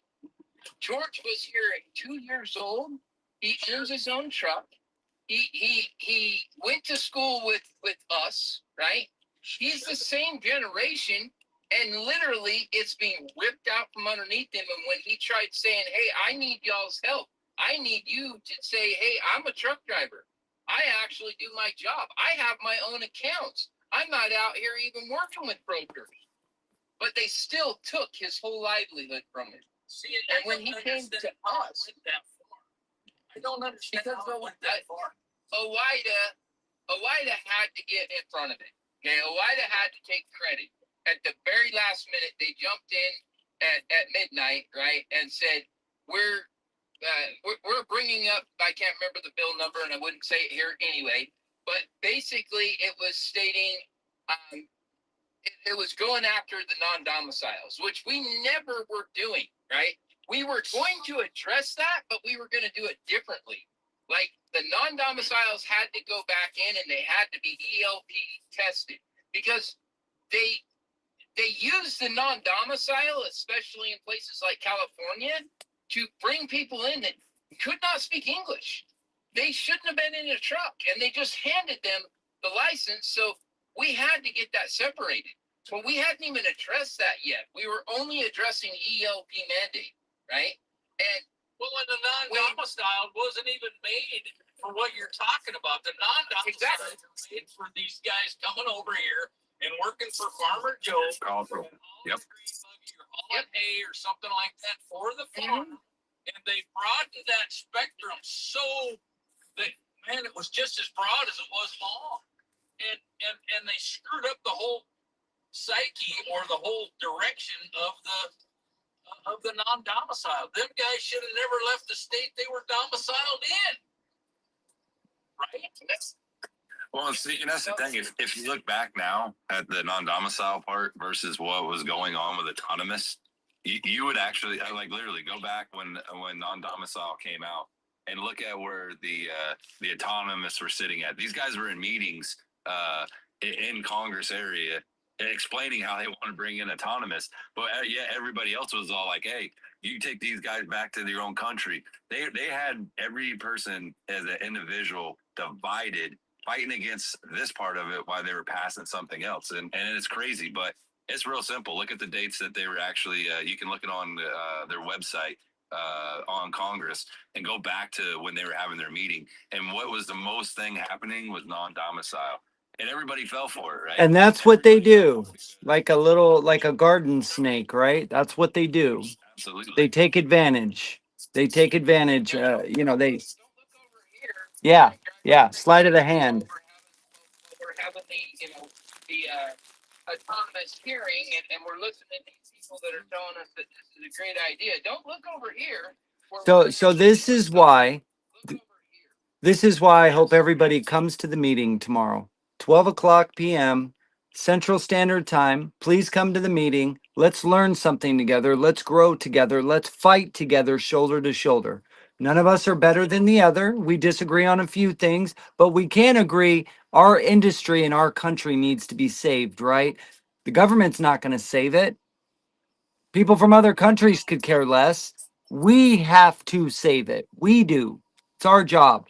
It's our country. It's our job. We want criminals to lock up criminals. Like, what are we thinking? It's not going to get better on its own. Vince, is this meeting on right here, or I don't understand the meeting part of it. I just John. You'll need to get a link. So just let them know you want to join. Sean, can you send Fat Dog a link? It's on team meetings. You got to download team meetings on either your iOS or your Android. I don't know if you have Google team meetings, but you download that. We'll send you a link that you can get into the meeting and join. Hold on. There's 3 videos you have to watch first. There's 3 videos. It's less than 5 minutes for all 3. They're short, to the point, powerful. People with 32 years of experience and more putting a lot of great stuff together. And then after that, there's 15 questions that you fill out. And then after that, you can join the meeting and we talk about it, like some of the main issues. Vince, that'll be in the meeting. You're going to explain that in the meeting. They don't have to do that to get in. Oh. That's going to be what you're going to talk about that in the meeting. Sorry, I'm tired. It's a little late. Whoops. Information again. It happens. It's too. It's getting late. Funny. It's getting late. Funny. But on a side note, Don't let Vince out past 12 o'clock. The mark that the sun's coming up where you're at, Sean. Hey, I'm like the gremlins, bro. Don't put me in water, okay? Don't feed me past midnight. Don't put me in bright light. I think so. it's crazy though. It feels like in March again because that's I think when they were doing February.